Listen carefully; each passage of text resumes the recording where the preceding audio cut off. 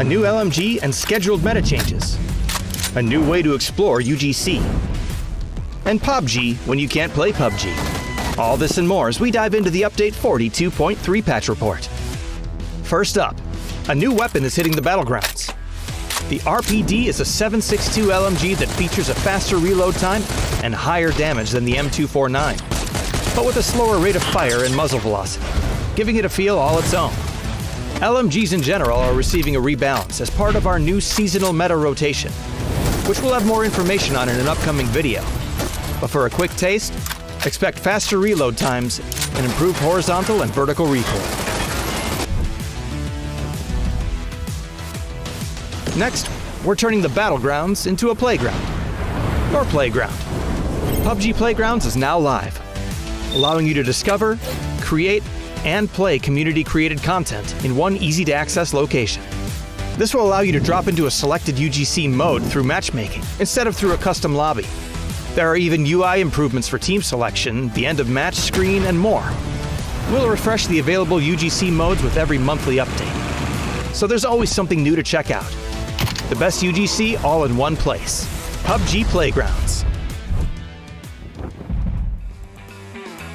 We're also bringing back a fan-favorite mode during our regular maintenance times. Presenting for the third time ever, PUBG! Get ready to hunt down your very own chicken dinner! Chicken dinner all maintenance long! That's right, PUBG is coming back. And you can play it during every single scheduled maintenance to pass the time before you can get back onto the real battlegrounds. Scores will be tracked in both normal and hard mode, so rack up your best score and share it with your friends. This feature will only be available on PC for now, and will not count toward your playtime if you happen to be at a PC cafe. We've also adjusted the hybrid scope's reticle size a bit, made firing from vehicles a little more challenging, added some key binding options, and a number of other customization and visual improvements. So be sure to check out the patch notes for full details. Update 42.3 is here, so pick up that new RPD, drop into some UGC, and beat the pixels off player Omnom. We'll see you on the playgrounds. Battlegrounds.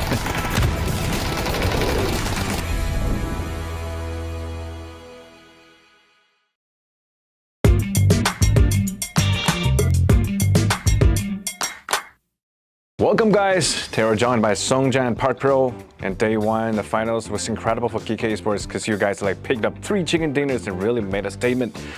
Let's talk about the 3 chicken dinners. What do you think has been the biggest reason for you to make it incredibly performance in the first day? 저는 저희가 운이 좋았다고 하지만 그 사이사이에 내용들도 좋았어가지고 좀 단단한 팀원들과의 소통이 이전 대회보다 더 좋아졌다고 생각하고 있습니다. 아무래도 국제 경험이 많이 없다 생각했는데 이제 점점 국제 경험을 하면서 적응을 해가면서 점점 저희의 모습을 찾고 있다. 국내에서 잘하던 모습을 지금 세계에서도 보여주고 있다 생각합니다. If someone had never watched GK Esports before today, how would you describe your team in just few words? 배틀그라운드라는 게임이 항상 1등은 할 수 없지만 항상 상위권에서 1등 경쟁을 하는 팀, 그리고 주어졌을 때 1등을 할 수 있는 팀으로 이제 인지시켜드리고 싶어요. If your whole team got stuck in an escape room together, who do you think would solve the first puzzle? 저는 저라고 생각해요. 저는 아칸 선수라고 생각하고 있고 그 이유는 이제 그 아칸 선수가 은근히 머리가 좋습니다. 그래서 좀 돌파구를 좀 찾는 것도 아칸 선수가 제일 영리하게 잘할 것 같다 생각해서 아칸 선수를 뽑았습니다. Alright, thank you both for joining us, because you guys, congratulations on incredible start to the finals, and we can't wait to see what GK Esports can do in the next. So good luck, and see you in the next game. Bye!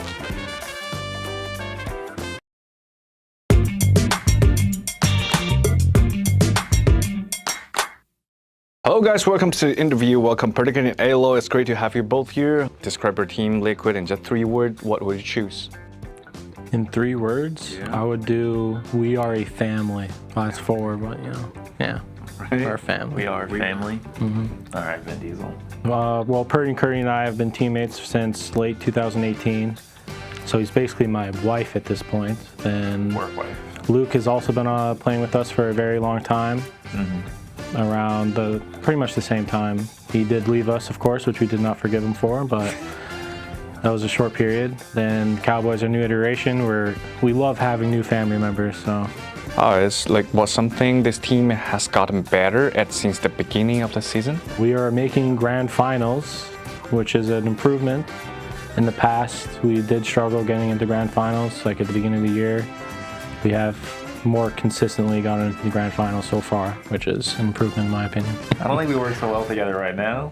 The potential's there, but I think some of our best qualities are a willingness to just admit mistakes and just being calm and family-like, you know. Who's the teammates that's most likely to make everyone laugh after a long day? I think it's me or Alo. Alo will come out of left field randomly sometimes and surprise you, and it'll just get everybody going. And then I'm a smart ass, so every once in a while I get a few laughs. Like if Team Liquid had a reality TV show, what do you think the title would be? The professor and his students. Sure, we'll go with that. I got nothing else. So He's nicknamed the professor in the Korean scene. All the Koreans call him the professor. That's why. Still looks like He's old. the tournament is still far from over. What's the biggest thing Team Liquid wants to improve going forward? there's a long list of improvements, I'm sure. Like every team, nobody's playing perfect, right? For us, it's just keeping 4 up and getting to the late game right now. Thank you both for joining us today. We have Professor and Perdicurti and Alo here. Thanks for joining us. See you in the games. Bye. Bye. Fueled by the same passion as esports athletes, Zowie continuously develops tailored products, empowering gamers to bring their best out. Today, we are launching the all-new XL2566X Plus, which uses the newly developed Fast TN panel and upgraded Diac 2 technology. The new monitor series continue to evolve, refining details to ensure players can perform their best consistently in games. Arctis Nova 7 Gen 2. The app called the biggest cheat code in the industry is here for PC and console. It's got real-time audio control to do crazy things. Okay. So use it and abuse it, you crazy person. It's the new gold standard.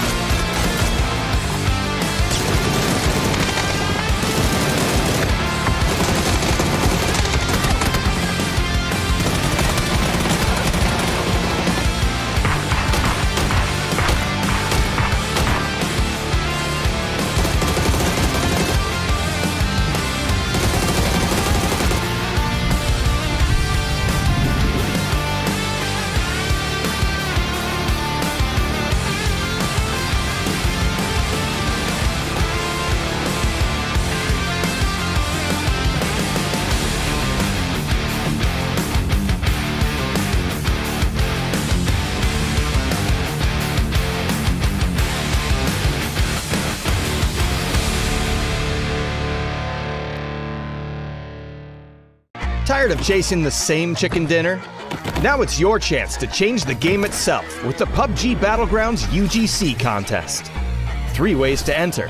Go loud with combat modes. Go tense with survival modes. Or go full creative with racing, parkour, party games, or whatever this is. Publish a new PUBG UGC mode for the community to play on and compete for your share of $95,000 in prizes. Every winning mode gets uploaded to PUBG Playgrounds, featured for the community to play. That's your name out there. Plus, the top 10 in every category win cash, including $10,000 for first place. And you don't have to wait for the finale. 10 creators get picked mid-contest for putting something great out there early. Then the community picks its favorites. 6 more winners will receive cash prizes and will be chosen by the players who will actually play their modes. The contest opens on August 12th. All Battlegrounds Plus players can upload their creations. Build your mode. Make your rules. Join the PUBG Battlegrounds UGC contest now. We'll see you on your Battlegrounds.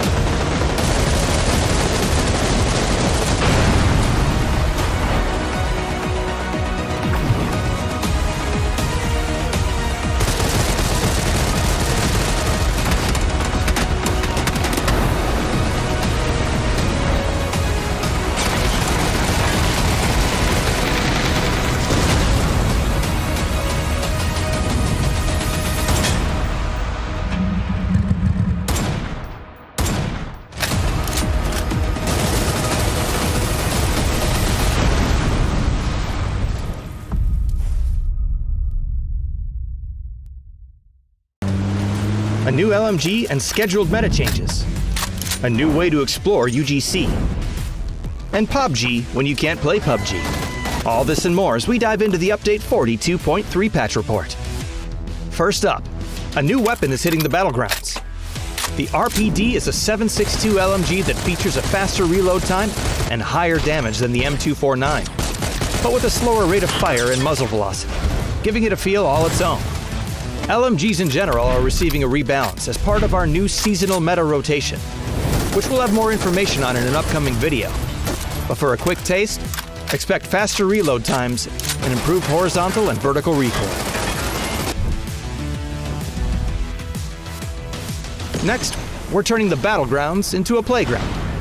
Your playground. PUBG Playgrounds is now live, allowing you to discover, create, and play community-created content in one easy-to-access location. This will allow you to drop into a selected UGC mode through matchmaking instead of through a custom lobby. There are even UI improvements for team selection, the end-of-match screen, and more. We'll refresh the available UGC modes with every monthly update, so there's always something new to check out. The best UGC all in one place. PUBG Playgrounds. We're also bringing back a fan-favorite mode during our regular maintenance times. Presenting for the 3rd time ever, PUBG! Get ready to hunt down your very own chicken dinner! Chicken dinner all maintenance long! That's right, PUBG is coming back. And you can play it during every single scheduled maintenance to pass the time before you can get back onto the real battlegrounds. Scores will be tracked in both normal and hard mode. So rack up your best score and share it with your friends. This feature will only be available on PC for now, and will not count toward your playtime if you happen to be at a PC cafe.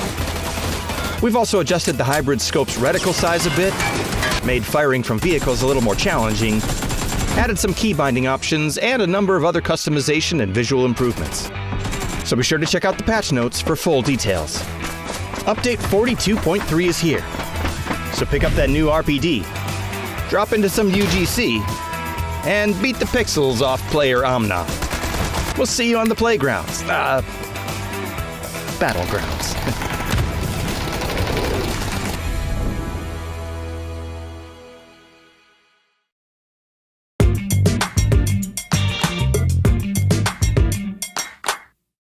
Welcome guys, Taro joined by Songjan Park Pro, and day one, the finals was incredible for PUBG Esports because you guys like picked up 3 chicken dinners and really made a statement. Let's talk about the 3 chicken dinners. What do you think has been the biggest reason for you to make it incredibly performance in the first day? 저는 저희가 운이 좋았다고 하지만 그 사이사이에 내용들도 좋았어가지고 좀 단단한 팀원들과의 소통이 이전 대회보다 더 좋아졌다고 생각하고 있습니다.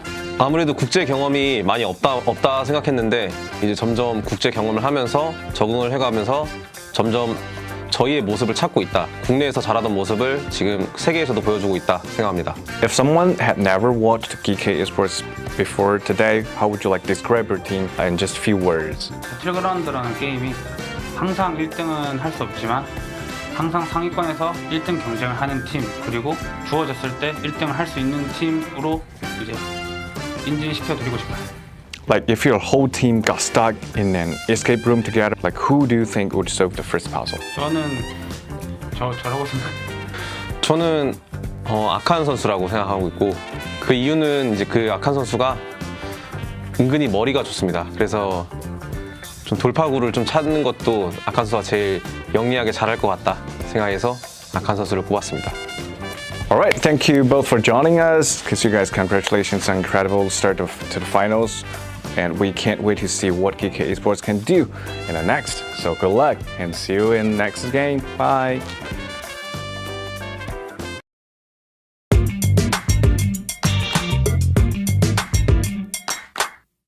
Hello guys, welcome to the interview. Welcome particularly in ALO. It's great to have you both here. Describe your team, Liquid, in just 3 words. What would you choose?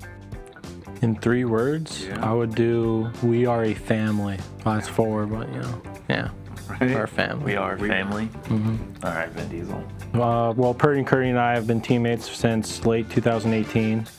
So he's basically my wife at this point. And Work wife. Luke has also been playing with us for a very long time. Around pretty much the same time. He did leave us, of course, which we did not forgive him for, but that was a short period. Then Cowboys are a new iteration where we love having new family members. So It's like something this team has gotten better at since the beginning of the season? we are making grand finals, which is an improvement. In the past, we did struggle getting into grand finals, like at the beginning of the year. We have more consistently gotten into the grand finals so far, which is an improvement in my opinion. I don't think we work so well together right now. The potential's there, but I think some of our best qualities are a willingness to just admit mistakes, and just being calm and family-like, Who's the teammates that's most likely to make everyone laugh after a long day? I think it's me or Alo. Alo will come out of left field randomly sometimes and surprise you, and it'll just get everybody going. And then I'm a smart ass, so every once in a while I'll get a few laughs. Like if Team Liquid had a reality TV show, what do you think the title would be? The professor and his students. Sure, we'll go with that. I got nothing else. So He's nicknamed the professor in the Korean scene. All the Koreans call him the professor. That's why. Still, like looks like He's old. Like the tournaments is still far from over. What's the big thing Team Liquid wants to improve going forward? There's a long list of improvements, I'm sure. Like every team, nobody's playing perfect, right? For us, it's just keeping 4 up and getting to the late game right now. Thank you both for joining us today. We have Professor and Perdicardi and Alo here. Thanks for joining us. See you in the games. Bye. Bye.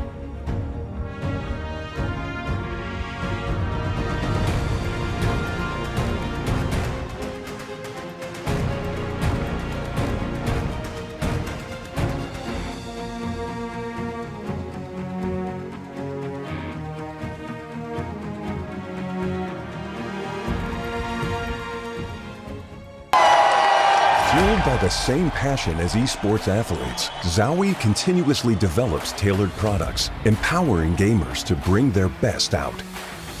Today, we are launching the all-new XL2566X Plus, which uses the newly developed Fast TN panel and upgraded Diac 2 technology. The new monitor series continue to evolve, refining details to ensure players can perform their best consistently in games. Arctis Nova 7 Gen 2. The app called the biggest cheat code in the industry is here for PC and console. It's got real-time audio control to do crazy things. Okay? Okay? So use it and abuse it, you crazy person. It's the new gold standard.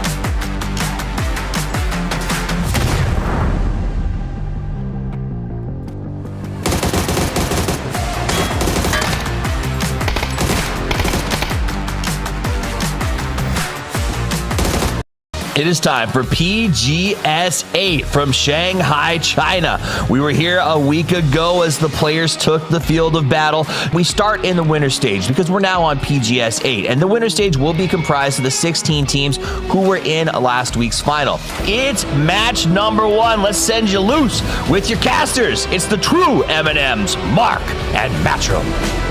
Multiple members of Myth starting to get on too many different sides around of him. Gonna get, big nade comes up from Cowboy. 2 players down for Myth. It's the divide. Purdy, Luke, they're holding his head. They're lying on the sort of north. They're getting the information. They're feeling it. Twisted Minds will fall down. They're trying to capitalize. It's a 4 versus 1. The Stallions look to try and charge, but Myth has Scappy. He's back on the other side. Just hiding outside the smokes, trying to go for some flashes. Couple of bullets gonna connect, but no, in the end, it is going to be a massive high kill count victory coming up from the boys in blue, Team Liquid. Portugal Road, now realizing it's a 4v3v1.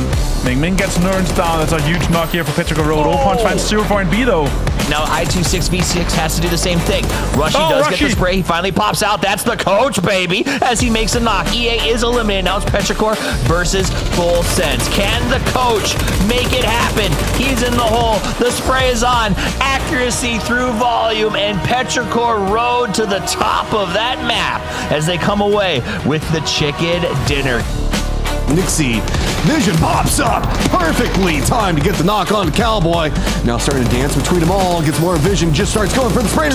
Finds second, finds the third. Nixie just absolutely dismantling Team Liquid. Can he get the 4th? Yes, he can. 04, which side of this are you going to opt into playing? Go for center dot or go for the control angle around the other side? Doritos, no cover to be had. E-Arena managed to pick up a victory. Very cleanly and smartly played.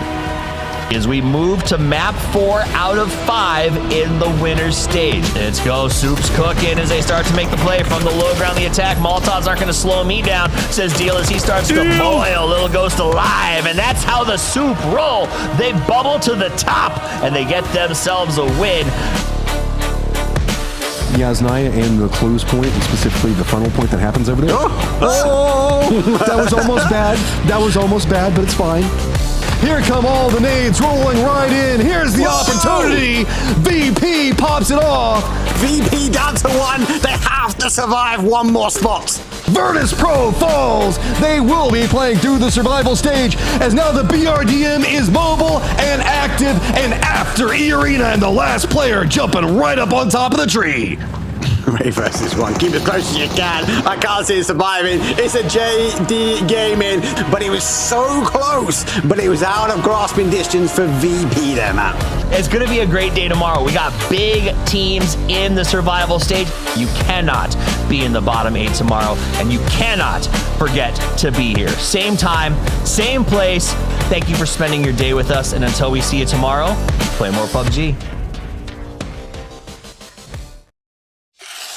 We got next, we ready to flex, we're ready to rock, headed to the top. We got next, can't settle for less. I'ma need your best, so give it all you got.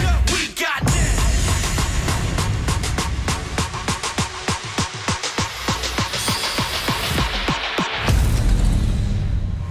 Take me to the front line, better get your head right. You ain't gonna take my friend away. Take me to the front line, put me in the limelight. You ain't gonna take my shine away. Take my shine away.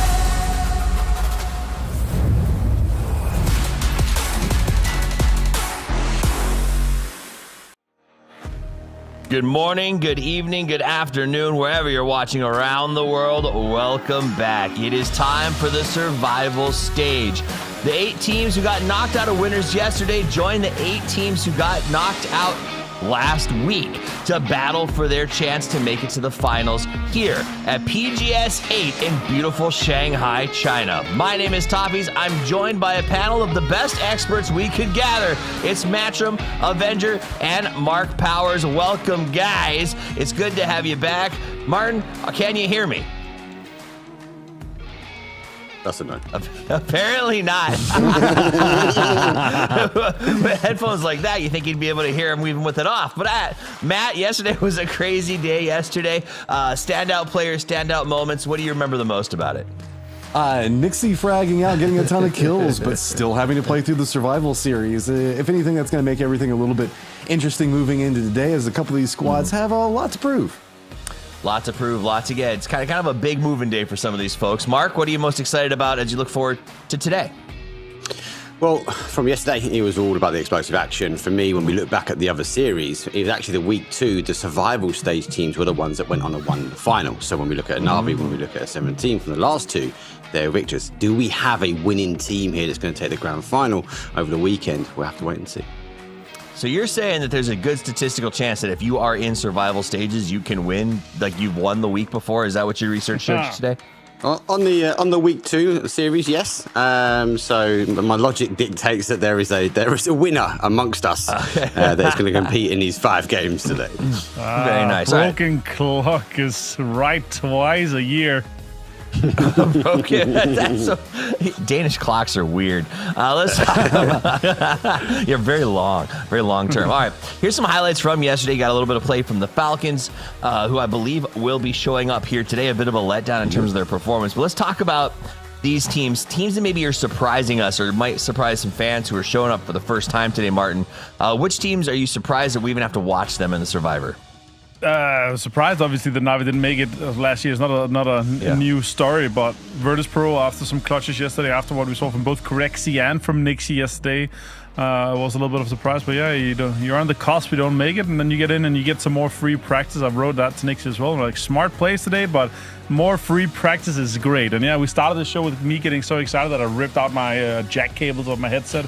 I could still laugh so you could hear me, but I couldn't hear you guys. Was it the finger guns? Was it the finger guns? No, it was the cable was stuck on my belly between the table, and then I sat up, and then I was like, doink. I'm like, oh, okay, and then it doesn't work. These are so big that it should be working over Bluetooth, Wi-Fi, a radio, low audio transmitting. It doesn't. It's jack, so you need to jack it in. I didn't think that the size had any function. I thought it was just for your Princess Leia cosplay that you like doing. Yeah. That said, though, let's get into it. We got some big games today. I think you nailed it on the head. There are some teams that shocked us. We actually watched highlight over highlight of Nixie and his super peaks and the play from VP, these huge clutches, and then to not make it at the end match and to miss it by just a couple of points. I know I can hear the copium coming from Martin over there. This constant this is good for them. They want to be here. I don't buy it. It seemed like there was just something not quite sinking, and it was crazy to see him down here. Look, whenever we look at VP's play style, it's all about a consistent performance across trying to find kills and things along those lines. It's not always going for chicken dinners. It's about trying to be as consistent as possible. Their system works best the more games that function. Whenever we look at EWC, the more games they have, that means that there's going to be more chances for other teams to falter and therefore them and their consistent styling decline. If you only do 5 games and then you're not necessarily as consistent, the whole thing kind of falls apart. I don't think it's the end of the world that they're here today. I just hope it's kind of not like what we saw from T1 last week, where it was a squad that we know that can really frag out and get some kills and then just didn't have enough games to prove it.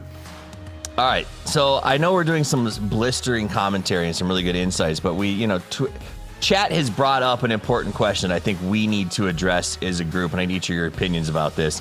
What is better for ADS, hold or toggle? Let's help the people at home. Matt, hold or toggle? I'm the wrong person to ask, but I prefer hold. Hold. Okay. Mark, Avenger, what do you do? Let's ask Mark first, because I want to strike on this. I'm a hold guy. I can't do toggle. I know I can't do toggle. So the X-Pro wants to go last. I see how it is. No. I just wanted to hear when Mark was talking if his hairdresser was still packing his stuff together because his fade is so fresh. But no, I'm a toggle guy because I've been playing toggles since Call of Duty 2, and I cannot go away from it. You in Texas? Yeah, I'm a hold guy. I don't know. I'll never understand the togglers, just like I'll never understand F-looters versus tabbers. Life is crazy. All right, let's get back to actually talking about this event. Head-to-head teams. We got Nemesis versus VP. Mark, again, these are two teams that great makeup, great compound, but a very different story. VP, long journey, absolutely well known, expected to win. Nemesis kind of new to PGS in terms of coming up through their regional. Yeah, look, they are known names. They've got the experience, and as a fan, you sit there and go, why they're not performing, why they're not performing, and actually give Matt the credit, because yesterday he said a very clear point.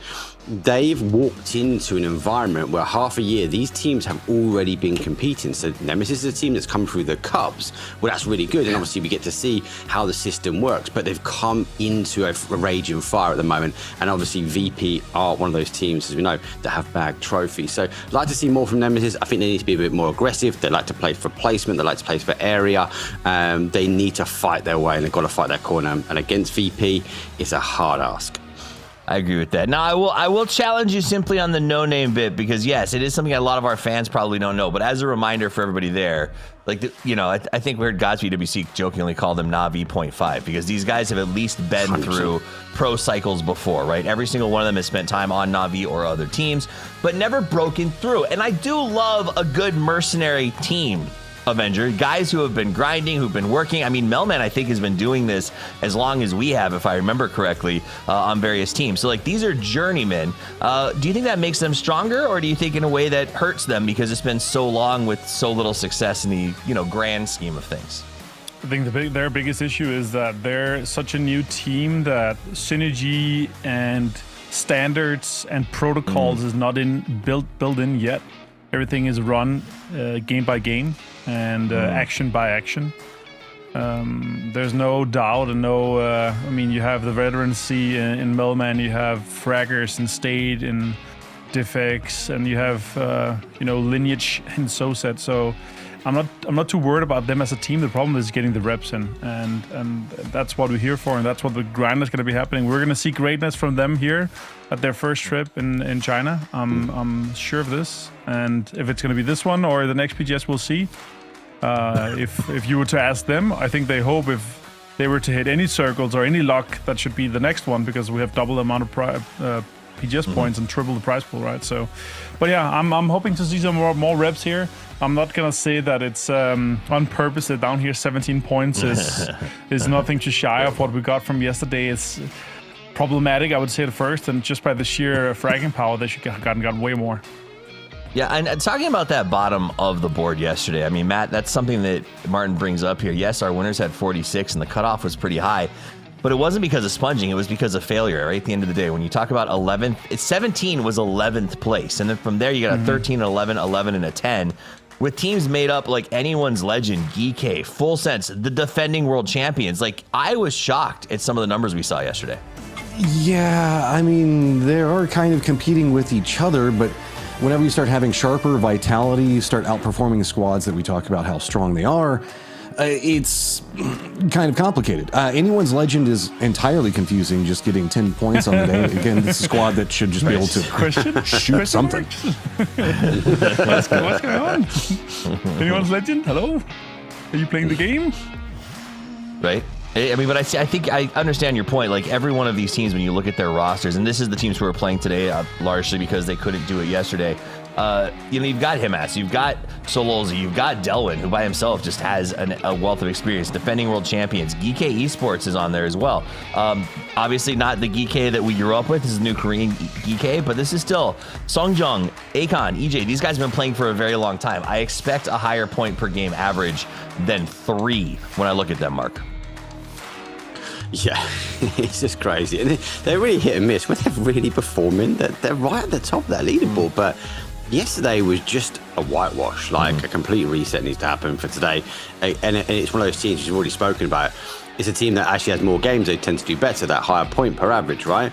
With a 5-game day, it's difficult. And if they're not coming out on match 1, match 2, swinging, I feel like they kind of fade away into the background, or in this case, Toffee, it's the bottom of the leaderboard. Absolutely. Let's talk about some other people surviving on the leaderboard here. And I'm going to go to you on this one, Matt, as we do take a look at the survival survivors. This is Falcons, 10th place, 26 points. One of the longest running teams that we've got in PUBG, particularly the Americas at this point, seems to have dropped the ball. They put us on a head-to-head of Na'Vi and T1, but I'm just going to ignore it. I'm going to ask you, what is happening with the Falcons? I know the haters love it in chat, but I honestly have been surprised by their performance lately. Yeah, it did feel like whenever we had the switch over to IGL taking over for Gustav, or Gustav taking over for IGL, I should say, that they were coming in with a little bit more gusto, for lack of a better term, going for some more fights, and the fights seemed to be a bit cleaner. Kickstart was also finding more comfort with himself. Then it's kind of become a little bit more of the Tickleton show. Nothing against, oh god, fighting poses. Nothing against Shrimsy, who's often been one of the most consistent players on there, but it's been a lot of mortar play coming up from Tickleton. It feels like they're leaning into a bit more ranged in a more close range combat style meta, and it's just not working for them. I don't know if that's just due to how they're wanting to approach fights or a hesitancy to take fights, but it does seem like they are a little bit behind on the circles, and it's kind of putting them in disadvantaged positions on a pretty regular basis. Let's talk about the survival stage cutoff, Martin, as we go through the historical context. PGS 6 and out's really an anomaly at 35. PGS 5 close to that at 30. That said, though, it seems like this number 25 to 29 is really where you need to be targeting. 30, I guess, is the safest spot if you're planning for today? Yeah, 30 is what you're going for, and then you're going to have to see what happens in the last game, obviously, is my take on that.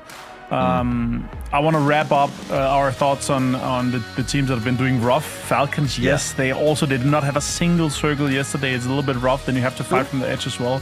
We continue the same match yesterday, obviously starting and finishing with Wrangle. But with Anyone's Legend, they had 2nd, 4th, and with him as an 8th least damage done yesterday. Like, it's not just not having fights, it's not winning a single engagement or 1 versus 1 from a whole team that's supposed to be legendary. A little bit sad to see an end. I hope they're able to step it up, especially considering that up until yesterday, Himas was the only player to have broken 200 total kills in PGS. That's wild. It almost tells you, when you look at that, the implication is that it's not even that they're losing fights, they're not getting into them correctly, that it's crashes, rotations. Bad macro negates excellent micro. And I think that's something that a lot of teams can sort of learn from, especially as we've seen these quick changes, the new metas, big shifts. It is that idea of, like, a lot of teams are really developing, you know, focusing on this idea of Nixie. He's the king of peaks. His micro is better than anyone else in the world when it comes to TPP right now. But if you don't have the macro to go along with it and a little bit of luck, Mark, there's not much else you can do. When you've got an in-game name as VP TPP King, he has to live to that, right? That's come from a lot of grinding. And we were saying on the before the pre-show kicked off, we was looking at the replays, and you just watch his peaks. It's insane. It is crazy how he gets away with it. But when we look when the changes were made, he was one of the people which were out there really, really grinding. And as he mentioned in his interview, every time you hear someone moaning about TPP, that encourages him, that gives him the drive to do better. And it's scary. It feels like he's so far ahead of a lot of these players. You know, we just saw Na'Vi. I want to talk about them for a minute because we haven't seen them for a minute. What is happening? This is a team that I had on my list. Maybe I liquidated them from last year, where I was like, this is the year that Na'Vi could go big at PGC and maybe win it. I did, and now look at them. It's just absolute. I don't understand why, Martin. Is it communication? Like, because this is young guns who should be bombing it, like killing it right now. That's the same story again. Like, they were in survival stage last place, 12 points in their 5 games last survival stage, PGS 7. That's just like the floor falls out below you kind of story for them. So they don't come out swinging today. You know, I'm going to take even more advantage of Boosting and Hackatar not being in my ranked games. Like, that's just going to be a little bit sad times. I hope they do well. I hope to see them in the finals here. They are a team that's competing up in the top. Well, it's time to compete right here, right now. 5 games to make a statement that you deserve to be in the final, and the winner's stage at some point was just a fluke. This is game number 1 of the survival stage from Shanghai, China in PGS 8. Yesterday, we started with the real M&M. Today, we're starting with an M&Ms that are just a little bit nuts. It's Mark Powers and Martin, or Avengers, I like to call them. Take it away, gentlemen. Yeah, my favorite kind of M&Ms with the peanuts inside here, Mark. We do start over with West, going all the way down to military, a little bit rough for playing path. A lot of contests up toward the north already. We might have an actual hot drop with Tai Lu and Anyone's Legend. A lot of other teams are going to have to get used to this. With a really rough start for this one here. Falcon's going to go over towards Novo and military. It's a big chance for a melee or melee-esque circle for this one here. I'm excited to see where it takes. Max, what are your thoughts? I'm not biting on the peanuts. I'm the joke that you tried a shoe there. No. Gonna be a good day. I think we're gonna see a lot more aggression, especially for these teams that need to get in. We spoke about anyone's legend, obviously, and how they need to kind of perform early. Back to that sort of Navi piece, Toffee mentioned it. When I spoke to Alrain, actually yesterday morning, he was like, we've just been working on communication. Like, we feel like the time off and the missing the event wasn't in our favour, and these teams have kind of kept that momentum up. And as a result, the comms are just not there. And they've been doing a lot of 1 versus 1s. And like I said yesterday, it has been coming out on top. So I'm interested to see how that kind of translates, should we say, to the survival stage. Yeah, I get that because, usually you train communication by playing the game and you have 12 points in 5 games. You're going to struggle a lot. I really hope to see them swing it back there. One of my favorite teams to watch this year with the sheer, macro and intelligence we've seen from Spyro and Ferris. I don't hope that it's that's kind of shifting it up with going away from Ferris as an IGL, going a bit more to Spyro, co-IGLing or fully IGLing. Spyro had a great event at PNC. They had great events. Mechanically, they're one of the best teams. If you ask a lot of the players, they just say that Hagatar is one of the best players in the world right now. I'd argue that Nixie silenced that for quite a while here, but we'll see how that goes. As we see, anyone's legends here, they're going to be up on Sarky. Him as on screen. Yesterday, he was the only and sole man to have had 200 kills across all the PGSs. Maybe that's the strategy for going into survival every time. It's just farming, Mark. Maybe. They're going to need to get some kills, and placement points will help as well. As you saw, the zone is on that west side. We do have a lot of water out in the west as well, so we are on that south side of George. From Morse, Corey would be an interesting point. M&M compound. So a lot of these teams will be looking to go for that rotation. Interesting though, these guys are moving across towards that sort of east side, moving towards Nemesis normal drop. So again, are we looking at a level of aggression, some early kills potentially at this team?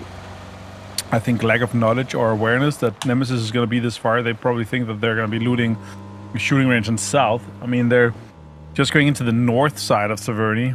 Usually Nemesis also takes no lean. They take some of the more compounds kind of north of Rorschach, west of ES9, spreading out a little bit more. And considering this is not a home turf circle, Nemesis might have moved early. So let's see how that approach is for that. As we do see GAM, the Expendables. 2024, 75% of this roster have 1 PGC. And it's a former shadow of themselves. They got 9th. Barely missed the cutoff at last PGS, where Twisted Minds got 29 and they got 27. But again, sure you've lost Delwyn, but I don't know if it's the secret sauce has just gone off. And a year of the APAC, which is really was last year and so far, has not really come to fruition as much this year in the same effect.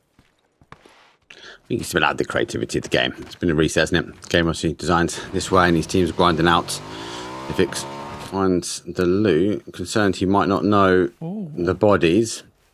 Talu have seen him now sort of exiting, and that he's moving his way towards Severny. So Dipix will be joining Melman up in the town. So a little bit of a scout at the moment. I think really to be said from an engagement point of view. Dipix just takes an opportunity to swallow a few bits and pieces, put it in the trunk, and get moving himself. So Nemesis, a little bit of a rotation in, but not too far to go. Shots come in here. APG, also known as Vicious back in the day. Now they're over here. Shots comes in here now. It's a little bit of a struggle. It's going to be a straight pull up here. Doc Juice finds Dogma. Tycon finds Doc Juice. He has a big trade. Big nade as well. It's a collapse though. Big collapse as well. The guys are straight in the cars. They're coming down here. They want to try and hold this position. Actually, they now turn around. They second guess it. So got 2 down. Maybe half a second ahead.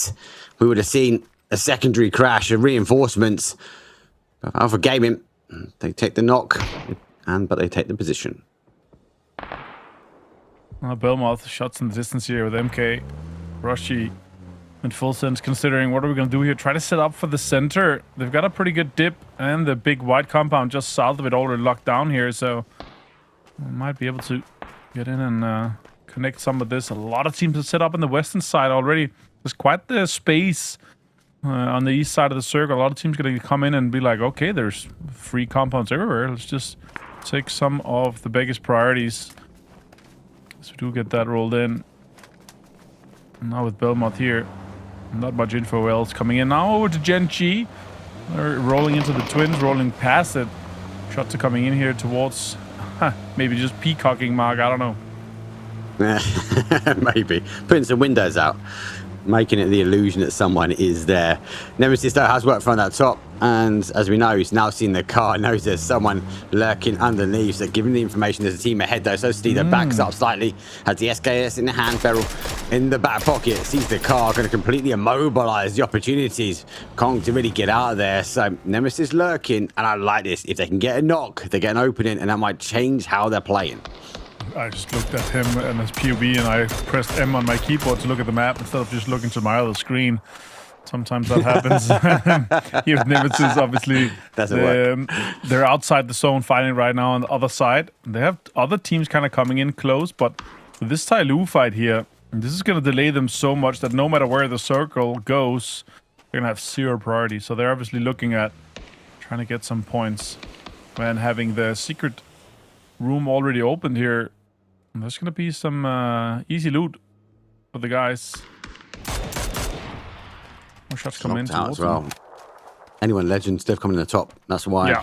So did they pushed see? in towards that north side. They have info. I don't know. Anyone They did see him. I think they have info maybe that they saw cars coming in, or just dislocating. Now they know. Take some shots. Tai Lu's got the problem though. Tai Lu's stuck in the middle. They get the opening knock. Delwood will go down. They have to reposition, but be cautious though, because Nemesis not too far away. They're getting in their cars. They're looking for the push in as well. It is phase one, so they can take the fight outside in blue, but you've got to worry, is there any teams that are lurking on the inside once they potentially look to try and make the move? And for them, actually, Team Vitality already moving towards that south side of George. I love that there's so many more people playing the M249s, because obviously they're, getting ready for that next patch where RPD and LMGs in general have been buffed. The next meta shift has happened, and for the next 4 months, you guys are going to be enjoying some LMG action. So, look at that. Destroy actually has a really good angle onto Tai Lu Hausker in his car. He's going to pop some tires, maybe take some shots towards it here. Maybe you can get some more damage done to the car, so Hausker is going to be delayed even more. And good damage done here too as well, Mark. Damage has been done. Zone has shifted as well, so we've played down towards the south. Lose a large proportion of that water. Still going to be a factor, but a lot later on. So you have to wait and see if we see another pull back towards the west. Falcons, though, have taken an emergency pickup from military where they landed by themselves, but they've gone for a scout. Gustav ahead of them. The rest of the guys now working, and they have turned left. So they are taking that Ferry Pier Road, coming on that south side of zone. Geekay still not quite in zone. Vitality on the other side also taking an emergency pickup from the north. So South George's door is now open for kind of that Tai Lu, Nemesis, or anyone's legend to sort of come in, because everyone's playing down towards the south. Absolutely. No, did they get his chip? I'm not sure, but they're definitely going straight towards this to get a rest potentially. Let's see if it's open, but they are also driving really far away from it. No info is coming in, as Nemesis is also driving across here, getting close to Everest. If you have the maps open, you can actually see there's quite the space on the northeast side here, Mark. And now with an emergency pickup, with Vitality coming in as well, T1 is putting a lot of pressure on them. Actually didn't manage to get any single knock here. It's very easy to line inside the swamp as there's so much trees for cover. Yeah, it's easy to keep the vehicles alive as well, if parked correctly. So T1 looking for that reposition, but they are pretty safe at the moment. Northeast is clear. Falcons have now entered into zone. Remember, Gustav did take to flight, so we took the emergency pickup, scouting ahead. They're in the southeast corner. They are obviously neighboured by Godlike within Quarry, and Sharpo is a little bit towards their north. Gustav with a Dragonov and an AUG in hand. He's got good utils, he's got everything here. Trying to maintain the control of the southeast side here, so they actually have an easy path in. But if this circle goes far west or even north, Mark, they're going to struggle to get anywhere closer because there's so many teams ahead of them. So let's see if Falcons can catch a little bit of luck. They struggled yesterday. They had 0 circles come their way when it really mattered. Now with Falcons and circles, they get bad luck. You can't do it. You can't do it. They got one game. You were talking about parking. You were talking about parking. You have to talk about parking when you look at Geekay. Park Pro, obviously, in the team. Here's Master Parker. That's a complete setup. But 1-2, love it. Geekay, they're not parking here. They're rotating their way around. They've moved from that southeast down across the southwest. That's a big pickup, though. Groza in hand. Fully stacked. sit on the top side of the zone. They've had to leave the compound to get it as well, but there's space to be had here. Lots more opportunities for these teams as they rotate in. Yeah, Spaceman making all the space towards that center. He's actually got a really good corner, that little semi-compound here. You can dig quite the trench around it towards the road that's kind of snaking south of them, so they're going to be fine. Oh, look at this. Dogmire also getting ready to get closer to full sense as they have maintained their split as well. We do go south. We have a pre-drive coming in from Falcons. I like that. The information that's going to be able to come in and go deeper for it. They're going to see teams and players leaving, and they're going to be able to take space, potentially even from VP as they send up on the compound for them. They see cars leaving from it. They're going to have that dirt road to themselves. Great pre-drive here from Falcons. I really like that. Yeah, they actually timed it really well. They have timed it really well. A lot of teams also on that rotation. They threaded the needle between sort of Godlike and Sharp, and they find themselves now in the dip. Now they get to turn and wait. Gen G coming in that north side. They're going to sort of crash in towards that compound, so pretend head-to-head between them and Sharp as they will collide in. On the other side of things, Full Sense, though, taking on Alpha. Big Nate will come on. Rushy, coach, already down. It's unfortunate. Bean does find one. Jedi goes down as well to Soul, and Kickstart steals Salute. That's a great knock here with the MK and the headshot here. Bean also takes damage. This is a really great opportunity for Falcons to get some damage on the third party this fight a little bit. And they're not going to engage on it, but they're going to damage them as they go down here. I think they're going to be able to get Salute, though. We'll see how that kind of happens as Sharper is still inside this compound with Danobat now picking up a shotgun. And Earthside Blue has a Molotov in hand. Molotov in hand, shotgun in the back pocket. Does get the opening. Soul will fall down. The obviously has to reposition. Looks for the outside edge. Doesn't quite get the shots. His Kickstart causing the chaos though, forcing him to work back in. And Kickstart eventually getting that knock from Narnia, but he's not going to be able to get the flusher. Smokes will provide the ample amount of cover that's needed. But for Gen G, final player, final chance. And if he goes left of that wall, Kickstart's going to unload again. This is a really great pull-up here from Diffix, actually. Can they get some kills? Can they get something done here? They actually all have quite an easy entry here. It's Louis pulls in and kind of gets closer here. Stun under. Waiting for more util here. He's going to find another one. Genji goes down here, Mark. That is extremely surprising. And Kick got two here, both on Salu and D. And this is really the engagement we were talking about, having the impact and giving a lot of damage done both to Genji and to Sharper. Great play here from Falcons. Here comes the clap though from Nemesis. They're going to work their way in as well. So seeing that fight's ended, seeing their down numbers, they are going to take advantage now of that compound. Full Sense though, still on the fight. Right. Oh no, he missed the second shot. Has to turn back around close to the door. Belmont though laying down great shots. Dorito has come through, but he's not underneath the stairs and he's going to fall. Full Sense though is down to a full player and it's only Flash. Flash is a Molotov. He's going to go for it. That's not going to... He's more of a denied to get anywhere in here. Other teams are kind of lurking in the distance as Tyloo is pre-darting, and the next shot is going to pop in 10 seconds here. They're getting closer to this compound here. They saw that Full Sense lost a lot of players. Shrimpsy finds Lukarux. Diffix goes down as well to Godlike, as Godlike has tons of space in the southeast, but we do see a southwest circle shift here. VP looking good, 4AM looking good, and Falcons maintaining control of the northeast for all the other teams trying to get in here. Mark, it's huge. Gedrox also finds Raining as T1 is fighting. All about space control now. Nemesis has lost Diffix. They obviously did crash in towards this compound. They've got to be careful. I going to take the opportunity now just to get that res back on. Grenade goes over towards the top. Earth will remain at the moment. Steve limited on ammo. He's only got a spare clip in the chamber. And he's 2 over 5.56. So he doesn't find the ammo. He's going to have to drop one of those just to keep him afloat at the moment. Vitality, well, they're in things with T1. It's going to allow a little bit of space, but not too much. They've still got to try and fight their way south. Yes, they're trying to get this done here. As this fight continues, Louis is going to be the last guy. Let's see if he can survive this push here from Nemesis. We do have another fight going on with Falcons and Godlike. Godlike is pushing it. We might be able to jump in and hear what Falcons has to say and try to fend off this Godlike push. I can, yeah. I have a redstone hole on you north, guys. I can hold over you really well. They have to come right side. Yeah, I mean, we're probably dead to this one. Can you look for us? Looking, it looks good. Too far. That's good. Okay. Good. I'm running back. Guys, go reset all the way back to Shrimpsy. Like, I have an insane angle. Yeah, I'm fine, guys. Yeah, I'm healing.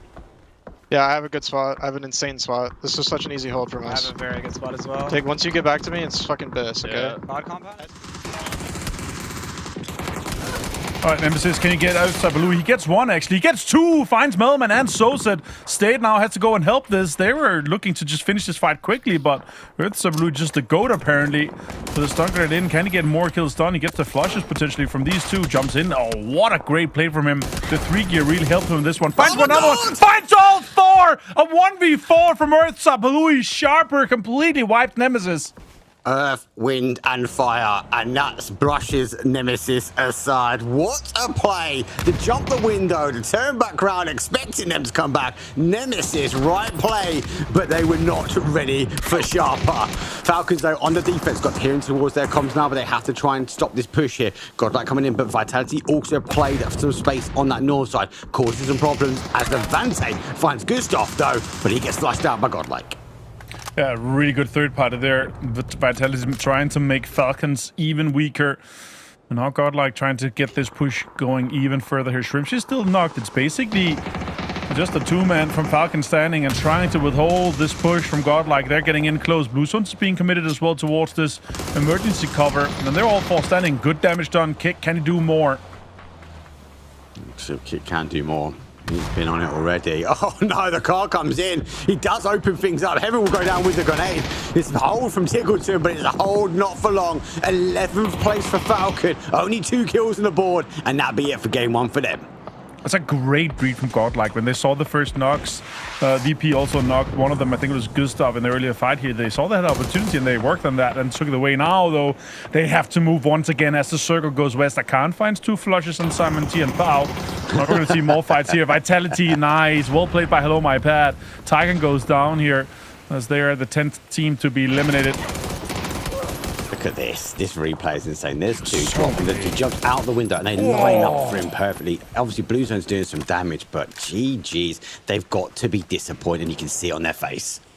It's just immediately stood up and get out of there. Yeah. That's a tilde right there. That's so unfortunate. Also because if they're able to, get this cleaned out. Yeah, Gen G had all their stuff there. Sharper, they could get all the loot they needed and then kind of approach them this circle quite easily. Now, Godlike, a big push here. They're not even inside this next circle here. VP's going to hold this out. Potentially easy points for VP to be had if they finish this up nicely. Vitality driving deeper.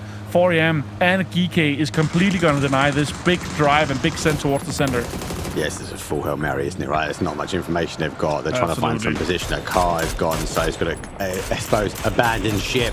EJ looking to try and abandon the final ship, though. There's 1 knock, there's 2, and for Team Vitality, it was a roll of the dice, but it was a roll of the dice outside of placement. They fall in 9th. EK is laughing with these circles here. They have the entire west control here. Navi on the south side now. Opens up and destroy here. Finds everything. Hekatori finds... And Spur finds 2 as Park Pro helps with Solalsi 2. Now Godlike with a big pull up onto 4am here. Big shots comes in. Shen finds 1. Fanta finds another one. Spaceman's with a nade as well. I have found something on the break. And Godlike charging forward. 4am step out of the shack, but gets caused damage from Geeky. Cars will explode. Fanta has to try and see what he can do. Molly will come over the top. It's a bit too far, but it's going to be the car behind. Shen hits the final blow. Godlike, though, it lasted into towards the placements. Yumi out here making a lot of work, getting kills, stealing left, right, and center here. Can they put some pressure onto 4am and they would clear this entire swamp quite easily.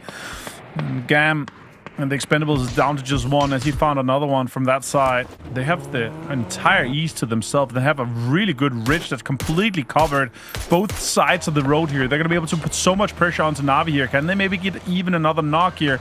As we do see Spyro driving in, getting closer and reuniting with his teammates. They maintain control of the south.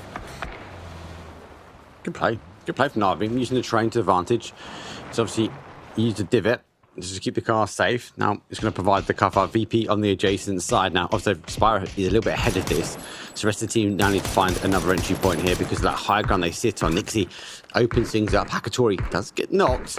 Zone also shifting now towards the north. So they've got to get that res as quick as they can, but they've got to get in the cars and into the bowl where Spyro is. Shab out in 6th place there. Look at that. That's 2 placement points as well alongside that clutch mark. What a play from him. What a play for Sharper. Puts them on 8 points. The 4 kills he got on Nemesis plus the 2 they had before that. Great play from them there to fend off that many teams trying to third party. Now shots comes in here from Nixie. It's just hammering this smoke here. There's not that many spots they can beat. And it's going to be a little bit difficult for VP to get in deeper here, but they do have vehicles. And they can take on a fight with potentially GT as well. Yeah, don't forget, they know that one of the cars is below them, so they're fighting free on the other side. So for them, they can keep Spyro at bay, make sure he doesn't peek over the top, and then they can go for a full commit to apply pressure. For Na'Vi, now with VP moving towards that position, it's not going to allow them to come off the high ground towards him, so they're going to have to take a potential head-to-head fight or disengage completely. But if they disengage, they go towards the west, and Geeky have already set up for them. This is a great play from Spyro, by the way. The amount of pressure that puts and delays VP and the amount of utility they have to use is really enabling Na'Vi to make a push towards the road and potentially fight Geeky. I really like that. That's so smart. More nades being committed here. Good damage done. 55 from that nade. More utility being committed. There's so much they have to use. And now 4AM is third-partying the fight. And the fight is not even inside this new circle here, Mark. What a great play from Spyro. Yeah, he's just delaying the right. He's just literally suck up as much utility as he can. Nade's good, does some damage though, gets the med on in time. Beamy launches over the top. Just have a little peek. Not to commit. He's found the information, there's smoke, and obviously more important, the car. They've already launched the car. Boom. This should be a final blow. Spyro knows that another one's coming in. He makes the move, and it's Luke Rux on the other side, though. Time delayed, and that's going to be the question. Have they sucked up enough from VP to deny entry?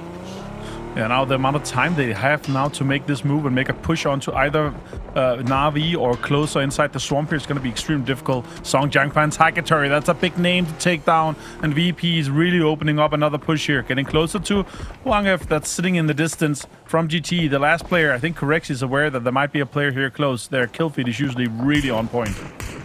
Problem is, they're now in the swamp area. It does provide huge amounts of cover, let alone the ability to adapt the terrain to your liking. Crexy has to go for the spin. Boost it though, takes the 1 versus 1 and will put him down, but in exchange, he will lose his life towards Geeky on the west side. They're looking out to cross the road. VP in the bowl. High ground taken by Na'Vi. A huge Hail Mary. It bounces perfectly, and Nixie puts the end to Terrorist.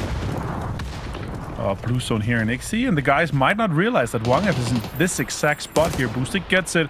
Wangef's now taking shots here. This is really important information. More blue zones coming in towards Nix and the guys.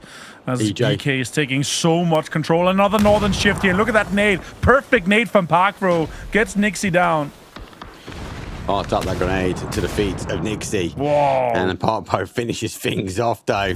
As F will go down. Nixie confirmed it's a complete utility dump. They've got the height advantage. Geeky have been waiting in the wings for time. And now they get their chance to launch 11 kills, top 3, and they're driving things forward. And now it's a 4v4 versus a sole defender, Beamy. He did find a full 3-gear set here, so he does have something to work with, but he's outside the new zone. But now it's Geeky's turn to make moves. 4AM has the circle. They had a really good shift here. He does have the information on the Geeky players, but this shield is giving him away. He doesn't have a ghillie suit or anything else inside this crate here. It's going to be really easy to find him. And they're fully aware of his current position, I would assume. Geeky trying to get deeper in here. They know that this next big fight is 4AM. And maybe they can make a play and make a push so that Beamy's third party is onto 4AM rather than onto Geeky. They have this high ground advantage. It's really good for Geeky, actually. This is a super strong position for them, but 4AM, now with the fight on this ridge here, Mark, it's going to make a push. So Park Pro showing his moves, which you told me parking earlier. 4AM, he got the numbers. Told you. It's the man. Unfortunately, he's given away a lot of information. Where they are, grenade really well placed. The car on the move again. DJ obviously has slipped the loose slightly as he now moved towards the outside zone. Did pull back towards that north side, but we'll be going in towards the swamp. Phase number 7, 3 teams. As you say, 4 versus 4. EJ steps up and puts Shen down. Great opportunity there. Space Mines return, though. EJ goes down here as it opens up on both sides. VP is going to make another move here, and they only maintain 1 player on the southern side here. So much utility being committed. Parkbro finds Shen for the confirm. More blue zones is coming in. Spaceman getting so much damage done here, and it's not going to be enough with the double blue zone. Look at the damage done here. Akan finds it. The double blue zone is massive. And now the rest on TJ might be huge. Geeky with 12 kills. Insane performance from them so far. Yesterday, they had 11 total points on the day, Mark, and they start this game with 13 kills in the top 5. Scary when Geeky comes out and gets his alarming amount of kills. The other week, getting a back-to-back chicken dinner.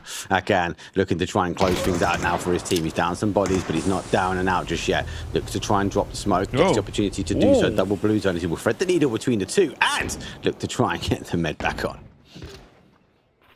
It feels like everyone except for Songjang completely forgot about the situation where VP still has a player alive. Songjang, I've been looking at the minimap. He's not been looking at Beamy once. Can't beat me. It's a potential third-party opportunity where he's going to be able to get some points here. I can't spot him now. He's got a Rich now. That's going to delay this fight even further. I really like the play from Park Pro. A single player inside the coop driving back and forth, draw out so much information, and it kind of enables them to just run up while then 4AM goes, okay, they're driving over here. Let's just throw some nades, some smoke, some blue zone. It's such a smart play from Park Pro with that car. The thing is, though, it's 4AM that has seen Beamy. It's not GK. Yeah.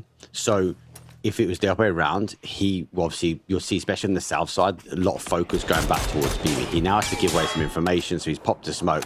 That noise cue would obviously draw some line of sight back there, but they are so tunnel visioned into 4AM at the moment. Yeah, but that's on purpose. They want to Akan, though, moves up on the other side. The shield provides the cover. Aims to step back and goes down towards 34. Has to retreat, and Park Pro looking to try and find another opening. Phase number 8 becomes tactical now. At what point did these two teams go, let's just get rid of Beamy and then go head to head? See how they kind of set that up. They wanted Beamy to be the third party onto 4AM. It's so smart by GK. They wanted that bridge to make sure they had the full cover from Beamy. Songjang parked the car and played up there. He was aware that he's going to be on the other ridge here, and then he made sure that the fight is going to be on it. And Beamy opens up and hits the Mimic, helping even more damage done onto it. And it's going to be some damage towards Beamy now, as it's going to be annoying. Songjang says no. One more point going towards GK with 14 kills. Now they're sending it in. Good nade. Damage done. The rest comes off, and not another point is going to come the way of VP. But shots come in. Akan finds one. He finds another one. Oh, Winda did return, but it's going to be GK for a great chicken dinner mark here. Extremely well played by them. What a game. High kills, volume, and control at the end. Only one team will fight their way alive out of the swamp. And for Toffees and Matt, it's going to be GK. I give that game a GK plus as they came out on top. Good win. We judged them at the start of the day, Matt. I said, those are not acceptable numbers. Let's talk about the teams that are letting us down. And I feel like maybe they took that personally.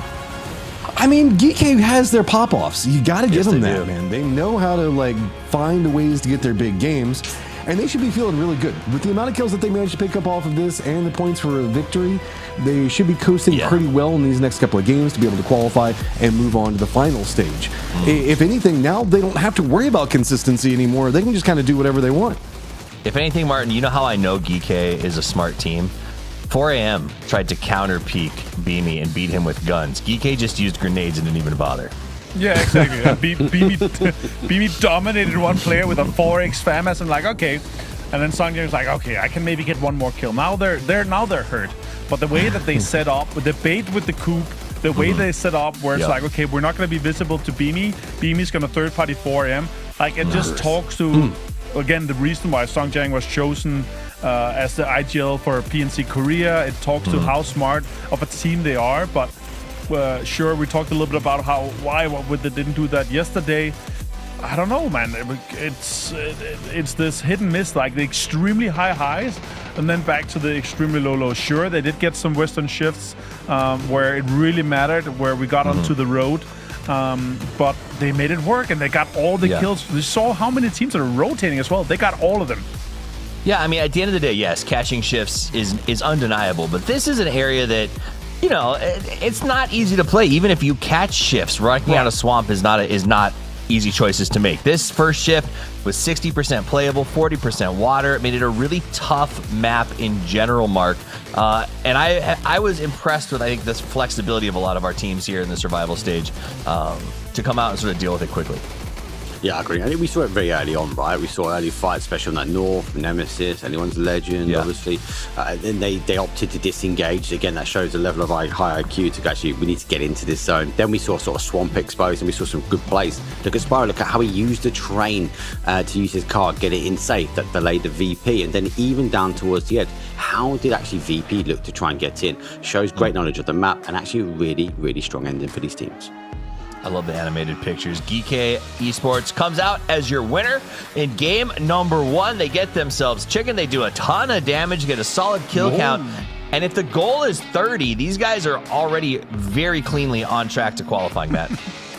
Oh, without a doubt. I mean, the way we saw everything kind of pull down the swamp and they had the high ground, they had to defend it from the squads that were playing over more to the west. That's where a big stack of their kills came from. And then in the later stages, it was just old school Star Wars high ground, low ground, where they were just kind of looking down at everybody and they didn't want to overextend and push themselves into anything and just let the circles kind of corral the firefights as they wanted.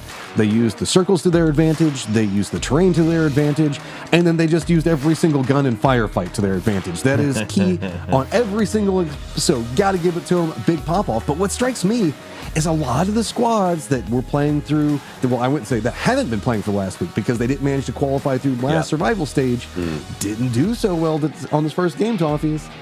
Yeah, there are a couple, but I'm also was happy to see teams like Alpha showing up on top of their 4 a.m., putting up some numbers after they had to sit out for so long. But nothing means more to me than a double thumbs up from Akan, who gets our man of the match. Look how happy he is. He's like, this is how I hold the joysticks. He's a big winner. So good for them. Good for GK. I have liked this roster. I think it was one of those that surprised a lot of us when we first saw the appearance of it. Like T1, it seems like a really good build that should have a massive upside, and to see them have a good game is always encouraging. Someone else who had a good game, Mark, and I was wicked impressed with it, following in the footsteps of Soul by carrying his entire team. Earth Zapalui was smashing. Oh, mate, talk about Boogie Wonderland. What a play, right? The fact that he lined the two at the end, and you'd expect he jumped back down, he'd done a 180, and they just, unfortunately, they followed him, they were chasing down, they got a bit of tunnel vision, and he pulled out another 4 kills all the line. So, good play from him, good early crash, and a good defense.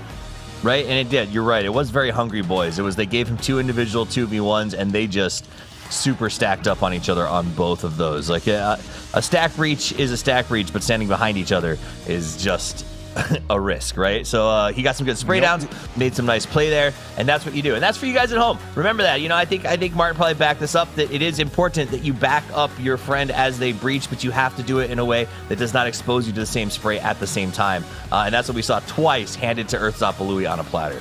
What is the correct way to push those situations? First guy goes deep. And the second guy goes shallow? Because then the guy in the door has to move his crosshair, right? Then the other guy swings close, easy peasy. Like, first guy always goes deep. You run in, jump in, whatever, you know. Make them pull across the doorway so that they have to come all the way back if they want to stop so they you. don't have 2 easy spray downs in the same door. You don't shoulder peek, you just, first guys go deep always. Nice. And nothing tilts me more if I'm playing with guys that, you know, blocks the doorway, trying to shoulder peek a door. Like, always go deep. First guy go deep. And that, ladies and gentlemen, is how Toffees gets kicked off of Martin's team the first game of every single day. I'm kidding. We're playing Monday morning, and you know it.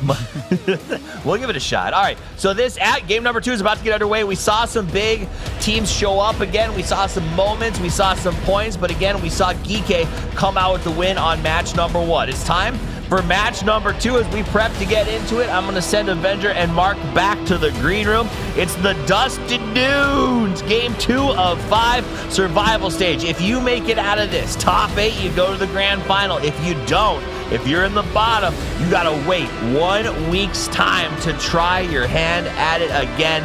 My name's Toffees. I'm here with Match'em. There's already 8 teams who've been sitting on their pockets waiting for today, and you don't want to have that happen again. Oh, a lot of squads coming in cold, and they need to figure this out fast. Several of these teams, we did say, went out a bit early, but a couple other ones starting to find some later stages. 4 Angry Men, one of those, finding some big successes for themselves, fighting into the later points of it. Of course, VP coming in just barely missing qualification, making it in the later stage of that last game. Now, can some of these squads that we have high expectations for, such as T1, Na'Vi, really find some more successes in these later stages? As, man, look at the cluster going south over Los Leones right now. It looks like VP's going to take control over it. Tyloo's probably going to stretch a bit further out. Nemesis also kind of over. Actually, Tyloo looks like they're just going to commit into the southern section and hope that Los Leones is just big enough for everybody. You don't take my car! He tries to stop him, but Cobalt, he is not. So he does manage to get away with that. Well, maybe not. if he hit that long range shot with the VSS, I would have had an insane amount of props for our shooter here, Lee out of Tai Loop. All right, circle's going to pop up towards Pozo. A lot of drops in here yesterday. I will say, let's talk about the teams real quick as we sort of build this out. Alpha was on the bench for the last week, and they came out and got third place in that last game. 4 Angry Men was on the bench and came out and got second. So 2 teams are able to make something out of a whole lot of nothing, as the Falcons going to go ahead and loot up, take a few shots in the air, but nothing special. And that's what you like to see. You like to see those teams coming out and putting up points. Now, another one that put up points right away in Matchroom was Godlike. They got 5. 4 of those were kills, but it still felt a little bit frantic. Like they sort of got those 4 and then threw their bodies at the circle. Yeah, the flow from Godlike, whenever we saw them playing through the cups, and yes, of course, the cups are way easier, and whenever we look at Godlike, it does have a lot of experience on it on the international stage, but it just not necessarily in this iteration of players together and on this Godlike roster, right? So I 100% agree. The control nature, the way that they read circles and they were already always trying to be in the right spot to really influence games was their bread and butter. This lobby hasn't been giving them that at all. And just the strength of the lobby, you'll get too punished for some of the more aggressive sins that Godlike will try to go for. But this time, they don't have to worry about it. They've got inside track. They're already centered up. I mean, Monte Nuevo is going to be where they're going to be going for their loot, and then they kind of can go wherever they want to leapfrog out of this. There is a little bit of a kind of a dependence on which way you think that the circles could pop with Pozo and everything else being in play, but you at least get the chance to take your primary position inside the circle to set yourself up for success. So as we wait for our players to loot, we'll take a look back at the highlights from game number 1 and check in with a highlight of PUBG in general, the young gun, Hakatori.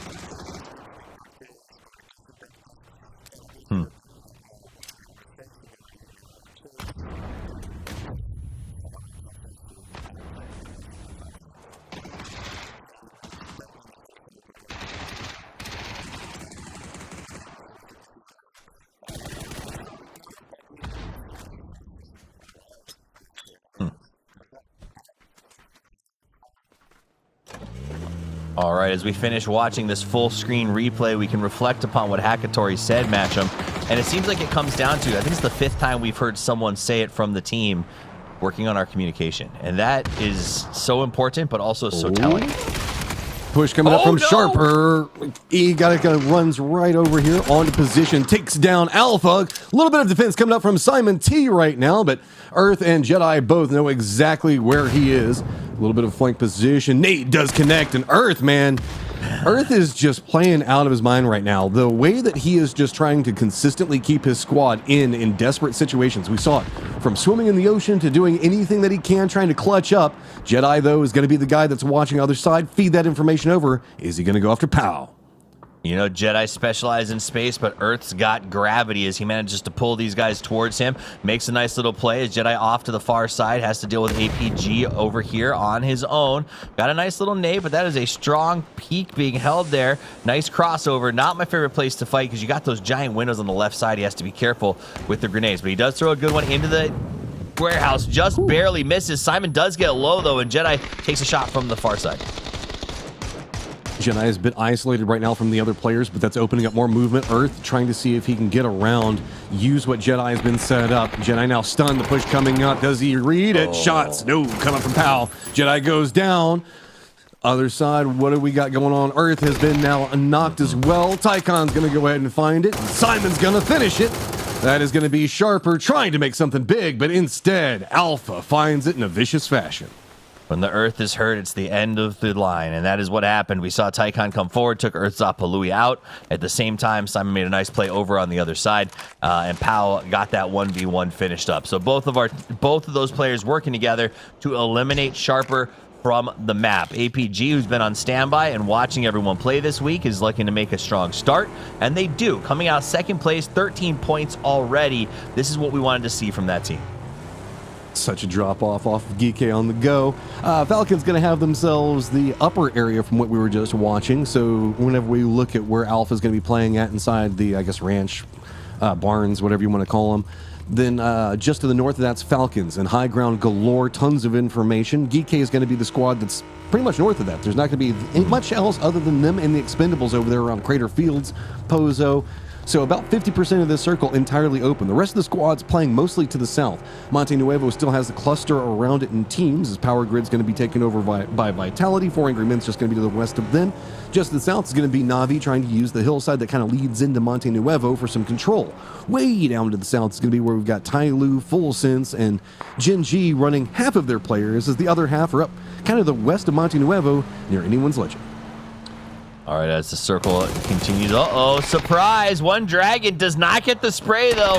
They're going to play ring around the car, tries to go for the win. Right side, left side, uses the peek, goes inside, slides through. We lose vision for a second, and that's all it took for Belmont to catch One Dragon and drop him. What a blown ambush, man.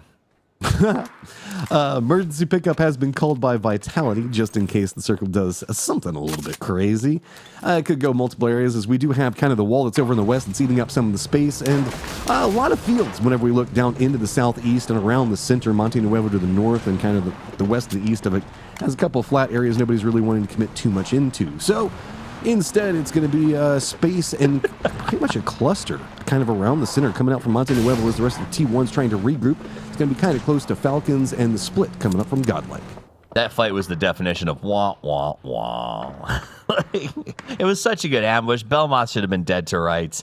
Absolutely misplayed there, but it is what it is. Let's take a look at this circle. Up on the top, you got a little bit of a sandstorm slowing down Geeky. They're happy to just sort of stay put for a second as they mount up into the cars.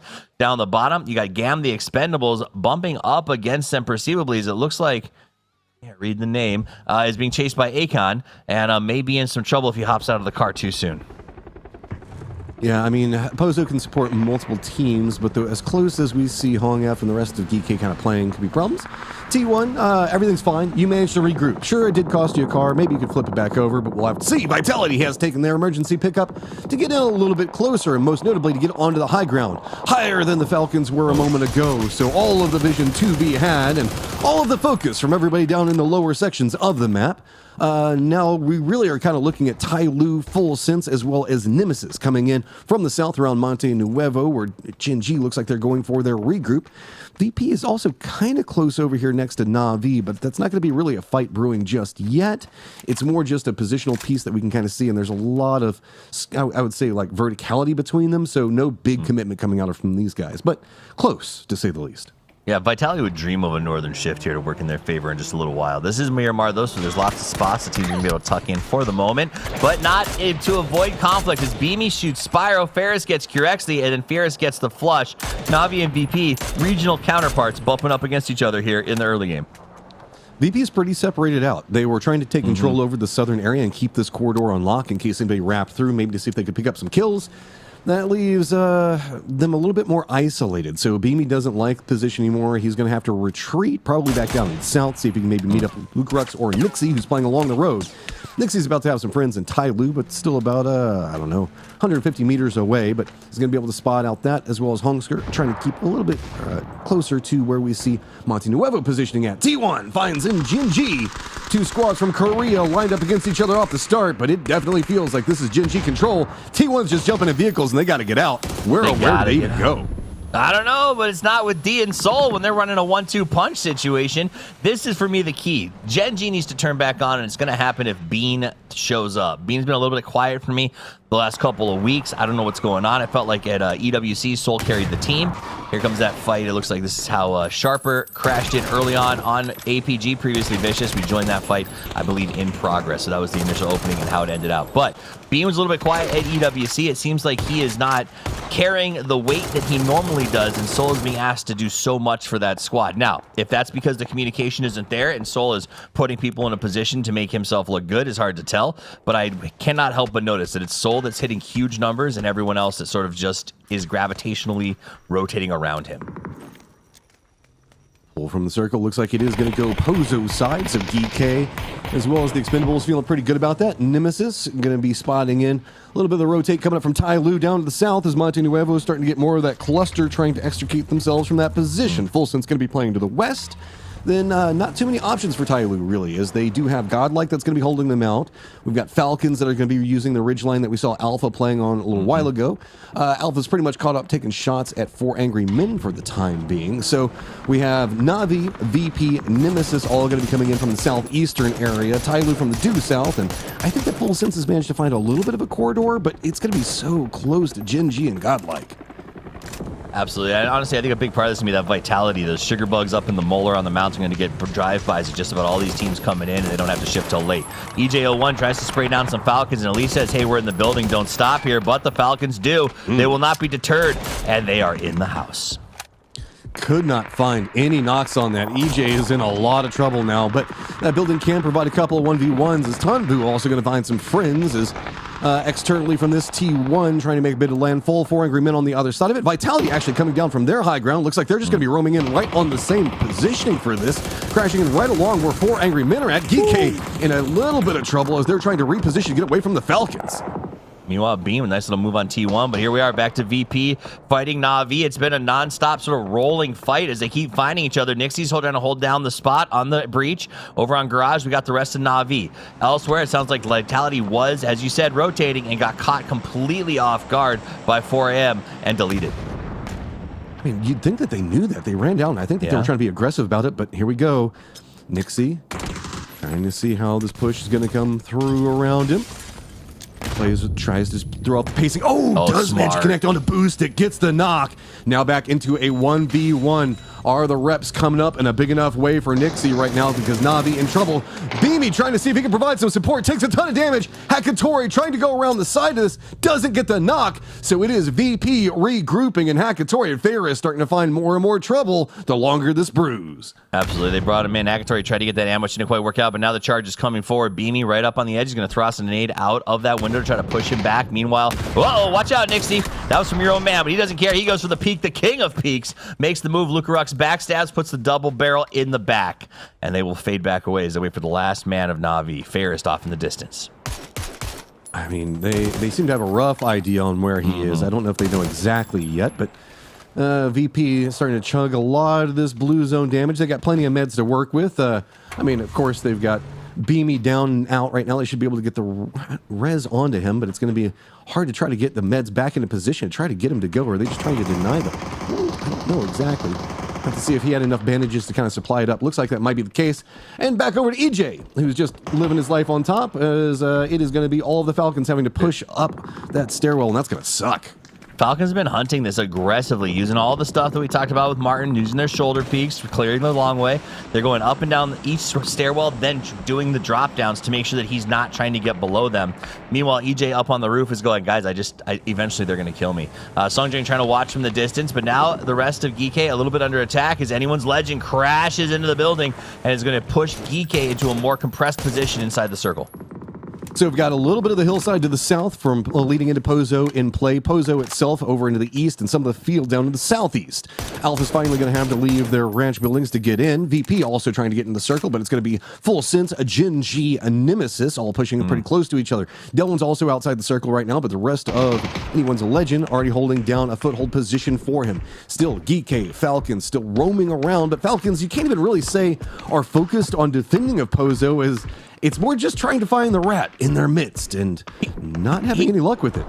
He shot at him when they went in, so they know that he's here, and it changes the entire way they have to play the building. Sosed goes ahead. Let's jump over there as he grabs out a Panzerfaust.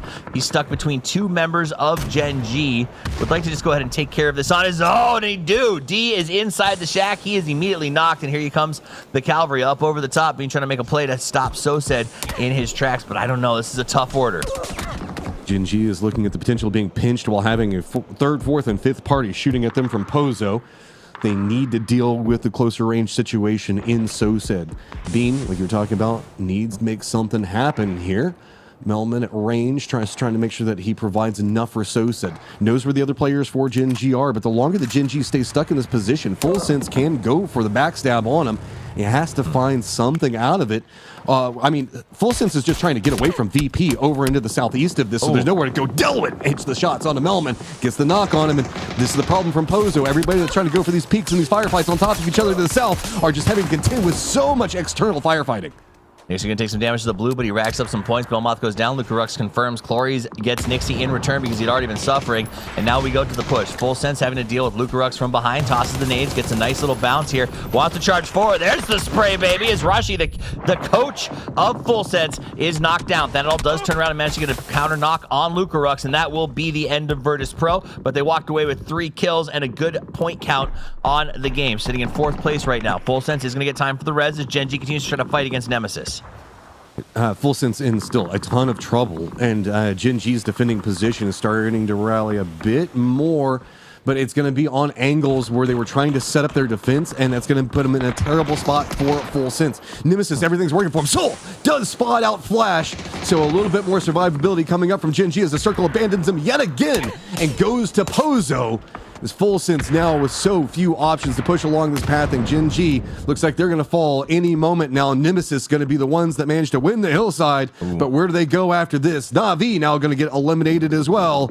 Gen G just refuses to die, and it's throwing off Nemesis's timings for this push.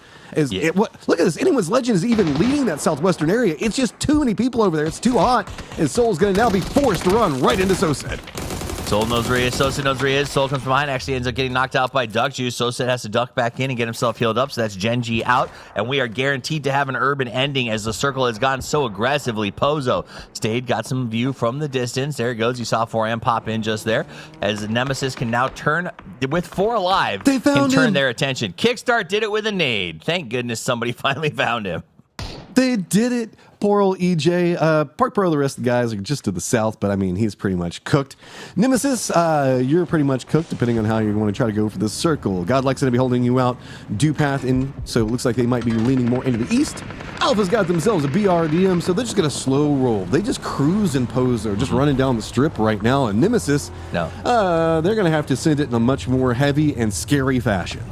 And since they are making this hard send, they got to figure it out. Let's listen to their comms as they are under duress. Справа, понял? БРДМ подъехал с поля. Понял, я не спеши. Кстати. Он вышел в опене.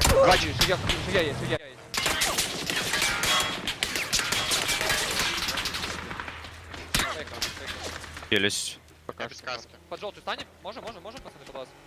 Можем, пацаны, под вас. Под желтую? Можете, да, пробовать. Я смоки раскидываю. Буду вам пикивать сейчас. I'm smoking. Я выпал. Нокну одного, нокну зеленую. Knock on counter. Yes, speak. Смок, Серег, очень важно. Не, жди, блядь, БРДМ. Нету смока. It was kind of quiet. It was very focused, and the 3RDM rolls up, and they start talking at the same time. Because you hate to see that, Matt. When that 3RDM just rolls up, you know that you are in trouble. The Roach is hard to kill, and it's going to be coming with guys running behind it. That's exactly what's going on right now, as Alpha just going to be using the lower sections of the hillside. They got the Panzerfaust a bit ready, so see if they were going to go peek back over to Nemesis. Nemesis, though, looks like they're just doing enough to make landfall. GK is pretty separated out. They could get picked apart just to the north of this, but it's really just about how Alpha wants to navigate pushing. And I think that they're going to go for more position into circle, or are they going to just keep playing the ridge? They keep going back and forth on it. The ridge is safe for now, but at least wait for the new circle to pop, as it is just a couple of seconds out. And where are we going to go? We're going to lean into the north and more open sections. We're going to go center, just make it fair. A little bit center-ish, so that should be fine. It's an Ozo circle, and that's where we're going to go. Now, that does make the BRDM a little less valuable. Normally, we talk about how it's a guaranteed third, but it's not so much when you've got to drive through the city where there's multiple levels of buildings that can shoot down, rain down, and knock you out. So that BRDM is not as comfortable as we normally see teams being with it. Meanwhile, Team Nemesis did manage to make it into this area, but the fight continues. Sosa does get a knock on Pow. Here comes the BRDM. Stade's got the Panzerfaust, but they've got one of their own. Shoots it down, gets a knock, goes for the spray. Stade! Oh, that just goes all wrong as Alpha is just going to get demolished by pretty much themselves. Godlike now going to use the opportunity, push the other side of it. Stayed in a lot of trouble. Blue Zone's on top of him, just trying to roll back the car, and that is going to be Godlike finding kills and getting control of the south. To the east, the Expendables have now spotted this out. Center of the circle is going to be Falcons, opting into a 2-2 split, but Anyone's Legend is on the hunt for one of the AK members over into the west. Godlike really saw them in trouble and came over. Good for them. Read that third party, got in there at the right time, and actually was able to maximize the amount of kills. A lot of times lately, I feel like third parties have been resulting in 1 point, maybe 2. This time they got a bunch of utility. They also were able to get those points up on the board. Meanwhile, Haven goes ahead and gets a knock on Seongjang and the flush as well. So Godlike doing some stuff. I mean, 12 points in 2 games is unlike their performance last week. I mean, that's a good pickup. Anyone's Legend was pushing that building to go for Songjong. So to be able to pick him off and get the kill on it, big victory for them. Free point that they might not have been able to establish for themselves. The Expendables now looks like they're going to opt into more of the lower ground defense to see if they can keep back Godlike. Remember that there's the oil derricks just directly on top of Godlike. Round structure, so not any firm cover that you can lean into. Anyone's Legend's going to be to the west of this. So Godlike, while being outside of the circle, and yes, right next to Pozo, doesn't have strong compounds in defense because no matter how they approach this, there's going to be vulnerabilities to either the Expendables or Anyone's Legend side. And then whenever you throw in the verticality now of what the Falcons have, a lot of paths have been denied out for Godlike. So they're going to have to either firefight through the Expendables or just try to find a way to use these round oil derricks to their benefit. And it looks like they're going to use the one that's more to the west and to the south to try to block off angles to Anyone's Legend to see if they can get now a bit closer on the Expendable side. But this is where it starts to get dicey. There is the building a bit more to the northwest, but they will have to push along the sides where Anyone's Legend is going to have clean vision on them. You know, Falcons are known to roost on the sides of mountains, but I think in this case, the third and fourth floor of an apartment complex is about as close as you're going to get in an urban ending. And so I love that they've taken the high ground. They've locked it up. They're in a good center position. No matter what this shift does, they should at least be inside of it, and they're going to be firmly inside of it, and the only team that is. Falcons now with a very strong win condition after a very tough day yesterday. This is going to be huge for them. Finally getting the circles. Falcons in a circle where everybody is fighting in urban warfare and no kills are showing up anywhere near them. They've got one, and it is EJ. So now they've got to try to find a way to make this a bit more of a bigger game for them. They need to find some bigger successes, most notably on kills. They've got positioning, they've got good control, but they do have the Expendables that are going to be playing on the upper area to their east. Anyone's Legend going to make a sin to try to cut off Godlike on their push for this building. They're going to roll right in, roughly similar time. Vehicle does roll over, but the shots from heaven. Big Vanna finds 2, but Emos gets a knock on a fan and a quick flush. Tony gets a knock on to destroy. Heaven goes down. Emos still just trying to find his way through, as it is Tony the last one up, and he knows exactly where Hymas is. Tony. Now's the time you got to get in there. You know where he is, but it's the push. 1v1. Make the play, Tony. This is your chance to become a legend by killing one who's known across the world as one of the best solo players ever. He's got to be confident. He's got to be strong. He's getting calls. Himas even has support from Destroy, who's letting him know exactly where Tony is. Nade is prepped up. You see it come out, bounces off the right side. Tony's got to make a big play, and he's got to make it fast. Hey, here comes the push, shotties, and nades. Hymas lives up to his name and namesake, finding the kills, finding the victories, and 6 kills, climbing, staying alive, and it's going to be the Expendables in a 2-2 split that could be the new threat. Falcons still keep center of control. Man, I really was hoping he'd do that with a gun. It was kind of underwhelming with the grenade. I mean, I'm not judging the skill. I'm just saying you could have done like a 360 no-scope, and we would have been like, yeah, that's expected. Instead, he just did a nade. I don't know. Maybe I'm just being judgmental of him as. Cool guys don't look at explosions, man. He had the shotty ready just in case. Oh no, Shrimsy's wearing a hat. This is really bad news because they're superstitious. If the Falcons win this game and have a really good day, Shrimsy's going to be stuck wearing that hat for the rest of the year. This could be very bad for them. You're right. I've never met a squad that has so many regimens of this is good luck, this is bad luck. I mean, they will tell you they're not superstitious, but I've never seen anybody be like, so did you do this specific rep and this specific workout because it's the thing that worked best for you last time? Falcons, I mean, yes, you have circle. You've got yourself even a crate up on top. And Shrimsy, hey, yeah, that'll distract you from circle control for a while. And that's nice, especially for high ground positioning. Whew. Avengers already calling him Hatsy in the chat because honestly, like, hey, if it works, it works. But he may be living this life. Is Shrimsy up on the top of the hill? He learned this trick from EJ. Crawl around, got himself an on the top, and that's where you want your on the high ground. Everyone else locked outside of the circle right now. As Shrimsy doesn't have to stand up. The power that he brings with the 3P peak from the prone position up here on the high ground is almost insurmountable. Ooh, nice nade. Off the bounce, destroy. I'm asked the last two up, just trying to see if they can shoo off the expendables on their approach to the circle. Again, circle control is going to be 100% Falcons right now with the expendables. They're not having the best of options. They do have a couple they can play, but you can see even their upper players, they're in trouble. No easy walk down. I mean, this is the more open sections of it. Gustav is going to get the knock on Hong F. Destroy already kind of spotted and localized for anyone's legend. And now Nate, good throw from Shrimsy. You had to cook that one absolutely perfectly. I mean, this is finally finding the kills as Tanvu is going to get a piece of it here.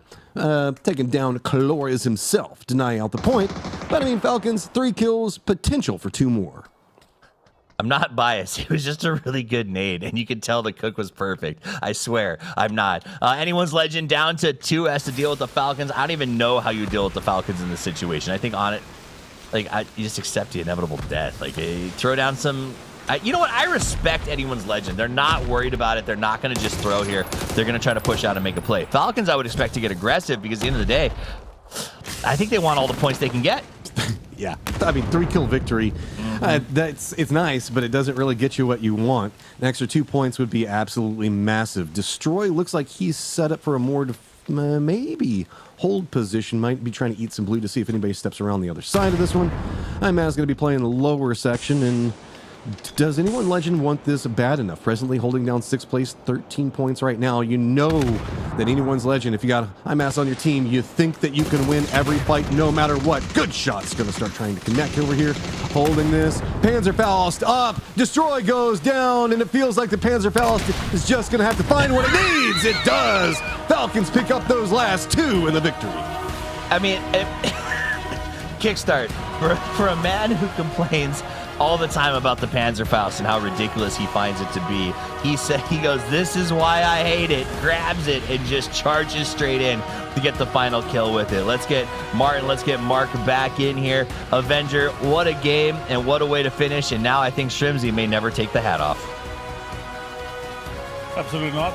I already sent a voice message to them like, oh, goddamn, now you're stuck wearing this hat for the rest of the tournament. And it might just be that way because the win is good. They got what they needed on the board. But that said, I think it was only 5 kills at the end of the day, Mark, which is, yes, you caught the circles. It was great. They got a good spot. They earned the house, and then the circles came to them. It's an underwhelming point count, but still a very good win. No, even if you look at the 30 points, 15 points, you take it, right? Exactly. It's halfway, you got a couple of points in game number 1. It feels something a bit different. I know we speak a lot about Falcons and how allergic to the zones they've been recently, right?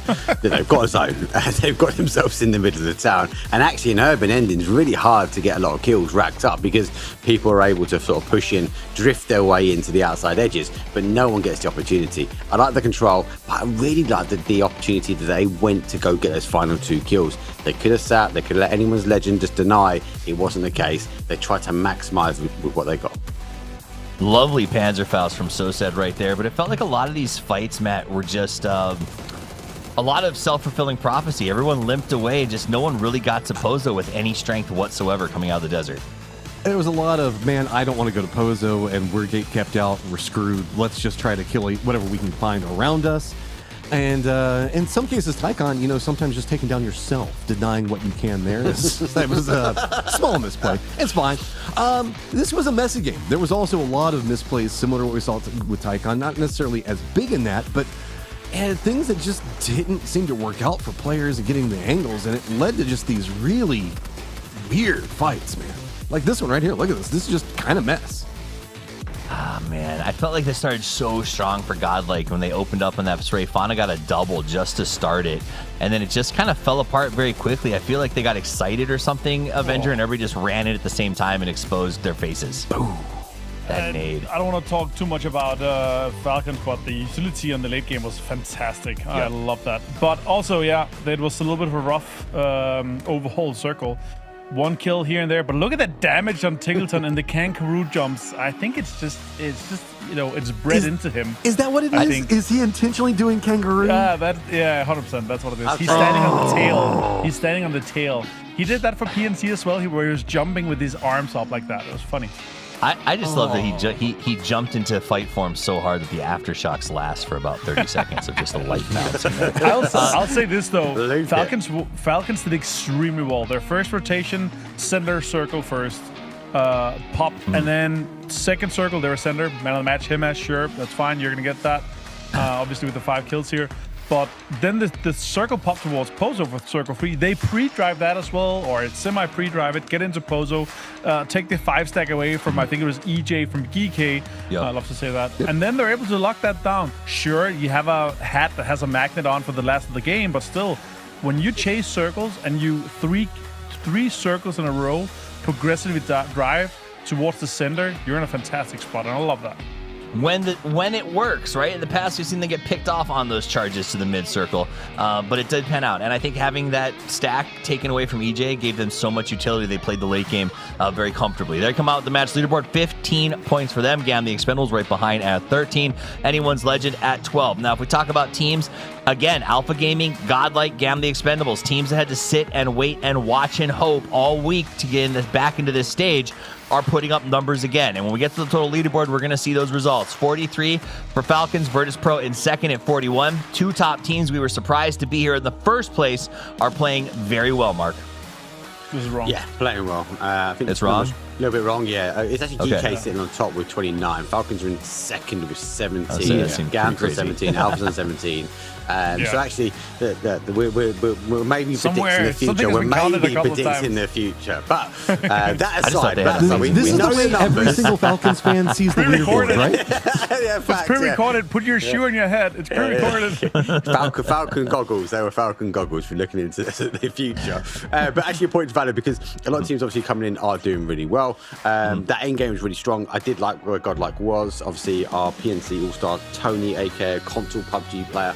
I think he'd be disappointed that they lost so many bodies and he was a bit far away because, yes, they're in 15 points now and they're in a good position. But I'd like them to be seen doing more. And if they had the numbers at the end, it could have been a different ending for them.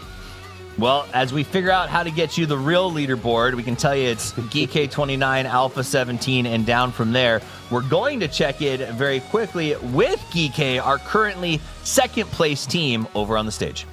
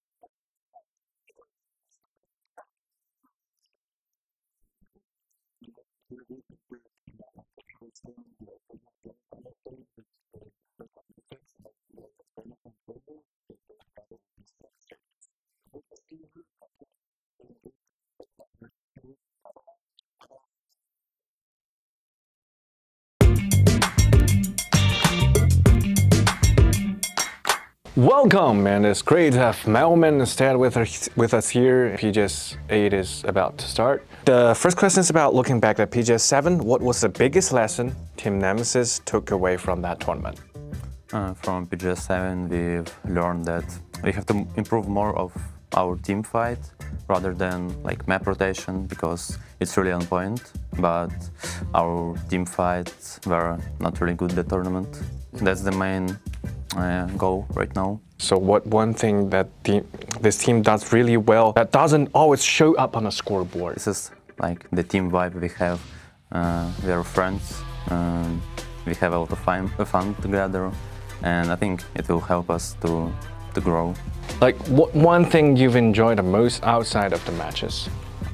Me and the boys, we are talking to some referees at the stage. Mm-hmm. We are learning some fun Chinese words with them. So we talk with them very often. All right. Chinese massage. Yeah, that's good. What's one thing you hope people will say about Team Nemesis after PGS 8 is over? Probably like the second LAN that we played, because the first one it was in Paris, EWC. We didn't qualify for the finals, but here we have more games to play, more things to learn, to improve. So after this, I think they will say that we've grown as a team. We're looking forward to seeing you guys to play well, to play better in the following games. Yeah. Bye. Bye bye.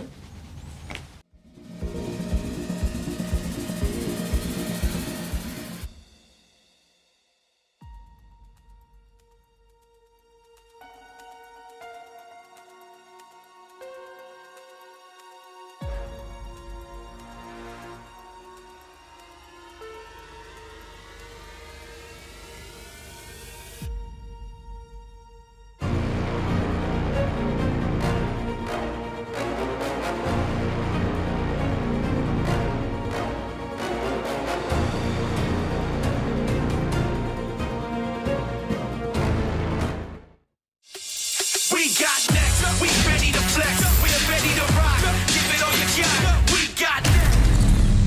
Y'all rockin' to the top, can't stop it, must be off your rocker, thinking you gon' stop her. We got next.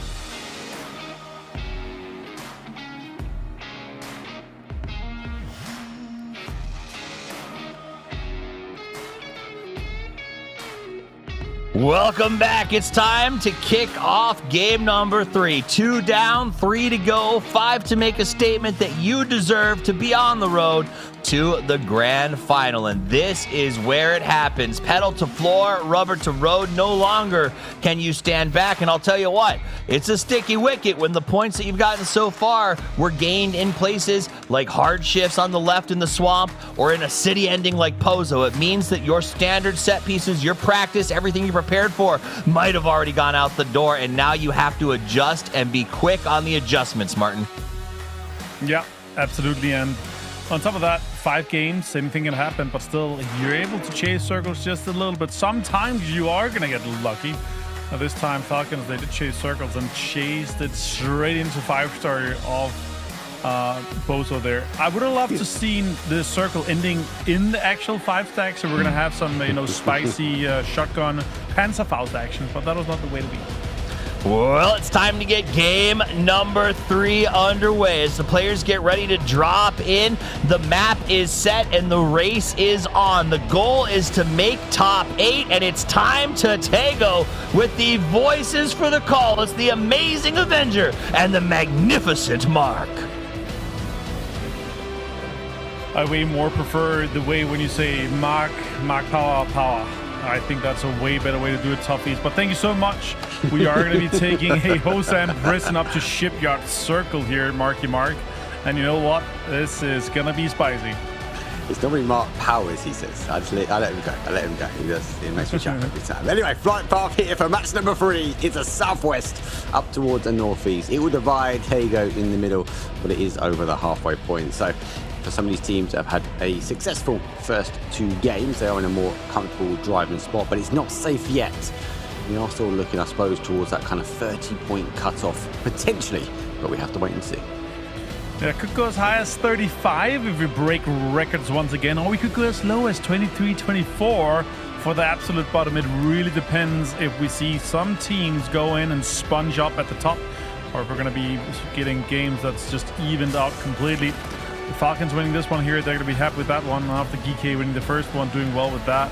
It's also teams that are just fragging out and having great games by the sheer that, oh, look at that circle. It's a 50-50 swamp towards Hosan. We have that whole southern side here. Not that much water in play, but a lot of teams towards Shipyard and that northeast area. They're going to have to get in on a really far rotation. I expect some teams going all the way east around Kangyang and Ouyang to get into that circle on the southern side. Do we sort of drag the teams into the muddy swamps of game number 1, and we're going to potentially take them back? Yes. For them to sort of rise to the top, claw their way out. Only one team can survive if they do get up. We have to wait and see. Some teams already on the early rotation. Na'Vi obviously do come out, but they're in that sort of northeast section of this map, so they're already on the rotation. They're trying to play down, and we just sort of see that rotation pie. Spyro finding a new home. Lots of teams on the outside. I do worry. There's 2 things that when I look at a zone like this, Martin, is that swamp area and that kind of water by prison. If we see it sort of play back to that area there, right. A very north aggressive sort of west. But also that river, we know the zone likes to bounce back towards the river at the north, and it still holds on there. So we could see some options. It just depends on where the PUBG gods want to go. And previous patch, we saw so many tendencies around kind of west of Songam and the Songam area, where in the school area where GK is set up now. So we could also see a circle going down there. But the most important part, the intersection compound that's usually looted by some of the split teams, is currently not taken. It's a big bait compound. Like, you have this kind of T going inside the middle. It's split in 4 ways. It's very crashable.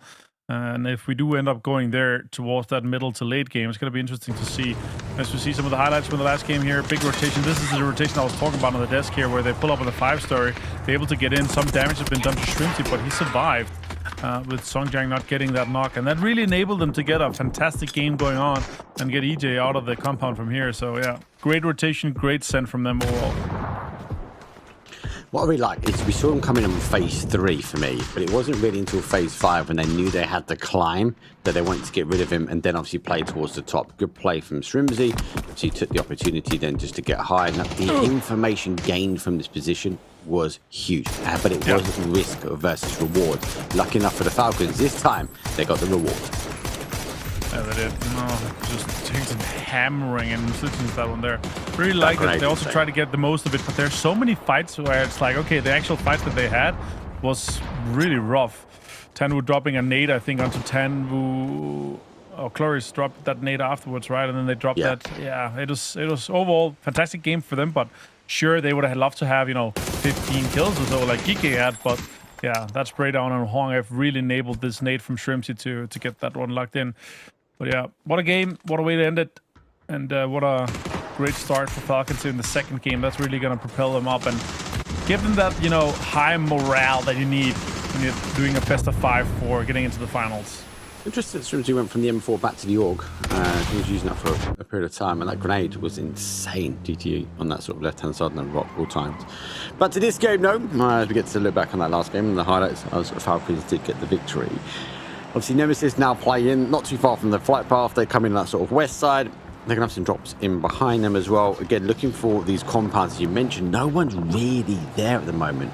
Geeke's got to be down towards the south. Na'Vi playing in across on that east-hand side, but they have full sense just above them. So everyone's setting up shop, so to speak. But the center of the compound, the center of the zone, is still not taken.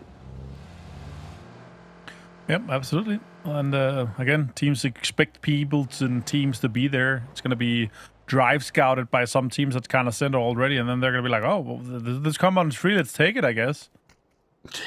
Yeah, second guess it maybe at this point. Falcons, they drop out towards sort of airport. They are starting that rotation now as they will rotate all the way around on the east side, taking the long rotation path. Tyloo is not too far away from them. We have Team Vitality up by Shipyard. They haven't actually moved yet. They've only just about getting in their vehicles now, so they might be looking for that kind of emergency pickup. But again, come back to that point, not all teams going towards the centre. When teams like the Falcons, Vitality, etc., they come in late, they're going to be coming up against teams on the outside edge for phase 1. 4 a.m. Again, decent game for them on a wrangle now. On 5th place, 16 points. They're looking to double or so what they have currently. And there's a lot of team on the bottom 8 right now that we would expect to be inside. For PTC defending world champions, good 2 games, 2 points. It's just not enough. It's just way less than what we expect from a team of that caliber. Navian and 9, they would be and should be having way more points currently. But let's see what happens in this game and the next 2 after it for them to get into that final. It is a best of 5 today, right? We're in the survival stage, so yes, I'm with you. I'd expect Navi to be higher up, but again, they weren't yesterday. They weren't playing yesterday. They didn't quite do it on the groups, right? So they've been sitting, watching, waiting to kind of show what they can bring to the table. Well, that's now. So 2 games, I'm going to say, are a little bit of a miss. Try and take these 1 versus 1s and argue for the space. They've got some space for this zone at the moment, so 1 good game will put them up in that top of that leaderboard. And GK has been the standout team for me so far today. Shen trying to really maintain the control here of space that's not yet really high prio, but as the circle closes here in about a minute, we're going to see where we do really end up going. I'm just going to disengage completely and go towards Songam here. They might find Hwangif on the way in. Sol now with a 3 gear and a crate. There's a hybrid scope. He didn't take the support. That's crazy. You usually find a lot of good stuff in that. Well, they will or at least put it in the car. Yeah, but at least put it in the up. car. He's right to it. You could just drag it straight in. Maybe the other guy wanted it, but we'll see. Now Falcons come in from that south side I was talking about, from a far rotation on the east. They're going to be coming in as the circle closes from the southern side, and Hwang is actually kind of close to them.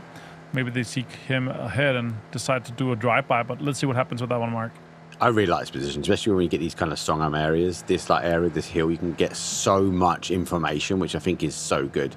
Falcons obviously going to fly past this one, so there is no need to stop at the moment. Tyler will position up. We mentioned about the swamp. Well, one of the cars is in the ditch. Mortar will be underwater for now. And for Team Nemesis, they hold, and that is a shift. South we go. So we do hold on to that water around Ho Sang Prison, but we hold on to huge amounts of water on the south side. So everyone now collapsing in and around school. And this area particularly has these 2 high grounds that kind of close to Songam. Oh, Tanwu finds Windun. That's the 4M fight we're looking for. Geeky also overlooking this from the south side compound just of school here. It's going to be interesting. 4M committed to that. Akan now, we've seen him with the nades before today. He's able to do great stuff. Trying to get more done here. Park Pro supporting him as well. Finds Shen. Interesting, they give that 2-2 split. They're going for a 3-1 split, maybe. There's a second guess here. Yeah, so keep an eye on that north. More teams are rotating their way in. 4am trying to delay, maybe try and get the reses where they can. For Geekade, looking to try and clear. Papo moves his way forward. Just going to try and pop a smoke out. That's going to deny the line of sight on that south hill. But Hakan, as he works his way through, he's chipping off, building at a time, looking for the final blow. That's an MM. Spaceman surrounded almost by Geekhead this time. Support's coming in, and look at the amount of crates coming in just north of the Expendables 2. Parkour goes in for the flush. Now they disengage and drive away. Oh my God, great play by Spaceman. Spaceman. What a bait and switch. Shots come in. That's going to surely connect here. As the Mimic gets flushed as well. Cloris steals it with the M24. What a steal. Yeah, good steal. Geekade looking to try and get that confirmation on the board really quick. I love what Spaceman just did, but he's going to have to find something special. The rocket from outer space comes in. The grenade lands on the adjacent sides. Him will be followed up, though, with more utility. Dump flash will provide an element of a delay. He's going to try and pop that smoke just to give him some time, but he's got to be careful because Geekade looking to close things out. They just want to get him cleared here. Spaceman finds another one with 1 HP. EJ goes down. Flushed as well. It's shambles for GK, but he runs Molly. into the Molotov mark. And that's unfortunate. Maybe they're going to be able to get a rest here if they are quick about it, though. That's a big blow. That's a big blow towards GK. Alpha lurk their way in. Vitality now coming in that top side, and they're a team which will potentially full send it to a zone, so they might find themselves with Skull completely free. Falcons, though, we saw that rotation down by Songham around that sort of south coast. They were following. He's going to be here. But they are neighbouring at the moment, and both teams have got kind of a 2-2 against the south coast, but they've got the other players kind of scouting either east or west. This is crucial stuff here for Tyloo to hold on to this southern side mark. They want to make sure that Falcons doesn't backfill this as the circle closes here. VP is driving in. Rushy finds Quizzy, the coach, with the headshot from Narnia, and flushed as well. That's huge for Rushy. Circle is basically the easiest one we could ask for. It still has School, still has that high ground that Sharper has that I was talking about, and a lot of the really strong compounds around it. So it's going to be a great game. Plenty of opportunities to be had here for all the teams. Yeah, we leave this one. There is a lot of space for these teams to play. The south will be, I suppose, a potential first there. Mortifier coming in, going to be quite short. Actually, looking to cause damage himself as he will launch a barrage back. As I think he's trying to find an opening on towards T1. Navi looking to try and take some hard cover now, and understanding potentially there are bodies down. They have crashed in towards the compound. GK has to be careful. They do stack up to Papo. Actually does his own player. He wasn't sure what the communication was down. Whoa. GK jumps in, and Papo reaction though puts 50% of his squad down, and Navi say thank you very much. Yeah, easy play, easy pull up for Navi here. Great kill feed read. Now VP's driving in and close to T1. This could be some drive-by action happening here. Shots come in for Corexi. Heather returns though and gets him down. Type hits raining, and Type goes down to it himself. It's falling apart here for both VP and for T1 at the same time.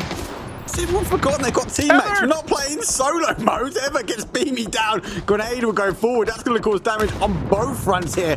In confirmation, Lucrux does get Corexi and Heather confirmed out. VP, unfortunately, though, down to Lucrux. Ian going to come in from the other side, and it has been pure chaos. Everyone fighting for little to no space.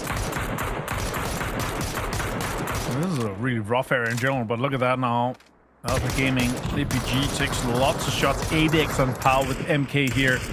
Able to spray those smokes quite easily. It's going to be a disengage from Lukarux. He's quite central. If he's able to mold himself up a little bit, Mark, he might be able to get a little bit deeper in terms of placement points. I can't wait for the highlight reel for this one. It's going to be more friendly fire than actual kills. T1 taking themselves out completely. VP trying to claim the points, but now down to Lucrux. Now he has to try and find somewhere to hide, trying to centralise up. He's get a couple of shots though from Alpha. That's coming in from that compound. Obviously, Navi got a complete free pass to the south side of zone. Popo, unfortunate, but again, good reaction speed. Falcons, bit of space on the southeast corner. Tyloo looking to do the same on the southwest. So we've got these teams going down. Really, eyes will go towards the north as Full Sends open things up with anyone's legends. Flash finds Delvin. This is, as you said, really crucial. Look at the reaction. Look at the reaction. What? Like, don't get me wrong, right? He did take his own player out, but the reaction speed, no thought process, pull the trigger, put him down. It's got to be gutted. It has got to be gutted. And then this is, oh my days! It's a destruction derby. T1 taking themselves out again. It seems they won't be happy with this one. You can see Type as the car got hit by a VP player. I thought it was Type that did something, but it actually just hit the car just after they exited. But we do have a southern shift here, and this is going to be a fantastic circle. Both School, the mini palace south of School, and the high ground that Sharper is holding on to is still inside here. Great area to be had. Tons of terrain to play, Mark. I love this one. It is. It's been the area these teams are fighting for. And for Sharper, they will up and over the top. Lucrux will fall. 14th place here for VP. Sit on 13 points. For match number 3, I hope, I pray we don't leave it to the last game for a qualifying hit or miss. You're saying they want the extra reps. They maybe want the pressure also applied. Darkmire tries to get the last player from E and out. That rogue mortar might hit in anyone's Legends player. Look at this. Oh, okay. Pull up from Delvin, finds E, and T1 is out, but that would have been beautiful if that mortar hit anyone's Legends as they were driving in. They now held a little bit of the northern side here. All four alive. This could be the kind of game that anyone's Legends actually turns up and get tons of kills from. Because now they're not going to have to worry about driving too much further. They can just run south straight towards Sharp and all the other teams that's on this western and northern side. Yeah, they're flexing out a bit there. The denying entry for Nemesis, making them second guess that kind of northwest rotation. That's going to force Nemesis into Gen G. It's going to force them into Sharper. The other side of things, a lot of the teams have moved ahead. So Falcons, we can now see they get a complete free space in the southeast corner. It's going to be pretty chaotic. We have to lose teams for spaces, and full sense full rotation round. They actually now crash in towards the compound that JG will be holding out.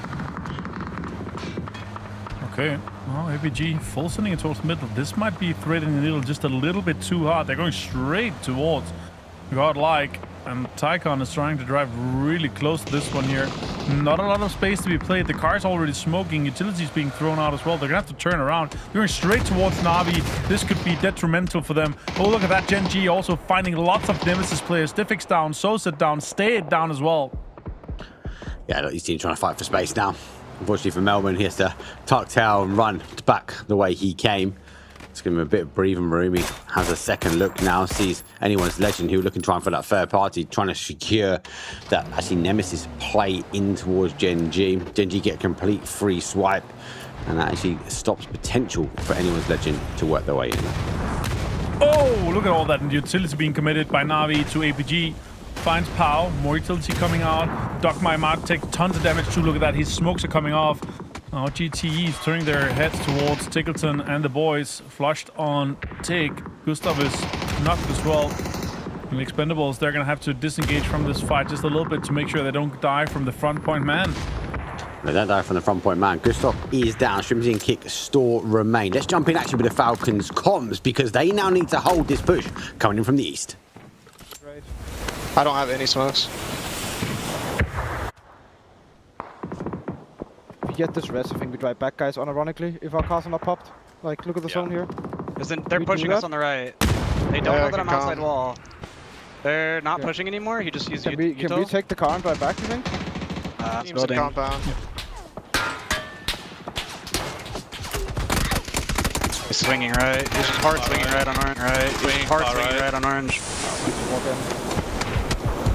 I can't fight with you. I'm gonna get shot from far. There's a guy on my left. I'm gonna get naded out.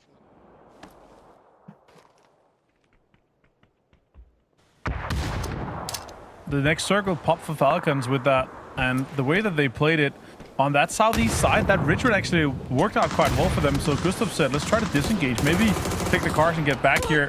Kickstart's trying it. Shots coming in from Godlike as well. Full Sense is engaged in this one too. They're going to have to try to make a play. Maybe they can hold out all the other teams trying to get in. Gustav is stuck in this dip here just a little bit. Smokes is being deployed. Maybe he can disengage and third party the fight instead of taking a 1v4 with Expendables. The smoke balloons, and Gustav, unfortunately, it might be the end.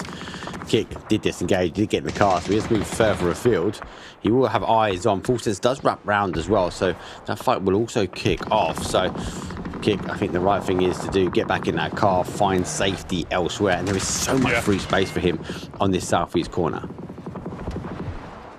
This is actually a great spot for him. Oh, unfortunate that the car started rolling that far, but yeah, he's going to be able to survive for quite a while. There's nobody on the south side, but yeah, they're looking to try to maintain and get some damage and get some kills. Yeah, it was rough. GT was good here. Boostic finds Tycon. Spyro goes down to Pow. Now Navi's fighting APG. Good right there. That was the charge. Ferris though gets the damage. Spray goes around the corner, but the smoke gives him the cover that's needed. He's got level 3 vest. We'll go for the charge, try and find the information. Boostic now on the inside as well. He gets one, exchanges now for the second. He has to go for the reload. Makes the dance around the outside edge. He stacks up. 1 versus 1. Ferris gets the better of him. Quick rest here might be possible. I think he has like just 12 seconds and then he has to start running, but with Vitality he's looking at it as well from the northern side. Now Wonga finds multiple full senses falling apart, and anyone's Legends and Sharper is again fighting in this case here. Sharpaloo, we've seen great thing from him so far. Oh, he gets third party from Gen G, Mark. Yeah, Genji just sitting on that sort of west side. They can look in on this fight. Anyone's Legend obviously hoping for that nemesis fight with them and getting advantage. They've been held out. The Sharper looking to try and hold the line. The shots will come through. Let's find it in. Cam, unfortunately, will take things out, and that'll be the final team leaving that east side, and it won't be long before, unfortunately, we see Kick will fall. 8th place for him. And for Falcons, though, it is a placement point, but that's about it. Yeah, unfortunate for them. No kills. 1 placement points is fine. Keeps them in the top 5 currently, but it's going to be a little bit shorter. I actually think Gen G gets a good game here. Fana finds Quizzy and Levante with some utility here. Good commitment from him. It's very open train, though. Very, very open ending here. Early on the sort of south side, they get a bit of freedom and movement. Anyone's Legend, again, applying pressure. And it kind of feels like that's the mindset they need to be. He's constantly chasing zone, constantly sort of shooting at players that are sitting in front of him. And that's the style. If they've left to their own devices, they get a couple of kills and they go out and they get an early death with rotation. They find themselves now in placement points, up to 5 kills. Yes, they're down bodies, but they've got eyesight now. Vitality need to move in. They don't need to take the fight with Godlike just yet, but they're playing off the blue edge. It's really good play here from Anyone's Legend. Absolutely. Now Himas trying to get engaged and getting close to this. Look at the damage doing. Oh my god, Clarice finds low, my bad. And now Himas can try to engage even further on this. Boostic steals it even. Great play from him, and Delvin and Anyone's Legend trying to get into this. Oh my god, so much good shots coming in. Tanmu finds Himas, and now it's down to just destroy and Delvin. A little bit rough for them as Godlike is really holding onto the center quite well. Vitality had a long rotation in. Somehow they found safety until the zone shifted south one more time. Deadlock's the final player now. Good shots though towards Na'Vi again. Boostic and Deadlock's going head to head. Grenade will go back the other way just to try and delay the opportunity for Anyone's Legend to get rid of Team Vitality. As I suppose for them, it's one more kill, one more double up, because if they get the player, they get the placement as well.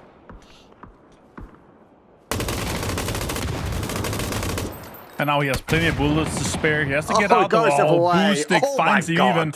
That's crazy. Well played by Na'Vi. Another point for Na'Vi in terms of placement, but also the kill there. That's massive. Delays the smoke. More shots come in. Can he survive for another placement point here? That could be huge. A blue zone towards Godlike here. A double blue zone is huge. Is he going to get close enough to put damage on them? I think so too. Boostic puts even more pressure onto them. Look at that. Tanbu finds him though, and Na'Vi out in 6th place. It's actually a triple blue zone as well. Crazy. Just short. He gets one in the end. This is where we start entering towards the foxholes. A lot of these teams that have been here already have set their positions up. Tanvi obviously coming in, but he sees the opportunity. They run for the res though. He gets then the knock will come through. Godlike on the split. It's a 1 versus 1. The zone is about to ping. Which way does it go? It plays back towards this side. Gam the Expendables though. 12 kills and now zone. And counting, 13 for this one here. Stun comes in, 14th kills while Clarice continues farming here. Tanvu is back to prime Tanvu, 8 kills. Can they take this win? As now Genji is pushing on to Anyone's Legends position. And Tony, last player for Godlike, trying to survive here towards the spot. Now they have 2. Tony's on the southern side, obviously. And yeah, maybe they can get a little bit more out of this one. And he's out in the open train. He's just going to try and wait this one out. Unfortunately for Godlike, they lose the bodies when it matters the most. 5 teams now remain. Great Molly will come through, so will eventually get the shots. And it's actually the Molly that does Delwyn the damage. Now they've got this sort of north side. They want to play for the short side, and it's stolen away. Wow, Cam the Expendables on fire for kills. That's absolutely ridiculous. There's 9 more opponents alive. He runs in. Clarice gets LFP as well. Godlike in complete shambles. 16 kills for Expendables. An absolutely qualifying game and just 1 game for them. That's crazy. 19 points in this game so far. And you're able to get 7 to 10 more depending on how many kills you get. I love it. Dutchy's like chasing around trying to find kills and everyone else is clearing them up in front of him. It could be a 1 and done for Gam the Expendables. They have the northeast corner. For Tony and Godlike, he sits, give or take, roughly in the center. It's phase number 7 store. 5 teams remain. Destroyer is also the other solo, but on the north side. For Tyloo, they've been left at their own devices on the south. They now have to make the dart towards the zone, but the train in the open field is not going to be helping their situation. Absolutely not. And now Tanwu goes to try to clear out Destroy. That's a good nade. It might roll. Nah, it didn't do enough, but he's got a molly. He's going to put a molly into that. That's beautiful. Well played. He's probably going to get it. Yeah. He's burning. He got it. It's a catch. Tanwu finds another one. Look at that. 9. They continue. 9 kills. Can he get another one? Can he get double digit here, Mark? Is this one and done for Gam the Expendables? Like, match 3, we're in, we're out. See you guys in the finals. Gen G on 5 kills, 4 players as well. A big driving force for this final circle, but we are in that top 4. It's a 4 versus 4 versus 2 versus a dangerous solo. Lee and One Dragon just trying to hold on. Just on the edge. They've dug out some mole holes here. They're going to have to make move shots and connecting here onto Soul. And I'm pretty sure that Expendables is fully aware that this rock where Tony is exactly where there's one player. How long do they leave him there? How long until they need to take the diversion off the backboard? There's another one as well. Oh my god, Gen G! 2. 3 points. Come through, backboard, straight in. Damage though, Tanvu will try and fall for. It's a 10 kill though for Tanvu and for Gam the Expendables. It's a straight head-to-head, a duke out, 4 versus 4. If they win this, 10 kills and 22 kills, that's a one and done mark, as you said. That would be crazy. Already on 41 points. Now they can bully the rest of the lobby. And the next one they can bully is Gen G. They have 20 total points. If they win this one, it would be massive for them to get even closer to that qualifying top 8 for the finals. It starts tomorrow. Tanwu is back to prime Tanwu. Expendables refusing to go down. They've clearly dialed in. Tago, the opportunities land for them. And now Glories will find Bean. Genji is split. This is a different end style game for Gam the Expendables, playing really, really tight. So on his potential opening, but he has to try and get a knock. And D has several more shots with the links. One headshot here would be huge. That's one. Finds Clarice on the roof. Huge. And now the cover is the last one. Smoke's really sparse for Salute. He does have one more in the smoke grenade launcher, but he doesn't have a smoke grenade launcher. That's a little bit unfortunate. They need the play here. And Swung have tried to get a play for this one here. Dog Juice finds Bean. Are they gonna get the rest? Maybe. That's Expendables is getting into this one here. That's a headshot. Ooh. 4 shots remain. Got to be careful. Judgy does get souls. He's now dialing in these kills. More goes their way. It's a 3 versus 2. Gen G hold the line, but they don't hold the zone. High ground. Gam the Expendables get the opportunity. Get the body back up. Down to 2. Down to 1. Can he get the final blow? Ian Salute here. 2 fantastic players. One more shot here would be massive. One more peek. Headshot. Oh, he hits him in the arm. 67 damage. And now they're going to have to make big moves here. One more smoke. Look at how aggressive Tanwu is. He wants it. He wants another one. Salute finds 2. But they return. Clarice finds 1. Can they get the last one? He gets it. And it's Expendables. Mark. Oh insane. My god, Martin, that is a one and done. Insane kills. We've got a record-breaking game, but for Gam the Expendables, my oh my, unhinged from this game. Damn, the Expendables come out big time, and the back of Manvu. Huge kill count. Huge battle. These guys had to sit, they had to watch, they had to wait, and they came back today to play. Because while this is a single game qualifier matchup, it's not just this game. They had 17 going into this, so they've had a good day across the board. I mean, Expendables, whenever they're on, they are one of the most fun teams to watch because it's just dynamic movement and overt aggression into people's faces. Whenever it doesn't work, though, man, it kind of implodes. But that's what you get whenever you're an Expendables fan. It's going to be one or the other. The double-edged sword is a blast. And this is the big come up for the Expendables is now we are definitely going to be seeing them in the final stage. Whew, that was hot. That was a good game, Martin. That was fun to watch them. But also that end game, that chess match of a back and forth was great. Yeah, it was. And everything started south of school, the mini palace.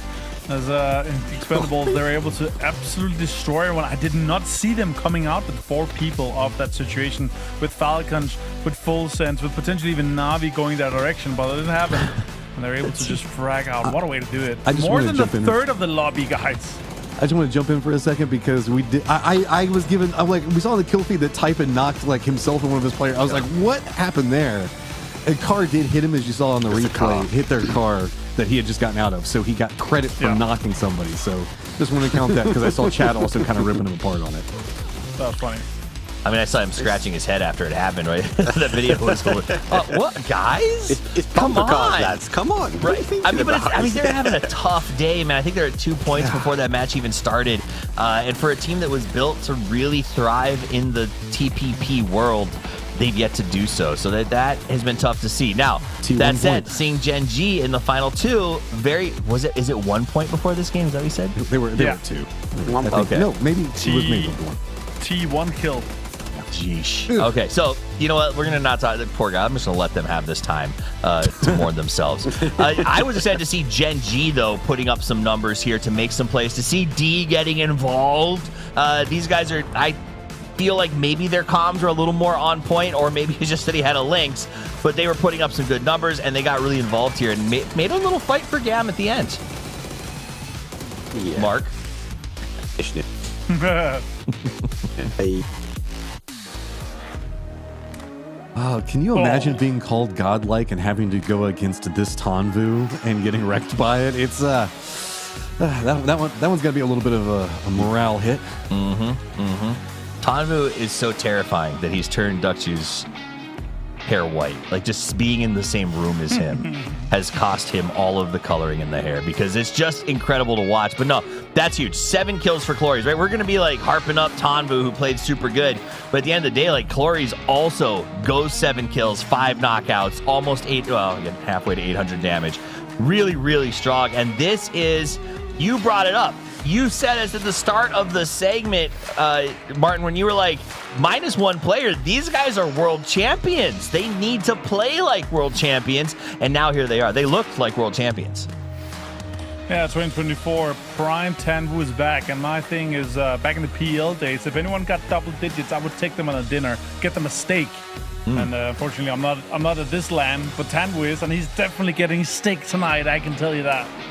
Well, he may get steak tonight, but he got chicken right now. And that's going to put them at 32 points on top of the leaderboard. That is a 1-game qualification, as Martin said, Matt.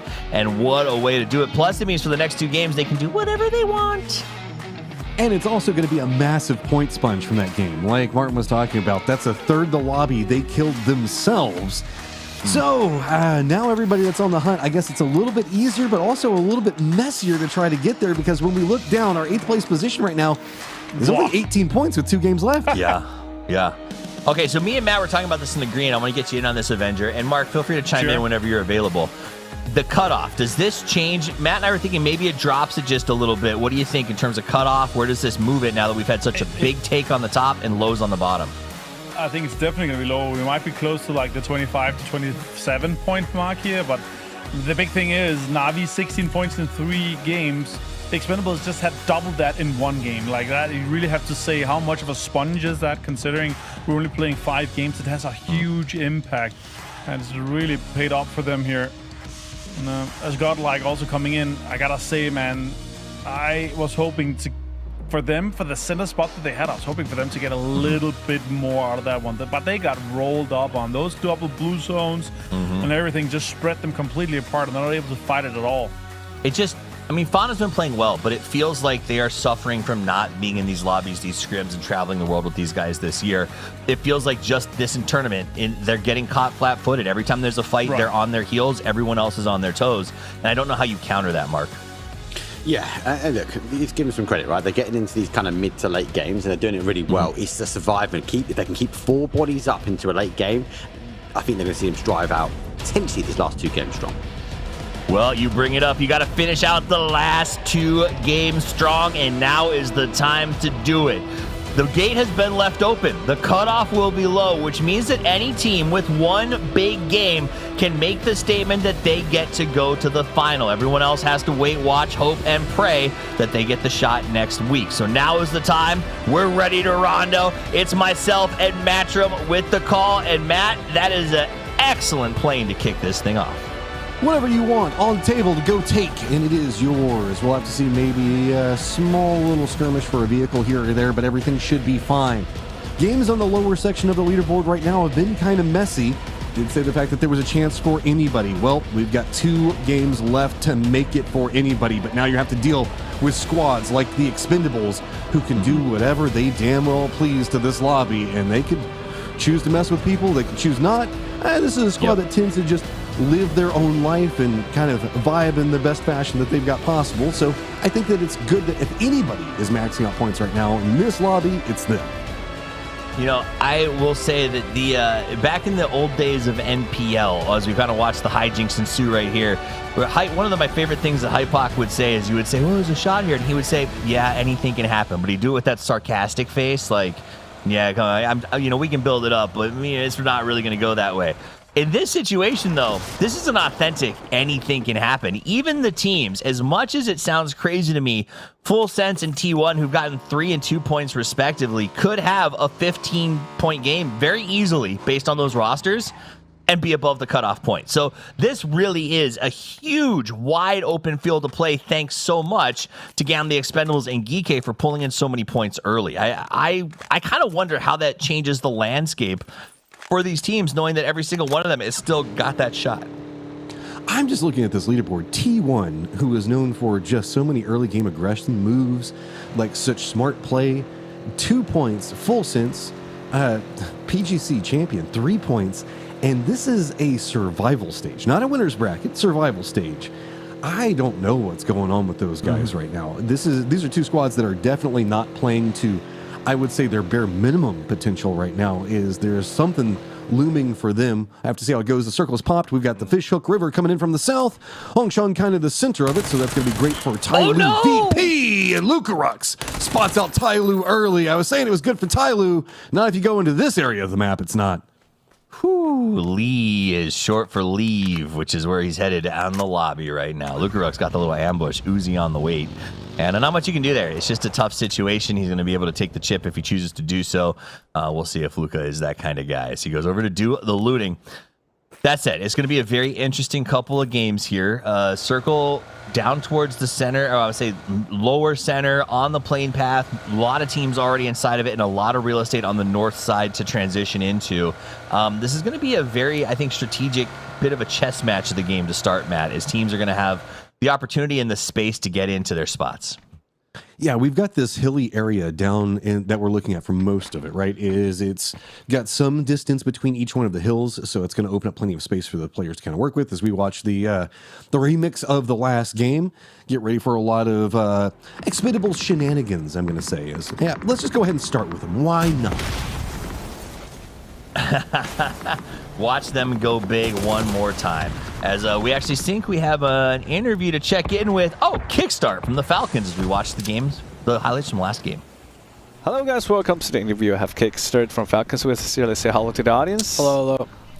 Falcons today's game is like high highs, low lows. Can you walk us through what happened in today's games in your opinion?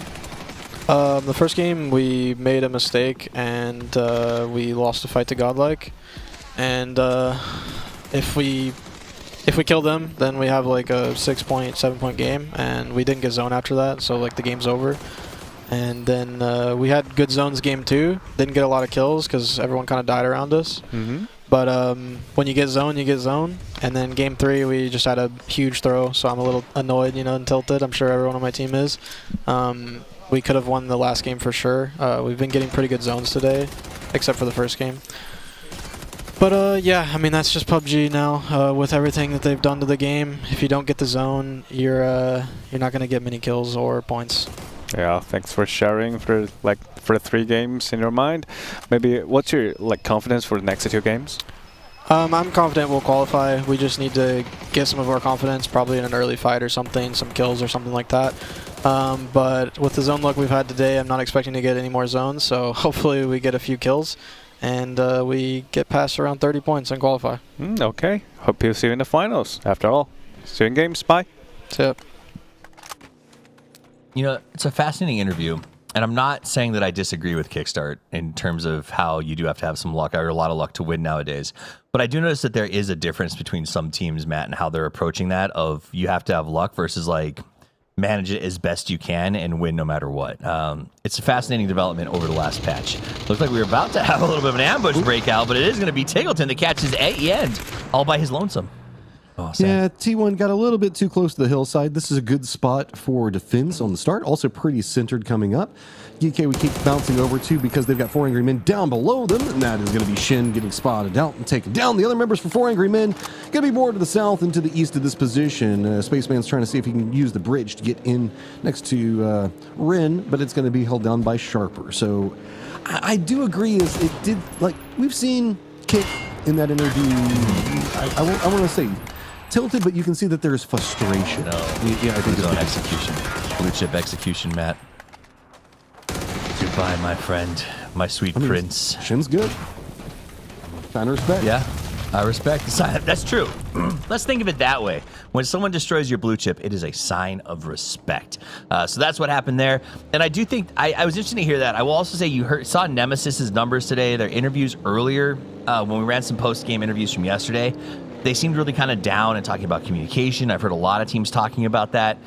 And it kind of makes me wonder to a certain extent. I think the changing and shift to meta has been devastating to some players who've been around for a long time, especially system-driven players. But also, the amount of time on the road. By PGC, that number will be 8 months that these players have been on the road together.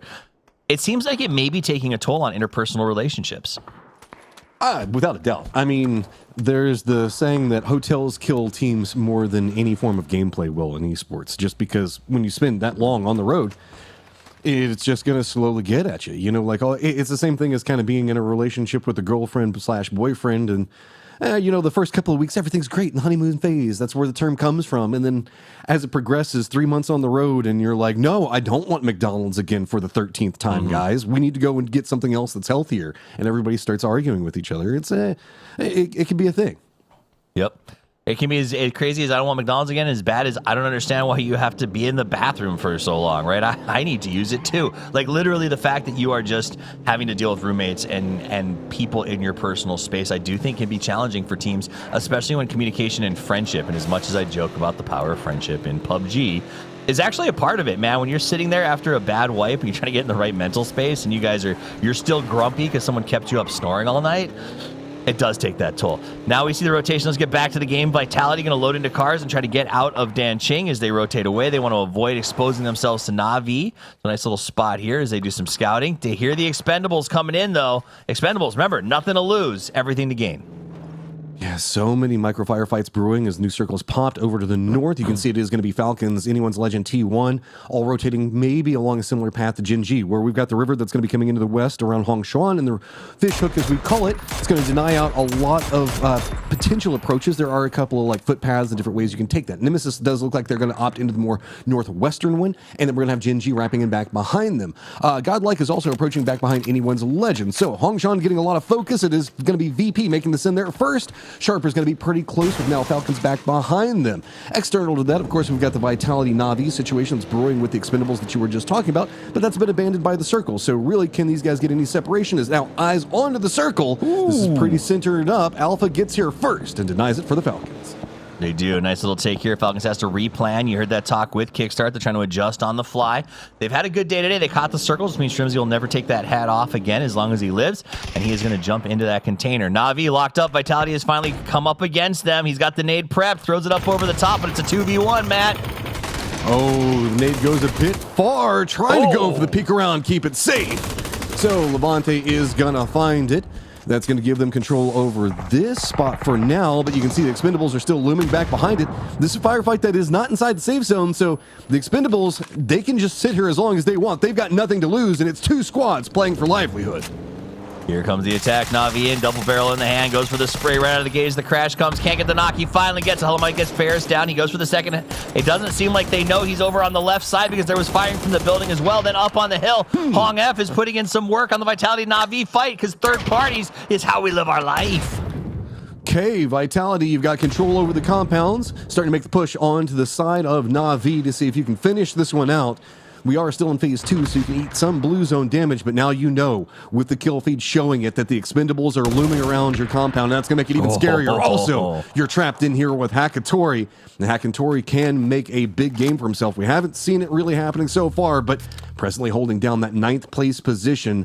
Hakatori wants this. He knows that he's in trouble. It's going to be hard to get points from this point forward, so he needs to get something here out of anywhere, and Duck Juice is going to try to help. Hakatori going to go ahead and float around. He really prefers right side shoulder peaks over left as he flips around this side, chose not to go to the other.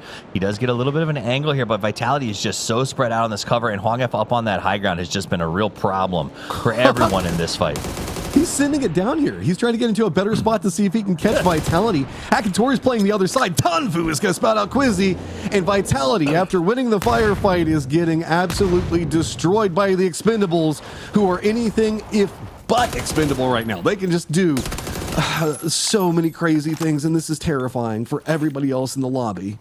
And the thing is, like, if they lose people, they don't care at this point, right? So they can come in, they can create this poltergeist or this scenario where everyone is worried about them. Duck Juice up on the high ground with that spray there, kind of a look back at it, but it is just insane. 4 men finally eliminated.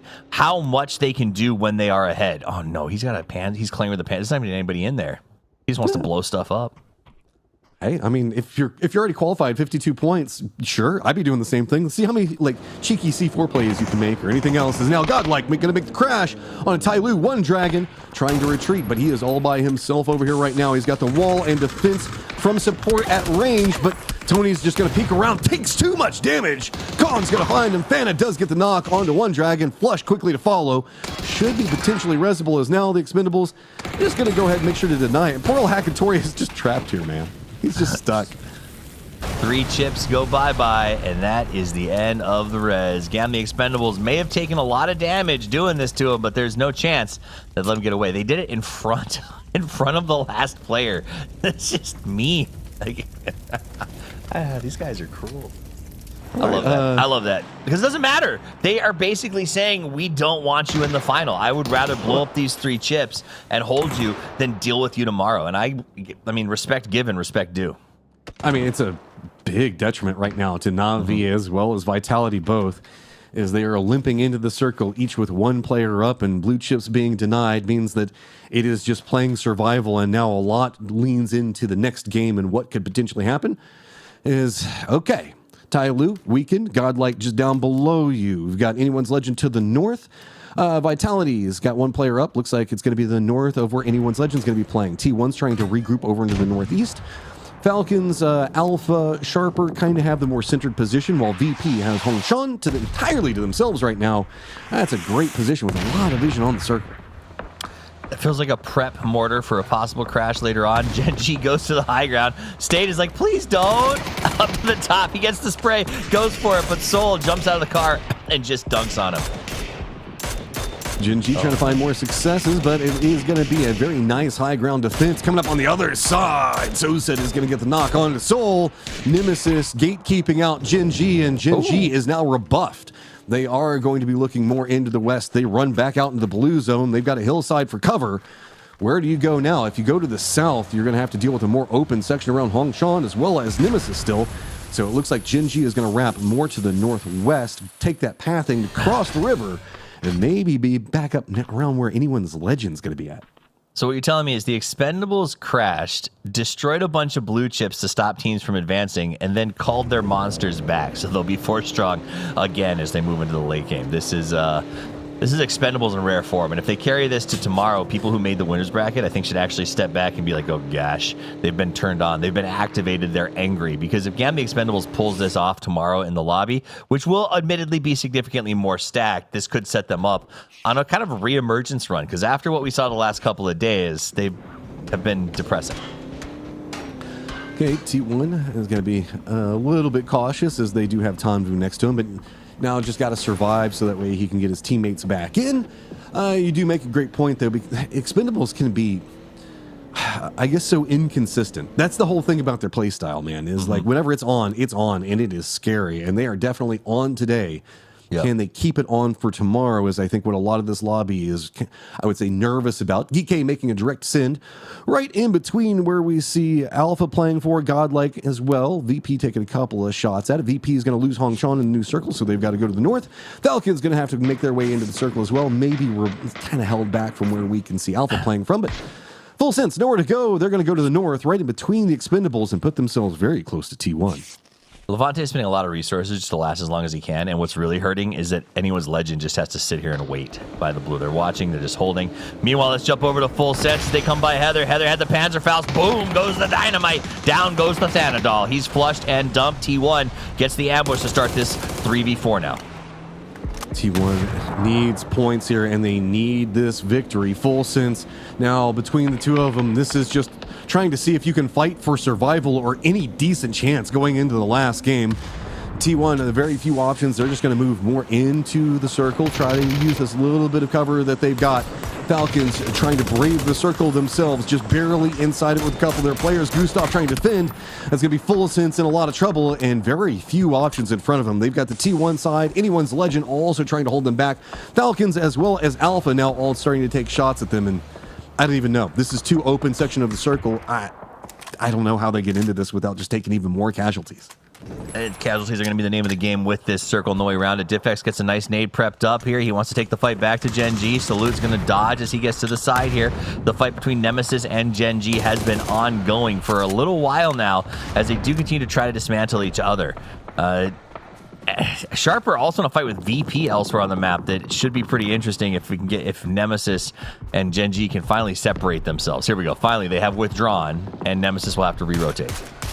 Full sense is eliminated, 3 points, and it's getting worse. Nemesis continuing to punish down onto VP. There's going to be Sharper on the other side of this, but it looks like Nemesis trying to find some successes over here and try to keep control of the area that has kind of been theirs for a while. I mean, not this specific area, but kind of the southwest is what they've been trying to keep on lock. VP having to deal with the more defended position on approach. If they can manage to hold it together, this is a great section of the circle, but two different teams, two different angles, making it scary as we pull more to the compound. Falcons in vehicle is going to stop right as soon as they get there. Damn, the Expendables are going to get eliminated, but Falcons in trouble because Alpha's putting on the pressure. That is a big mortar coming up from Kong. They dug him out, but Tyloo is prepping the mortar strike, and they just go, well, you killed the Expendables, but I'm fine with killing you.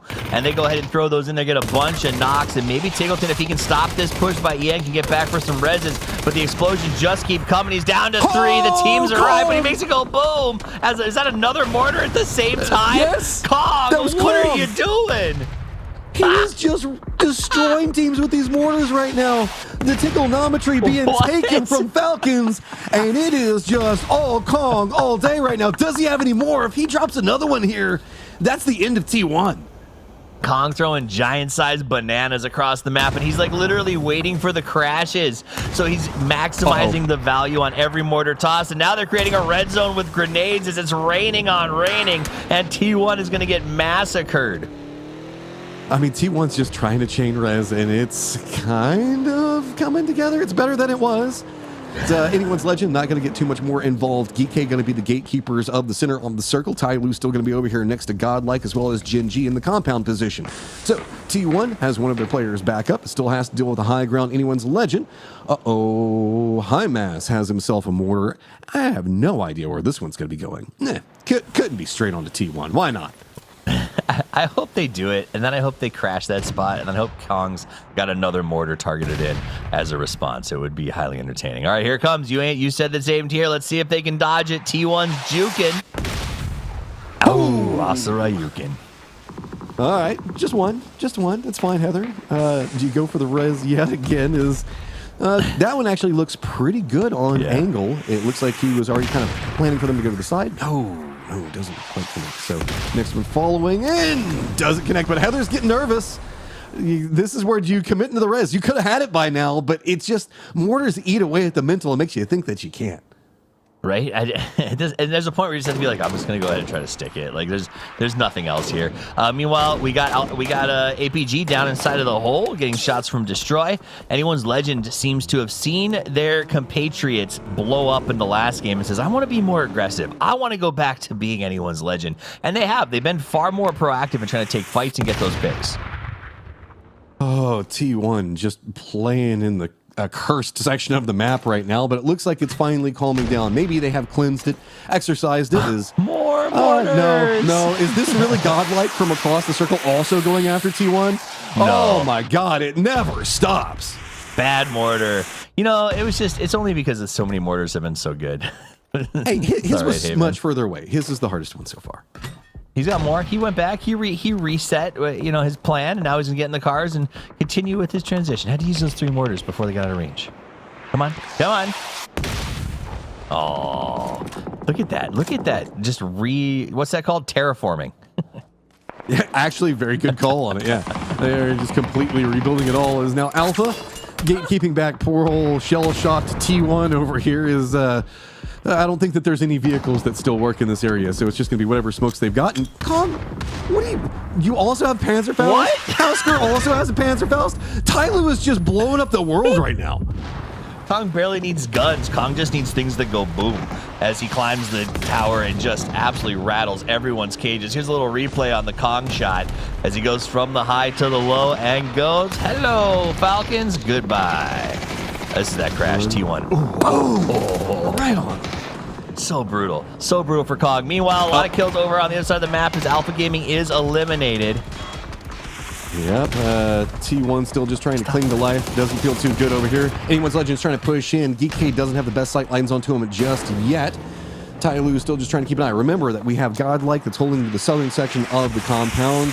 Sharper as well as D still alive for Gen G on the other side. So it's just really how Anyone's Legend is going to navigate this GK push, and it looks like they're just going to run right down in the face of the lower section of it.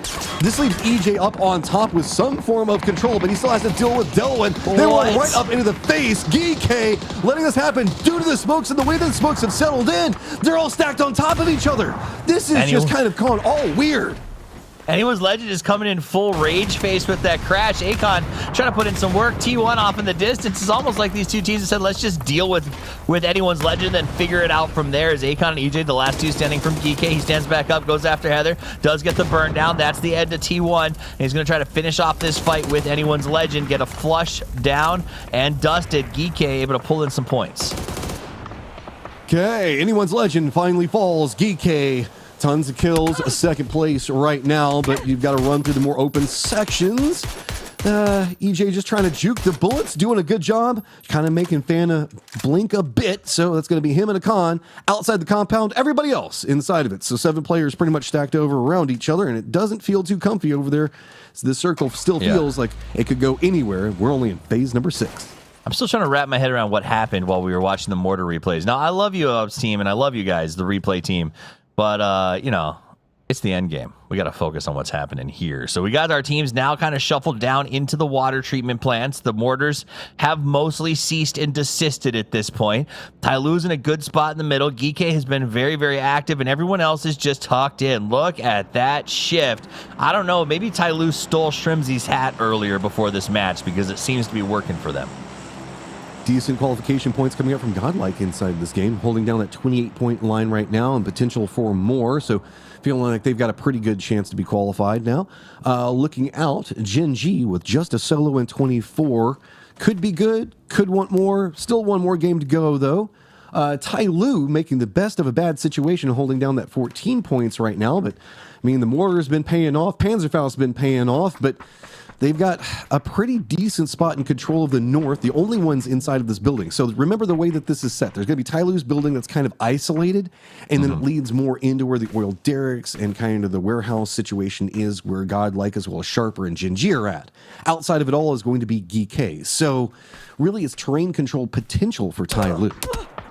This is the prime example of why you don't want to be in the survival stage. The survival stage is pure chaos, right? And this is exactly what we're getting today. Also worth noting, Matt, most of the teams alive are in the top and essentially qualified or close to it, which means that the cutoffs are going to be absolutely bananas for the last game. 8th, 7th down are at 19-14 with striking distance even in the bottom 3 spots. I don't know how the end goes here, but it is going to be wild in the final. I mean, we've got 3 teams presently tied at 19 points right at our cut line for top 8. What are we even looking at? This is going to be absolutely crazy. Sharper with Thunder still alive. Maybe he can find something else, but it feels like it's Godlike to the south as well as Tyloo to the north that has the most control on this one. GK just trying to creep their way in and dodge the sight lines. EJ doesn't have too many more options, so it looks like he's just going to try to send it, get into point. Can Kong defend? Good shot comes up from Akan, pops him right in the head. Tony does spot out EJ, though, when he falls at the wall, so it's just Akan up and can't even make it to his brother. I don't know. It looks like Godlike's just got him held back. That was beautiful, though. Akan goes full Gallagher and just smashes that melon as Tony up here trying to put a little bit of counter work on him. But he's got to be careful. He knows how powerful that Lynx can be and has to keep his head down because of it. Nice shot. EJ is going to go out. And I don't know that there's many options out there in that distance for him to try to get in outside of some crazy picks. How many nades and explosives do Tyloo have? They have just been sitting here just dropping them on everybody. This is absolutely nuts. Circle pops on them as well. So Godlike's got to deal with the solos, holding down an oil derrick as Thunder's on the low section of it and D's on the high section of it. And all right, so Godlike, you still have a little bit of your building in place, so you don't have to move too much. And Thunder's, I guess that outer wall is still going to be playable, but man, yeah, good luck dealing with D. I don't know if they turn off voice chat, but if I'm DM queued up and I'm saying, man, let's just not fight right now. Like we're surrounded, man. We're surrounded. But it's not to be. Thunders is not going to give up. He's going to go into that corner spot, keep throwing some stuff up on the high ground. Nade comes up and over because he's giving away his position. Haven's been watching those grenades fly, and Fauna's able to land that shot to put another kill count on the board. Godlike in 3rd place, Matchroom. Yep, that is a big day Exciting. for them. This is significantly better than what we saw coming out the first survival series. So now finding a little bit more, I guess, trust in themselves. This is a lot more what we were kind of talking about, right? They just like to take control over a certain section of the map and then just keep it on lock for as long as possible without having to move. They usually do that by keeping great reads on the circle, and that's exactly what's happening here. They've just managed to make it into later stages. We're finally in that phase number 8. Problem is, Godlike's pretty stacked on top of each other, and it is going to be going up against the explosive Tyloo. America's always looking good in the losers bracket. Now we could just transfer that over to the final. That would be wonderful. Here we go. Ooh, that's a Lynx with the peak. Tyloo's in a pretty good, dude. Tyloo is locked in. They've only got 2 players, but Kong. I don't understand how Kong's only got 3 kills after the debacle of what he laid down explosively in this game. People stealing his kills. Explosions get the knock, and everybody just stealing them away. He earned those with quality mortar explosions. Yeah. We need more. Chat's tilted right now because we're talking about quality mortar shots. Quality mortar. Well, this is PUBG Mortar Grounds. It is what it is, man. There's mortars everywhere. There's corpses of mortars everywhere. This is just how you adjust, and it's going to be crazy. The game adjusts. We've got upcoming LMG meta on the way. It's going to shift the way that the games are played. Accuracy through volume is going to become a thing. Prepare, adjust. That's how PUBG works these days, and if you are behind the times, I guess you're just going to lose. K-Kong up because he's got his explosives. He's got fire still. Goes for the spray, uses a molly, forces D out, who's in the smoke, but he's got the vision, and Kong makes it 4. Okay, we're down to pretty much what we expected. Fauna is going to spot out 1, so Hausker's going to go down. That leaves K-Kong, the last one up in a 1v3. How many explosions does he have? No, he's going to die as he lived. Explosions rain down upon his head. And Godlike take the victory and are feeling great. Godlike wins. They choose who to give the high fives to. Their coach comes charging in, excited. The hope of the Americas. Godlike takes the victory. The chicken dinner. Let's pull Mark and Martin back into here to talk about how amazing Godlike is. Mark. Well, look, it's all about keeping those numbers up in that mid to late game, and they did it this time. Yes, they lost 1, but they denied the opportunity for people crashing in, and I think that was key. When we look back on the last 2 games, we had teams take away their position, and that forced their hand. This one, it felt like more control, and you can see it. It's a well-fought victory. Well-fought victory for Brazil as they come out. It was a crazy game. So many explosions, Martin. So many explosions. I mean, that's what you get. That's what you get when you have this north of Hongqiang ending. It's overall, it's a rough area to kind of play. If you're not locking down the oil barrels or the parking garage or any of the compounds around it, that's kind of high ground and low ground, and all the teams got punished. And you know what? Godlike was promised to win today. We thought it was last game, but it had to be this game instead here. And yeah, Heather and T1, they defended that well. But yeah, what a way to do it for Godlike here. I actually thought Ty Lu was going to be able to lock this one in. And Kong, what a great amount of mortars he got. This one was insane. That was right on the top of the card. The rogue mortar. I mean, okay, first, I got to be a little bit leery about giving that many props because he had it targeted in on one, and then everyone just kept driving to the spot. Don't take it away. It was outstanding stuff. Get back in the box.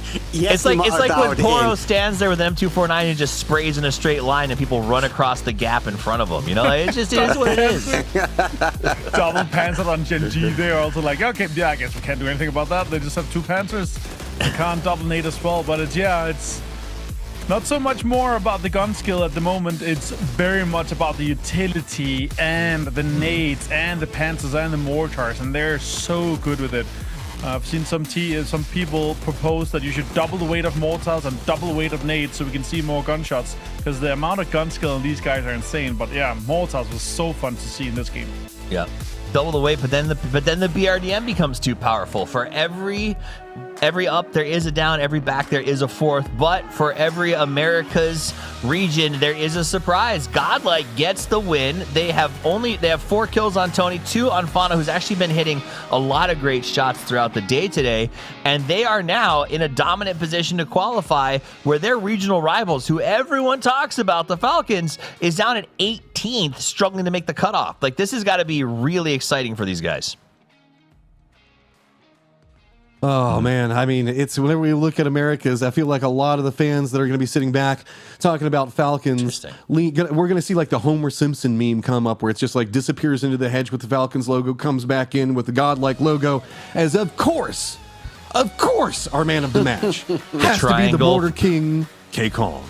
The triangle for trigonometry. You heard him talk. You heard Tig yesterday talk about everyone can figure out a triangle, and Kong says, "I too study the art of the triangle." As he goes and gets those beautiful trigonometry kills. But that was fun to watch. It's nice to see Ty Lu doing something, as they also get 13 points on that match. Geeky at 11, Sharper 10, Anyone's Legend 7. And the favorites, the people that we know, the ones that we love, Full Sense, defending world champions, Falcons, PGIS champions, Na'Vi, slated to have a great year this year, only come away with 1 to 2 points, had really struggled in that match. Now, part of it, I do feel these circles, these ends have been difficult, Martin, but no excuse. Nah, you can't. Sure, the circle's been rough today. Sure, there's been some crazy situations, but GAN, the Expendables, 52 points in 4 games. If you just go out and frag out and win all your engagements, then the circles doesn't matter. All right, let's take a look at this. this. Right now is VP at 16 points. This is VP has just been on pretty much a tear the last couple of months. And this is a potential falter, almost due if they don't find something this last game. All right, I screenshotted the leaderboard, so when it goes away, we can still talk about it a little bit, because this is where it gets important. Final game about to kick off. We need the players to make the cutoff. 8th place is what determines you advance to the grand final, versus you have to wait till, and that's key here, wait till survival next week. Like, this is a very typical situation to find yourself in. Exactly. It is a full week. It stinks to sit there. All right, so let's talk about where we stand right now. We got a couple of teams that are very comfortably qualified, all the way down to pretty much anyone's legend. I would say they can get 2 points. 6th place, Gen G at 26, and then it gets wild, because at 7th place, we're at 20, and then 8th is 19, 19, 19, 17, 16, 14. And then the last 2 teams, they have a little bit of catch up to do. But every single person has a chance to move up. And Mark, normally we're used to seeing like 2 or 3 slots at risk. That's not the case. Even Gen G at 26 in 6th place could get overtaken by how many teams are right there on the cut. I like how you just fobbed off PGC champions at 25 as the other 2 teams. They shouldn't be down there. They've got a big mountain to climb, but you are right. I'm really concerned. Me and Mike was talking in the green room during that game, actually, are we going to see a record low again? Because potentially there's a lot of teams that need to make a move. Now, if the top of the table sponge one more time, the cutoff could go low. It's the teams around the bubble, but any one of them you look at, they could potentially qualify, even down to a kind of vitality for me. VP worries me, Na'Vi worries me. Yes, they might want the extra games, but extra games don't guarantee you getting through.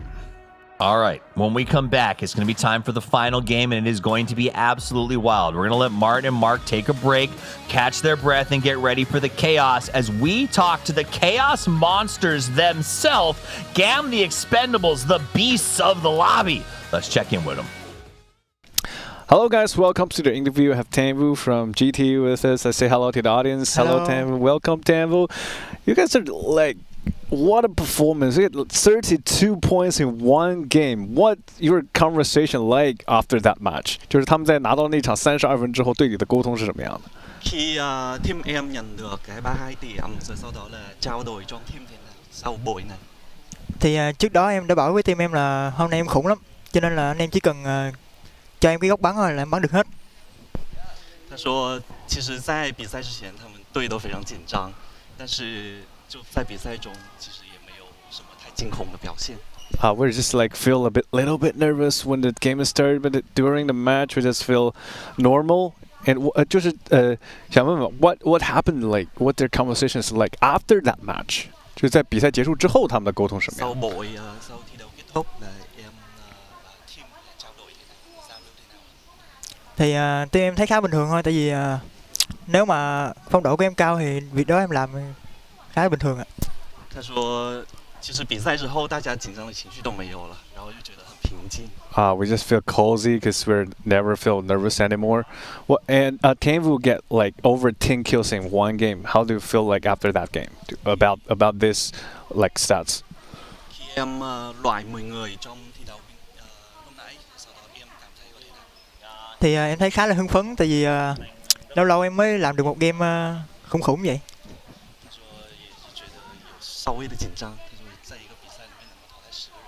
No, I still feel nervous. Like it's all about nervous. All right, thanks for taking your time to take the interview. See you in the games. Bye. Bye bye.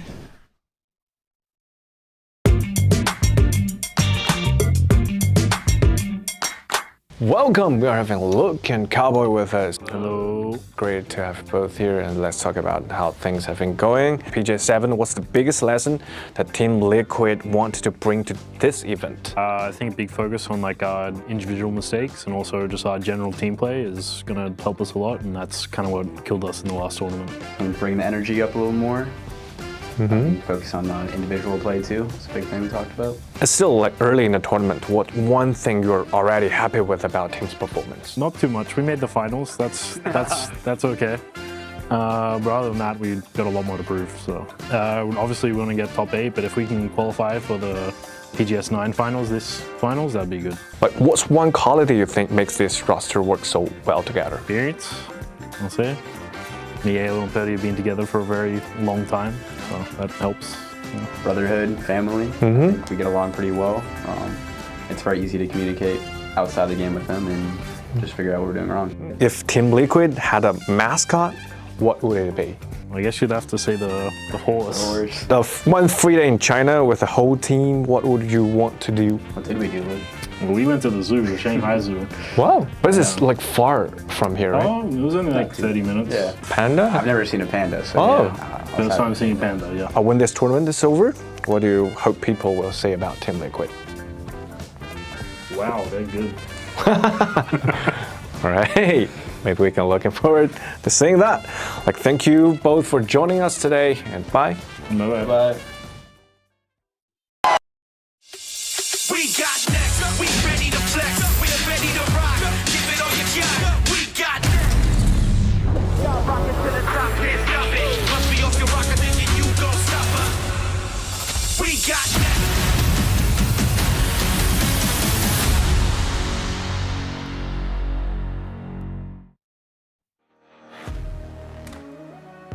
It this is the moment. This is what is important. One game left to play, a leaderboard that is in chaos, and a small jump for anyone to take the chance to go from the bottom to the top and earn their spot in the final. My name's Toffees. I'm joined by Matchroom, Avenger, and Mark Powers as we get Mark Power. I think there's two of you as we get into the first game or the last game of the day. I'll also say this: sign me up for whenever they decide to make the web series about Cowboys life. Meeting pandas for the first time, going cowboy shopping in Austin. It's going to be a good time. Wow, that's straight to game. All right, boys, let's just leave it at that. I'm going to turn it over to the two masterminds. It's going to be Mark Powers and Martin Avenger as they get us into game number 5 on the grassy pastures. They'll explain what's on the line. They'll explain how close the race is. Settle back, grab a coffee, and get ready because it's time to rumble.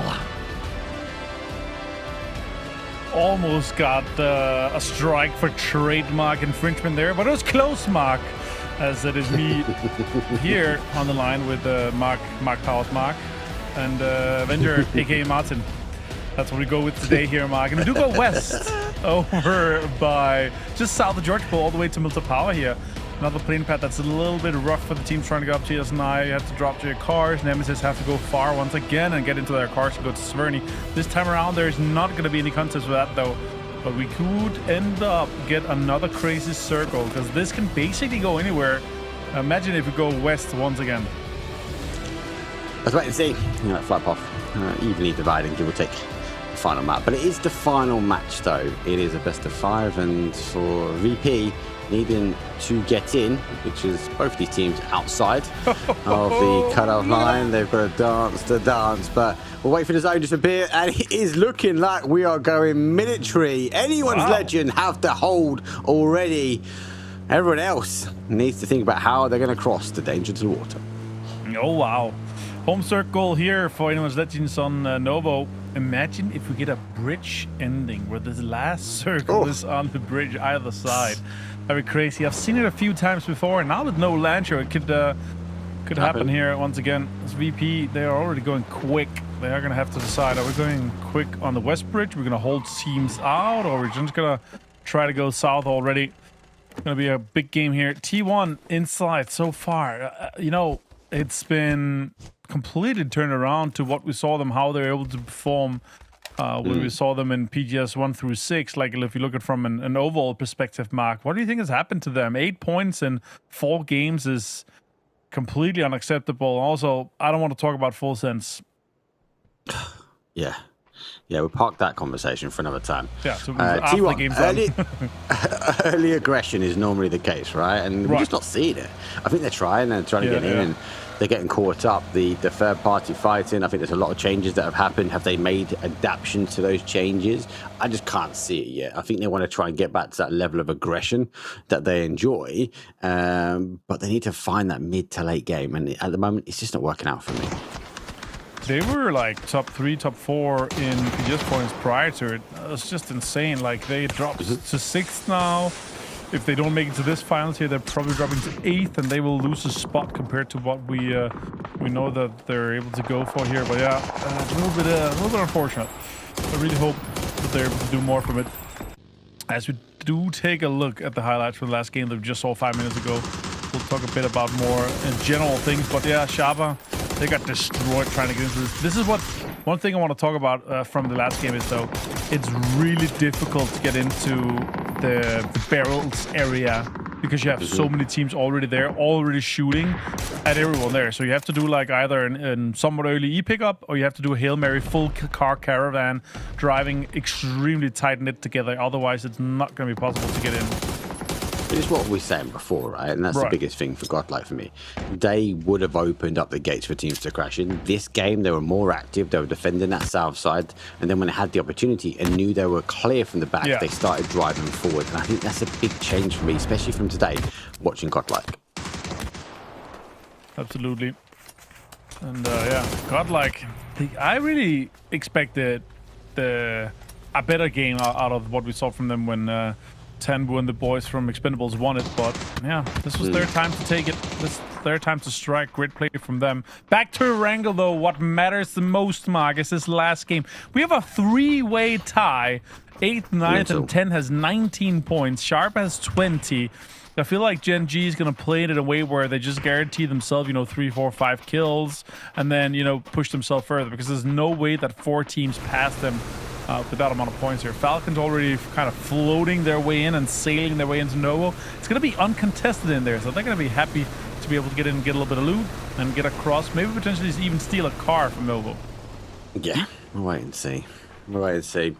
Falcons taking, obviously, mill to power. They go for the boat. That's quite normal for them. Nice rotation. No one in Novo, so pretty completely clear. Back to the point on the leaderboard. It's going to go 2 ways, right? We're going to see either the top sponge and get loads of points, and that's going to force a real tight line and that number potentially down. If they go out early, then it's the fight for kills. So when we see teams from, I'm going to say, let's put Gen G in there with 26, despite I think they're a little bit more safer, all the way down to kind of vitality. Like, they're going to be looking not just for placements, they're going to be looking for high kill games. Absolutely. T1 chasing GTE here. Oh, this looks like an absolute free kill as Heather is rotating in other ways that you would like to see. Shots come in, headshot connect here, and Wangef goes down.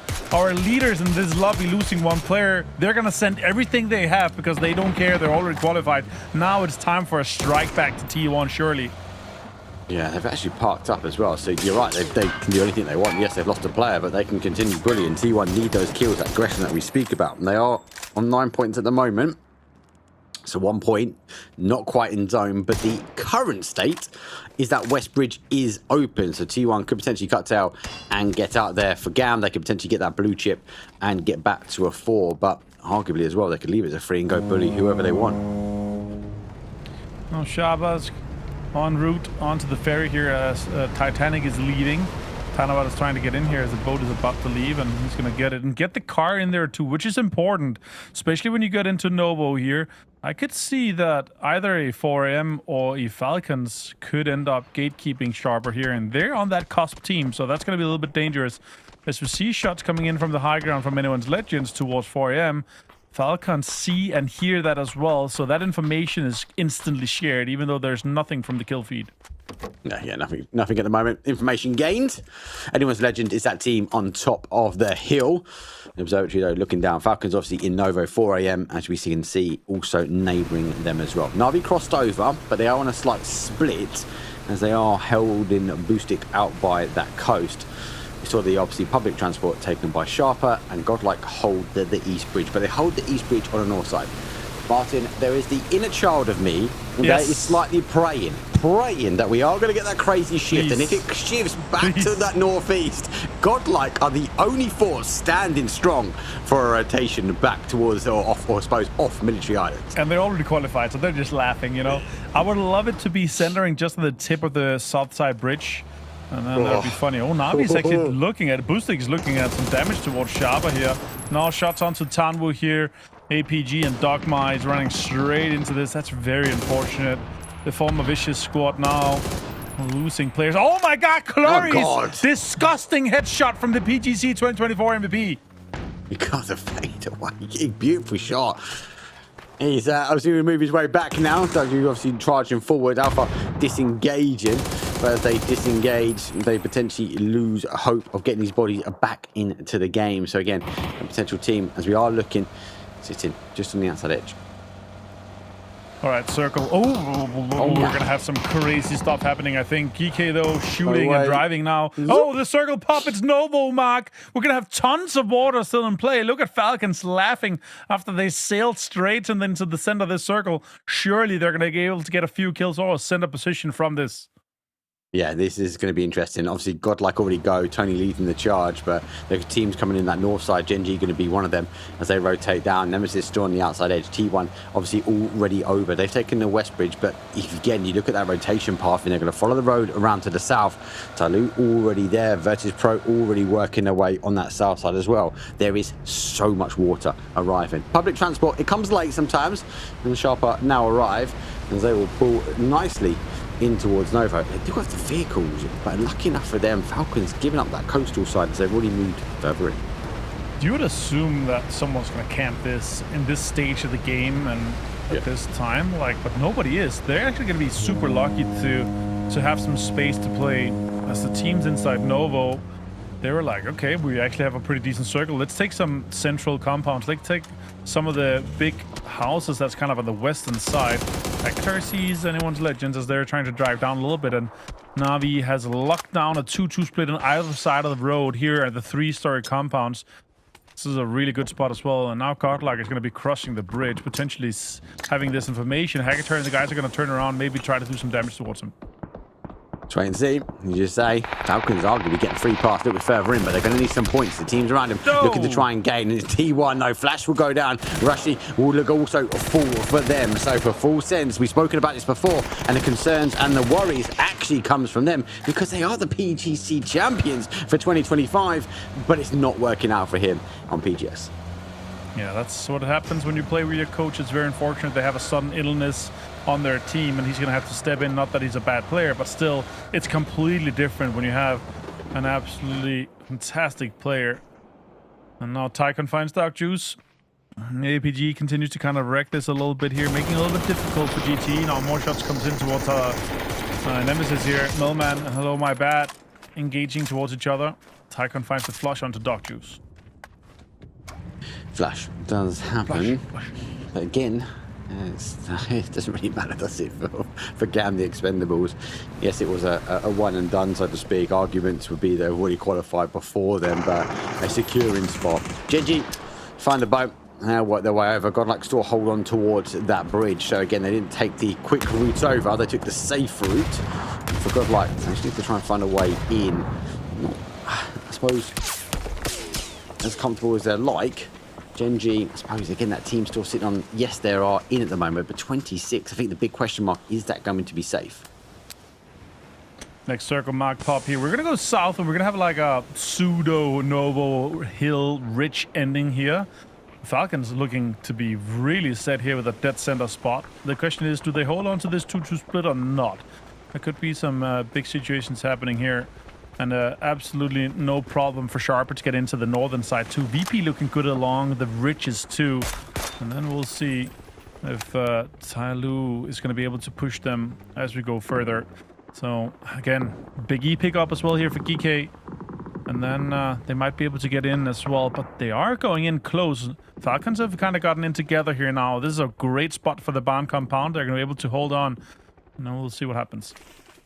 Look, you mentioned it. Falcon's got a free pass, right? They're now sent to compound. That Three worries points. me though, Martin. Oh my God, they got a 3 point from the air. EJ goes down, swims. He might not have the hat of glory anymore, but he's got the shots on the point. Now they have to be cautious though. They go for that reposition, just looking if anyone is going to try and backfill. For them, they sit in the middle. It's okay at the moment. Godlike are now, again, working their way through, and they're going to run down the center of the town. It's a bit chaotic, but we'll wait and see.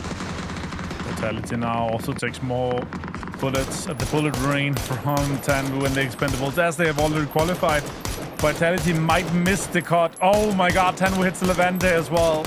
It looks like Vitality is done for. They're in 13th place, 14 points only. There's no way that they're going to be able to get more out of this one, it feels like. And now over to Novo, looking at how Godlike has interjected themselves towards Sharper.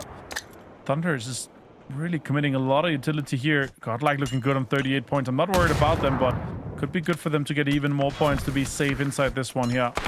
Tanawat knocked on the edges. Sharper really needs a good game. Otherwise, it's going to be extremely difficult for them. Godlike is going to be under so much pressure. Nate shot from the side as well. LFP taking so much of it. He goes out and Jedi takes him down.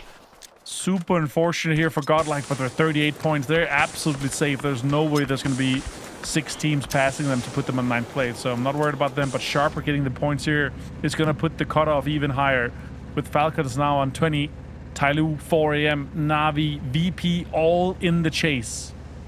They are all in the chase, and Godlike, again, good to see him actually in that qualifying game. In that last one, they were so close as that it was just about holding position. Genji getting open in. Sharper obviously will go down on that rotation as they work their way in. Nemesis though in that BRDM, a bit of safety, should we say, as they will enter in. 23 seconds here for phase number 3 before we see phase 4, and Genji storming the beaches now, finding open space. Has a little bit kind of an alternative way to get into this circle here. Once you get into Novo, you're gonna have to go through it. Maybe they try to hold on to the edge here, or they go all the way around. But yeah, 3 points in the sky, as you saw before here. Like all these E pickups, it's extremely dangerous. Kickstart finds Rushy even. That's huge, and he's gonna be knocked inside kind of open space here, inside the craters. Oh, this is rough. I think I'm able to get this. Flash jumps in, has a no vest, no nothing. Just finds a Vector. Feed finds Dogmite though. Oh, he has nothing. And he's gonna be able to get the flush too. That's illegal. Jumps out, gets another one. It's Flash. That is illegal. Back to back. Now he finds the helmet, but an element of confidence that he can go get that rest. Alpha is going to be unfortunate. They're on the rotation. They're on the south side. It is phase number 4. That is going to be tanking here. For full sense, yes, the coach is down. He has to try and cross open terrain, and I think that will be denied now. Genji wrapping. They're on the coastal side, and for Flash, another big ask is needed from him. He's just shadow stepping. But oh, double BRDM coming in for Nemesis. They're chasing Sharper. Tickleton got the knock, but Nemesis stole it. And this is Nemesis' chance with a double BRDM. Surely they can have a good game from this one here. Crazy scenes here. The last game, the qualifying game for so many teams in the survival stage here for PGS8. Tomorrow is the finals. And we start going straight into this one here. Kickstart sees Bean. Oh my god, great damage done to him as well, Mark. Great damage done. Cut-off line now up towards 20. Kick, seeing the BRDMs, giving the information that actually they will now hold that corner section of Novo. Back towards the other side though, Talu. They're coming on the south. They're on a 2-2 split in the hillside though, despite some cover, but we have to be careful. The rest of these teams though, for Team Vitality, they're under huge amounts of pressure. Yeah, it's going to be done and dusted. Team Vitality, another team, going to be out and not back for the weekend. Yeah, GK continues to farm here. Songjang just better apparently. And anyone's legend having this absolutely early start now with this shift going towards Simi, towards Novo. It puts on so much pressure. They have Na'Vi close, they have GT close, they have some full sense players, they have T1, and then ahead of them they have a 4am and a GK and a Tyloo that's hungry.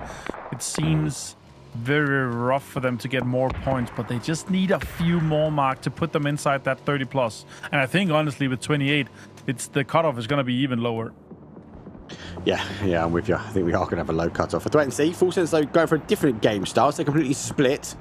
They've dropped in all 4 corners and looking to try and find kills where they can. Currently on 7 points, and would need a record-breaking game even to potentially look at qualifying. Is possible. Almost though is behind. Down the expendable is there. Himas though is in the heavens. There's one. Looks for the counteraction spray, and unfortunately doesn't quite get the conversion that he wanted. Belma will fall down. Himas, as I said, on the higher ground. Now looking for any more kills he can find. Okay, more damage done here. Boosted finds the lull. Himas finds the confirmation onto Spiro too. As Inhuman's Legends now put themselves onto that 30, being absolutely safe here in the last game. Na'Vi, though, on the other hand, 17 points, down to a 2-man. This was their game. They needed to get in here. Could it be 2 weeks in a row where we do not see Na'Vi in a final for PGS 7 and 8? 1 player left standing. He's going to have to try to make the most of it. And it's going to be nothing. Oh, wow. Oh, so unfortunately, as Shen finds Hackatori and Na'Vi is out once again. That's just detrimental to them and their campaign here in Shanghai. The fall of the gods is true. When they fall high. Na'Vi is out, and as you say, will not be competing at all in the final. So they've got to sit back and wait for another week to see if they can refix these communication issues that they're talking about. Anyone in this ledger, on the other hand, though, on the climb, Himas finds Shen now for him, looking to try and find their way in. With the, I suppose that damage done to the helmet, has to be cautious, but he's looking to try and get that res as quick as he can. He's just going to disengage him. Oh my god, Melman stole it with the links from Narnia. I love it, Mark. I love it. Wind up. Trying to run down, trying to survive. Thanadol finds Type here in Full Sense. Now, more than doubling their points so far almost in this game. 4 kills, need 1 more, but still down to a 2-man, 1 flush. It's rough, man. I hate to see what some sudden sickness and illness can do to a team when you have to get your coach in. And even though the coaches are usually good players, it's not an Ibiza level of player you're going to be able to get in. That's has played and competed at highest of highest levels. I agree. He's done well. And give a shout out to the Tab as well. We see he jump in every so often. Also doing well. But yeah, when you take an ex-pro player and put him on, obviously expect I suppose a little bit more performance. Demonicist will need some big kills. They're on 2 at the moment. They have a double BRDM. They have Genji closing in. Anyone's Legend on the high ground. Now trying to take the fight here towards 4 AM. They have the high ground advantage. He already jumps out though, but Spaceman brings him back to earth pretty quick. Great nade, does lots of damage here, 34, and the other guys are kind of clumped a little bit in together. That's going to get an easy spray down. Him has finds Spaceman here. Salutes finds Melman on the other side of the fight here, but let's hold on to Anyone's Legends and the 4 AM fight we see right now. Moitadility being committed. Look at that, more stun grenades too. Destroy has a Panzerfaust out of Narnia too. It's a Meme, is the last player here from 4 AM. Yeah, 4 AM on the wrong side of the cutoff at the moment. Anyone's Legend, high ground advantage as they will continue to apply their pressure. They know if this team goes down, they are going to fall short. Actually, another 2 kills. They just push the cut-off line just above, so they're going to fall above it just now. And we'll have to try and wait and see. Now all the other teams here. Nemesis finds Genji here. Nemesis with a big campaign now could actually do it, but D, Salute still standing. Sosa finds D. Great little swap out here. Now Salute is the last player. He's going to jump in, try to disengage a little bit. Nemesis needs as many players left alive here for this one. They need to get 3 guys out. They need to get the BRDM in and active. Full 3 gear for Stade. Sosa finds the flush onto D though. Make it in. I just can't see it. This BRDM is pretty tanked. They've already lost 1. Steve Diffic's going to try and hold. Zone now shifts away. Falcons on the outside edge. Again, the controller of who gets in versus not. Back towards the other side. T1 though, Store looking to try and get the climb. They're getting open in though, but Taidu finds one back. Heather will fall, and it is a huge battle on the side of the hill. It's going to be rough. It's Sapalui down to 1 here, 23 points. He needs more, but he could get placements. Now into the top 8, and Sharper actually gets another one here. 4 AM gets down, and Falcons jumps into 8th place, but Nemesis still 3 alive. VP still 4 men standing, and they have the entire South controlled to themselves here as they see all the other teams trying to get in from the West. Mark, this is a huge game for them. Could they make it? No, it's going to be a huge game where the fight happens at the top. I tell you what, let's jump in with VP's comms. They've got teams around them, but it's going to be really interesting to see how they kind of work into this final zone. They can take this through on green wave. No, they're not in. And Falcons should like already be on join. One is running into smokes, I think. Yeah, Boxbeard, yeah. It's already flaming. Yeah. He stopped in the smoke. Do we have nades next? I have 4. I have 3. I have 3. They might try and play into yellow tip because they see it, and then we can just nade it, okay? Yeah, can you let me know? I can see if they're going to the tip. They're just playing smokes for now. There's one tip on orange as well, somewhere halfway. I'm throwing smoke up on me, so they... Really good information. They are fully aware of Nemesis' potential plan here, but they also know where Falcons is. Genji goes out in 7th place. Now we're into the top 6. And look at that. Falcons just waiting for Sapalui to die. And now everyone is kind of trying to calculate here. We have 3 teams outside the cutoff, which is currently 25 for the next team. But Falcons are full 4-man strong. 23 points. Surely they get above Sharper here. Let's see what happens for this push for Falcons. If they can make something happen here. It's going to be a sandwich on Nemesis between Virtus Pro and for Falcons, Mark. Yeah, they've repaired, I believe, the BRDM now. They're going to get moving, and they're looking for the run over. Falcons dodge! No! Certainly finds Shrimsy. Grenades. Will VP get up to here? They're going to be careful. They jump out. Down kick will find the additional as Gustav though takes a huge amount of damage, but he's putting in potential Steed into the ground. Kickstart has a nade. He needs to get Diffix out here soon. We're going to see more damage in. Oh, T1 is out as well. More utility being committed here. Kickstart got lots of kills, and this is going to be plenty of points. And now it's down to just VP. Can they make it across the cutoff line here? They need 3 more kills. They have or 3 more points total. They have 2 teams to conquer. Falcons is one of them. VP's playing it smart though. They're holding on to the south side and trying to push GK off this side. Yeah, I kind of felt like it was a 50-50. Do VP know that they need to get past this team? Do they go aggressive, or do they play and hold for the area? This time, they've looked to try and hold and play for the area. Top 3 remain. It is down to VP, down to the Falcons. GK, though, a thorn in the side for both these teams. As why? Because they're already qualified. It'll be a little bit rough for them. As VP kind of pushes into a little bit of an off-angle spot. Falcons has all the control here. Surely it's just about getting GK out. GK is in a kind of a different side here. There's lots of rocks, lots of trees to play, but this slanted edge and ridge towards the side of Falcons is really being beneficial to Falcons. They're going to have a good play in, but the control is just about VP. Look at the trap that's kind of set up from GK, though. Nixie's getting close to Songjang. He's sitting in a mole hole.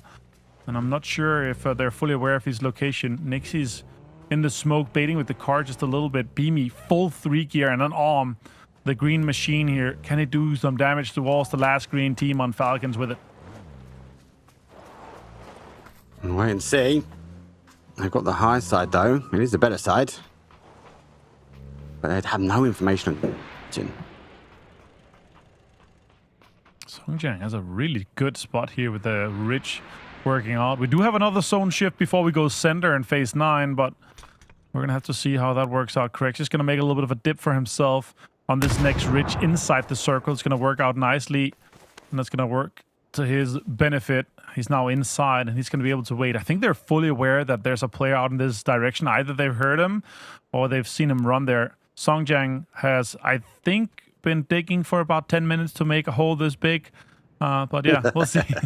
He's digging to the finals. He's digging to the finals. Some needs to let him know he's already hit gold. But we have to wait and see now. The head-to-head will now go. Beamy, little spray will come in. Falcons looking to try and climb and secure their spot as they are already in. VP the challenger. But we saw this yesterday. They fell. But it's another opportunity as they launch in the cars, but they launch their way in and past a big dip. Will they pick up GK? Is he going to be a problem though? They do jump out. He looks for one, but he gets the first one opening. Second one goes through. He gets a second, but no, he will fall. Beamy will find him. It's a quick exchange, and Falcons also look to try and charge the mountain. Well, Beamy, front point man here, is trying to deny any space that GK is left to have. And these 2 kills alongside the placement would put VP in the 8th place to get them into the final. Our Esports World Cup champions from Paris just a month ago, now in Shanghai, trying to conquer more to get more victories. Khan's in a decent spot to get Beamy off here. Great off angle, and Falcons got another circle shift towards their direction. You could hear how tilted Kickstart was in his interview, but this has been it. I wonder if Shrimpsy had the magnet hat on for this game. The hat of glory. We'll wait and see. Beamy is going to cause a big problem. He looks to go for the charge forward. Akan down to a 1 shot. Looks for the pre-spray. Gustav though causing the damage on the other side. There's another kill. There is another steal. There and the it placements though will send VP above. So it's a head-to-head battle, but for Sharper though, it falls too short. The blunt shot. They're going to be tabbing themselves out, and Beamy opens things up with kick. Look at that, and it's the green machine once again doing damage here. Falcons rejoice. You are going to get in, but the question is, are you going to win this game? Great utility being committed here. That's really far. Who's throwing that baseball? It's a baseball. It's a full catch. Nixie. Let's try and get the information. I think these guys will have a full understanding that they have qualified. Falcons doing enough. Beamy looking to try and charge his way. Crexy on the back line, stopping a backfill. As Falcons will take the low side. Virtus Pro will take the high side. Any C4 maybe? Put in a car, roll it down just to make a mess. I don't know. That could be fun. Toxic. High ground, low ground. It feels like it plays off to Falcons' advantage if they get a little bit more control here. There's not a lot of space left to play here, so VP has a high ground. Don't have the info. Shots come in. Beamy goes down to Kickstart with a great headshot too. Yeah, it's going to be a potential wraparound here from the Falcons. He hasn't got helmets, just about how he looks for that peak. But the smoke wall will provide the cover. I like the Falcons haven't kind of left the blue side yet. They've not left the outside, opening up VP as they will look to try and charge forward. More smokes will go up. Blue zones will start to bloom. As Kickstart, though, is cooking the grenades. He looks to try and cook it right in the way of Crexy. Look at the ammo. Done. That's some good utility now being committed. More blue zones, more smoke being thrown here. Correx is down to nothing. Car's gonna blow up too. Wonder if he's gonna get the first hit off. It did. And now the other guys are pushing towards us. They know they are on the little bit of a dip here. There's some... Oh my god, great peek from Lucarux. Nixie finds 1-2. Shrimsy finds Lucarux though. Kickstart finds Nixie. It's a full turnaround here. VP's down to 2. Oh my god! 2 Tig's gonna be there. VP reclaiming it. It's the Mia versus Americas at the end. But it doesn't matter why, because both of these teams punch a ticket and secure their spots in the grand final. Let's bring back the All-Stars, Toffees, Matrium. What a final game. Virtus Pro secures it when it's needed. Both of our top 2 teams were outside the cut line when it started, and here they find themselves going 1-2 and qualifying for the final. 2 teams we didn't expect to be here, 2 teams that left it for the last game, and 2 teams that took it down to the wire. And I know as we watched it, we thought, Matt, well, it's qualified. Like, they're fine. They don't even have to fight this. But they didn't know that for sure. They played it safe. They fought to the bitter end, and they got every point they could. You think that your math is good. We make jokes about caster math, but player math can sometimes be just as bad because they're like trying to figure out who's got what kill and who got what flush. It can get kind of confusing in that. So whenever it comes to qualify, you just need to make sure that you get every single point that you can. Screw the threshold that's in your brain. Break it by as much as humanly possible. That's what VP manages to do here. Also, great job on the Falcons to really rally back from what could have been a problem with those BRDMs and held at a very clutch moment for themselves. Yeah, that was pretty wild, Martin. The Nemesis pushed him with they had the BRDM thing going for him, and they just kind of hopped out and handed him multiple 1v1s. Yeah, I mean, it's a little bit rough when they decided to make a play where they became the patty and the burger, right? To go in between VP and Falcons there, that's going to be rough. VP even had full information on him, heard on the comms too, but that should have been a straight pull-up onto someone there. But they were already under so much distress and pressure from Gen G that the delay and everything that kind of played out with it, in my book, like if they had 2 BRDMs and if the fight wasn't so messy with Gen G, that would have been an easy pull-up onto VP's position and just take it away from them.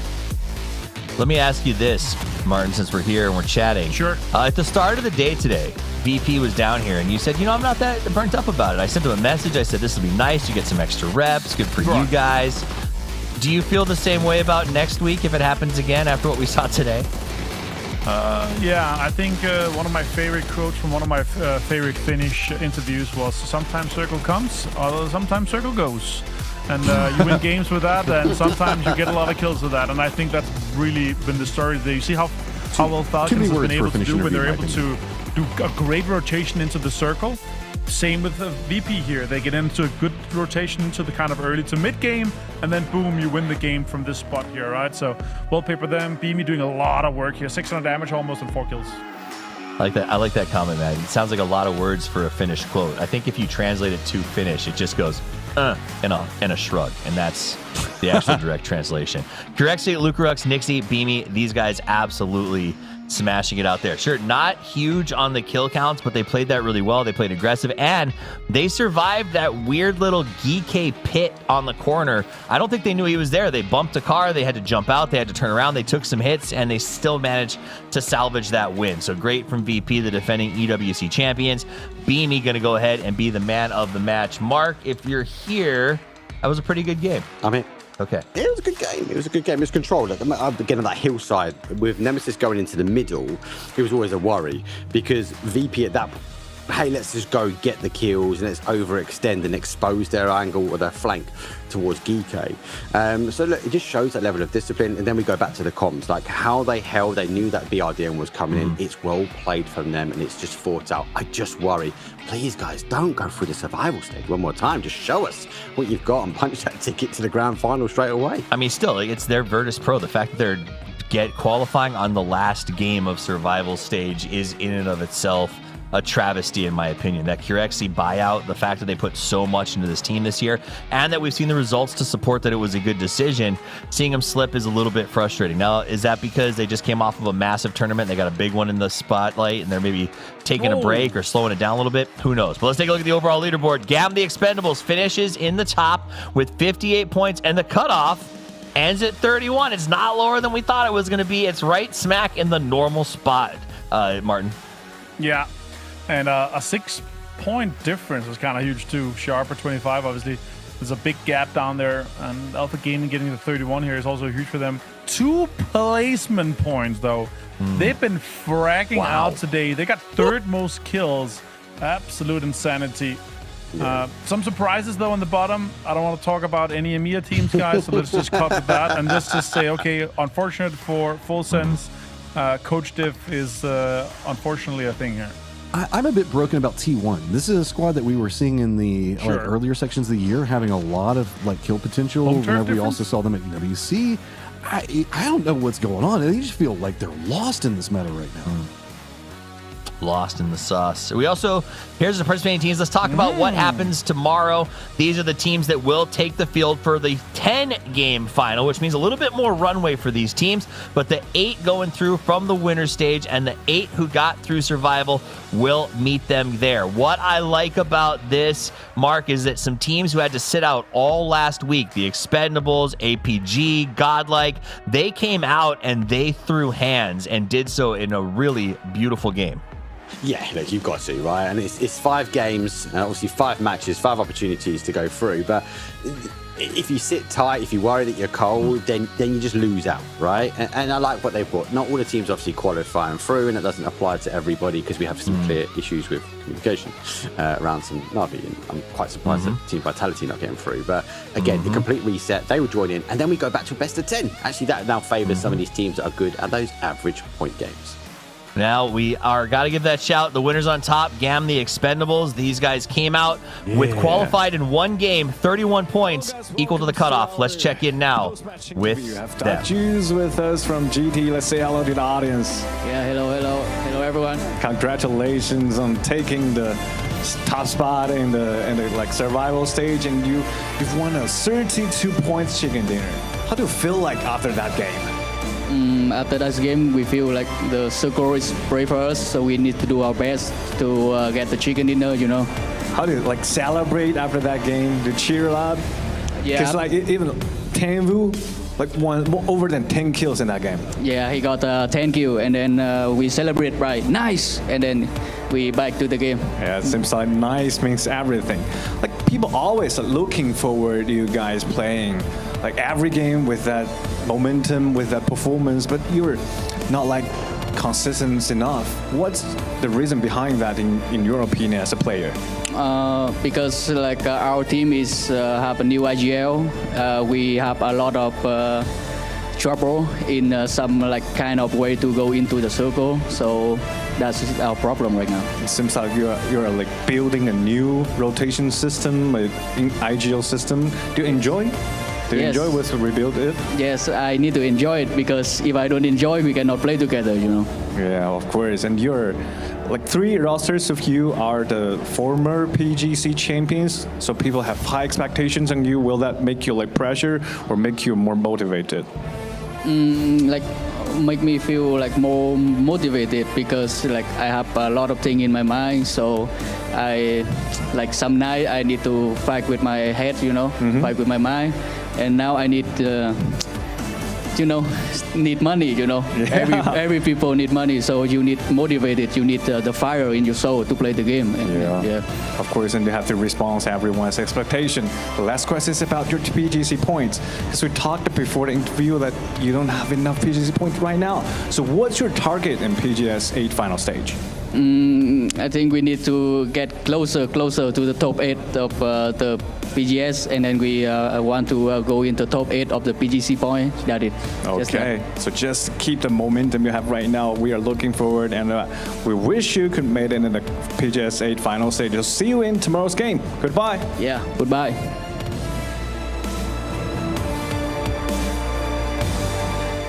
The respect that I have for the honesty of Juck Juice cannot be overstated. He was vulnerable there. He said, we've got a new IGL. We're sort of struggling to make it work. I have to stay positive whether or not it is, because that's the only way to make this happen. And to be blunt and say, everyone needs money. I need to win some things. Cash is good. All of that, is a big deal. But also, Martin, they said our goal is to make the top 10, then make the top 8. They're saying, like, because we have a system change, we understand that that's not always going to be a banger of a day or a top tier performance. We're okay with understanding the track is getting to PGC, and that's where it matters. Yeah, top 8 PGS points grants you a lot of benefits. So getting directly out to survival stage, qualifying stage, or directly to the grand final if you're in that first winner spot there. So I like that there's their goal, that's their aim. I think they still have a lot to work on, especially after losing a player like Delvin that's both IGLing and fragging. It's hard to replace that, but then also having to rebuild a full new system that's going on under meta. It's difficult, and you gotta respect both Doctors and also Tanwin, the guys that they're like, okay, this is gonna be some rough work ahead. Let's get going, And I think that speaks to a lot of teams. A lot of the stuff we're hearing, Mark, from these teams is like working on communication, working on IGLs, working on rotations, and that's a symptom of the halfway point of the year, right? Your rosters are locked in. You're not going to make any big changes. You're coming out of EWC. You've seen the first half of the year, and you go, I've only got a month or two left to really, truly get up and running for PGC. That's what I have to do with these PGS times. And so I think it's hard for me to begrudge some of their performances, because if that's what you're doing, that shows a maturity. Yeah, it's a change of the leaderboards, right? So we've seen very early on some of these teams get early, like the meta, like, hey, we understand what's happening, we put some hard work in, and we've got some luck to a degree. A lot of these other teams have now caught up. There's been a lot of changes, destructible terrain, obviously, etc. And they've taken their time. They don't always win the race, rushing there straight ahead. So we are seeing teams like GAN the Expendables saying they're working on things, but it is the light at the end of the tunnel. We are working towards PGC at the end of the year. And actually, do you know what they showed today? Really, really strong team, despite what they're working on. And I sometimes wonder, Matt, like, I grew up playing American sports, and I'm sure it's similar in other countries as well, but the idea that players have a mentality, right? You got defensive, you got offensive players, you've got people who sort of gravitate towards a type of play. With the rapid meta changes, the fact that we're going to be going to LMGs, that we're coming off of mortars and BRDMs and all of this stuff, I think it changes the way that things have to process. Is there part of that playing into these IGL changes and the quick, pivots that teams are making right now? Yeah, I've actually had some conversations with a couple of players about this. Okay. Duck Juice, that we just saw, was one of them. Is that while we see BRDMs and mortars and everything else like that, we don't see how the setups for them work. This meta actually requires a lot of good communication and a good synergy on the team. Like the BRDM is used to scout. We'll feed that information back over so the rest of the squad can kind of make some type of move around it. Whenever you're using the mortar, usually, again, you have a scouter. So it's a lot about how good your communication and how good the trust is on a team. A lot of these plays that we see are just kind of the tail end. We don't see the setups. We just see somebody crashing into somebody else, and it looks like it's this big, huge explosion where everybody's just fighting and it's run and gun, and we don't see all the planning, the mechanics, the teamwork that all took to get to that stage. Whenever we see everybody playing as centered, as compacted, and having to control so many different angles on these hillsides where people are digging in, every single time you think you see a pickaxe on the horizon, you've got to mark it, let your teammates know. You have to be constantly reminding everybody as you're moving forward, hey, there could be somebody here or there. If your communication is bad, it's going to come apart. And all of that funnels into the IGL. And when you have squads like Falcons that are changing IGLs, when we look at what's going on with the Expendables changing IGLs, that puts an additional layer of pressure on top of what was just a more, run and gun style of meta that we saw last year. And it's so much more in depth now and puts so much more onto the IGL to navigate all that information. I like that. And I think that we're going to see more of that evolution as we go towards 10 games tomorrow for the grand final. We do have to sort of look forward to what the rest of the year is going to be as well, and the circuit final, which obviously carries significantly more weight as this PGS 7, 8, 9 series comes to culmination. Now, we're back tomorrow, same time, same place, more action. Before we go and do our little sign-off, I love to get final thoughts. So I'm going to start off with Mark Power, the man who is so clean that he has convinced me I have to go see my barber today to get the fade fixed up and the beard trimmed out. What are your final thoughts on the day, my man? I'm really interested. I said earlier on, there's something in me that tells me one of these teams will be, or the ones that are going through at least, will be one of those ones that are claiming after the top 10. So looking at GAM, the Expendables, they look really strong today. Can they bring it on the best of 10? All right, Match'em. You got to get your final thoughts. 10 games, man. We're finally out of the 5-game wraps, so you can kind of lean more into a more, dynamic play style for some of these teams. You don't necessarily have to be playing for your one big one. and now you got to lean back into what got you through this whole year. So really crazy to see how players are going to be bringing out of this. Maybe a couple of different modifications we can see coming out from teams like the Expendables, what we saw Duck Juice talking about. I want to see the continued evolution of these teams, as now the squads that you mentioned earlier that had to sit back and watch for a week finally now get to come in and play with the Expendables and what was Vicious, now Alpha, participating in this. You know that those two squads have a lot to prove. Lot to prove, a lot on the line. Avenger, final thoughts? Yeah, I have to say, biggest surprise today, T1, rough time again. Navi, absolute struggle, but something has to change for next week. Sure, this is, we still have the same amount of points in this week as we have in the previous PGS's finals, but still, they have to do something. Otherwise, they're not going to be able to hold on or get into a better spot in terms of the PGS points. Also, missing out on so much prize money. 100,000 again this weekend here. 60 PGS points for the winner here. There's so much on the line. I'm just happy to see 4 teams that was in our last week's survival making it to this week's finals. And especially happy for Tanwo and Dog Juice to make it to this final. It's going to be huge. Good to see them out. Good to see them grinding. And while Martin says it's true, the long game to PGC is in play. It all starts with 5 matches tomorrow. 10 overall to determine who gets to lift the trophy, who gets to sign their names on the placard, who gets to be immortalized in the PGS era as the champions of PGS 8 2026. We'll be here at the same time, at the same place tomorrow. I guarantee it's going to be exciting. Teams are going to be looking to start fast. On behalf of myself, Matchroom, Avenger, Mark Power, the entire production team, Crafton, and all of our players, thank you so much for spending your day with us. And until we see you tomorrow, play more PUBG.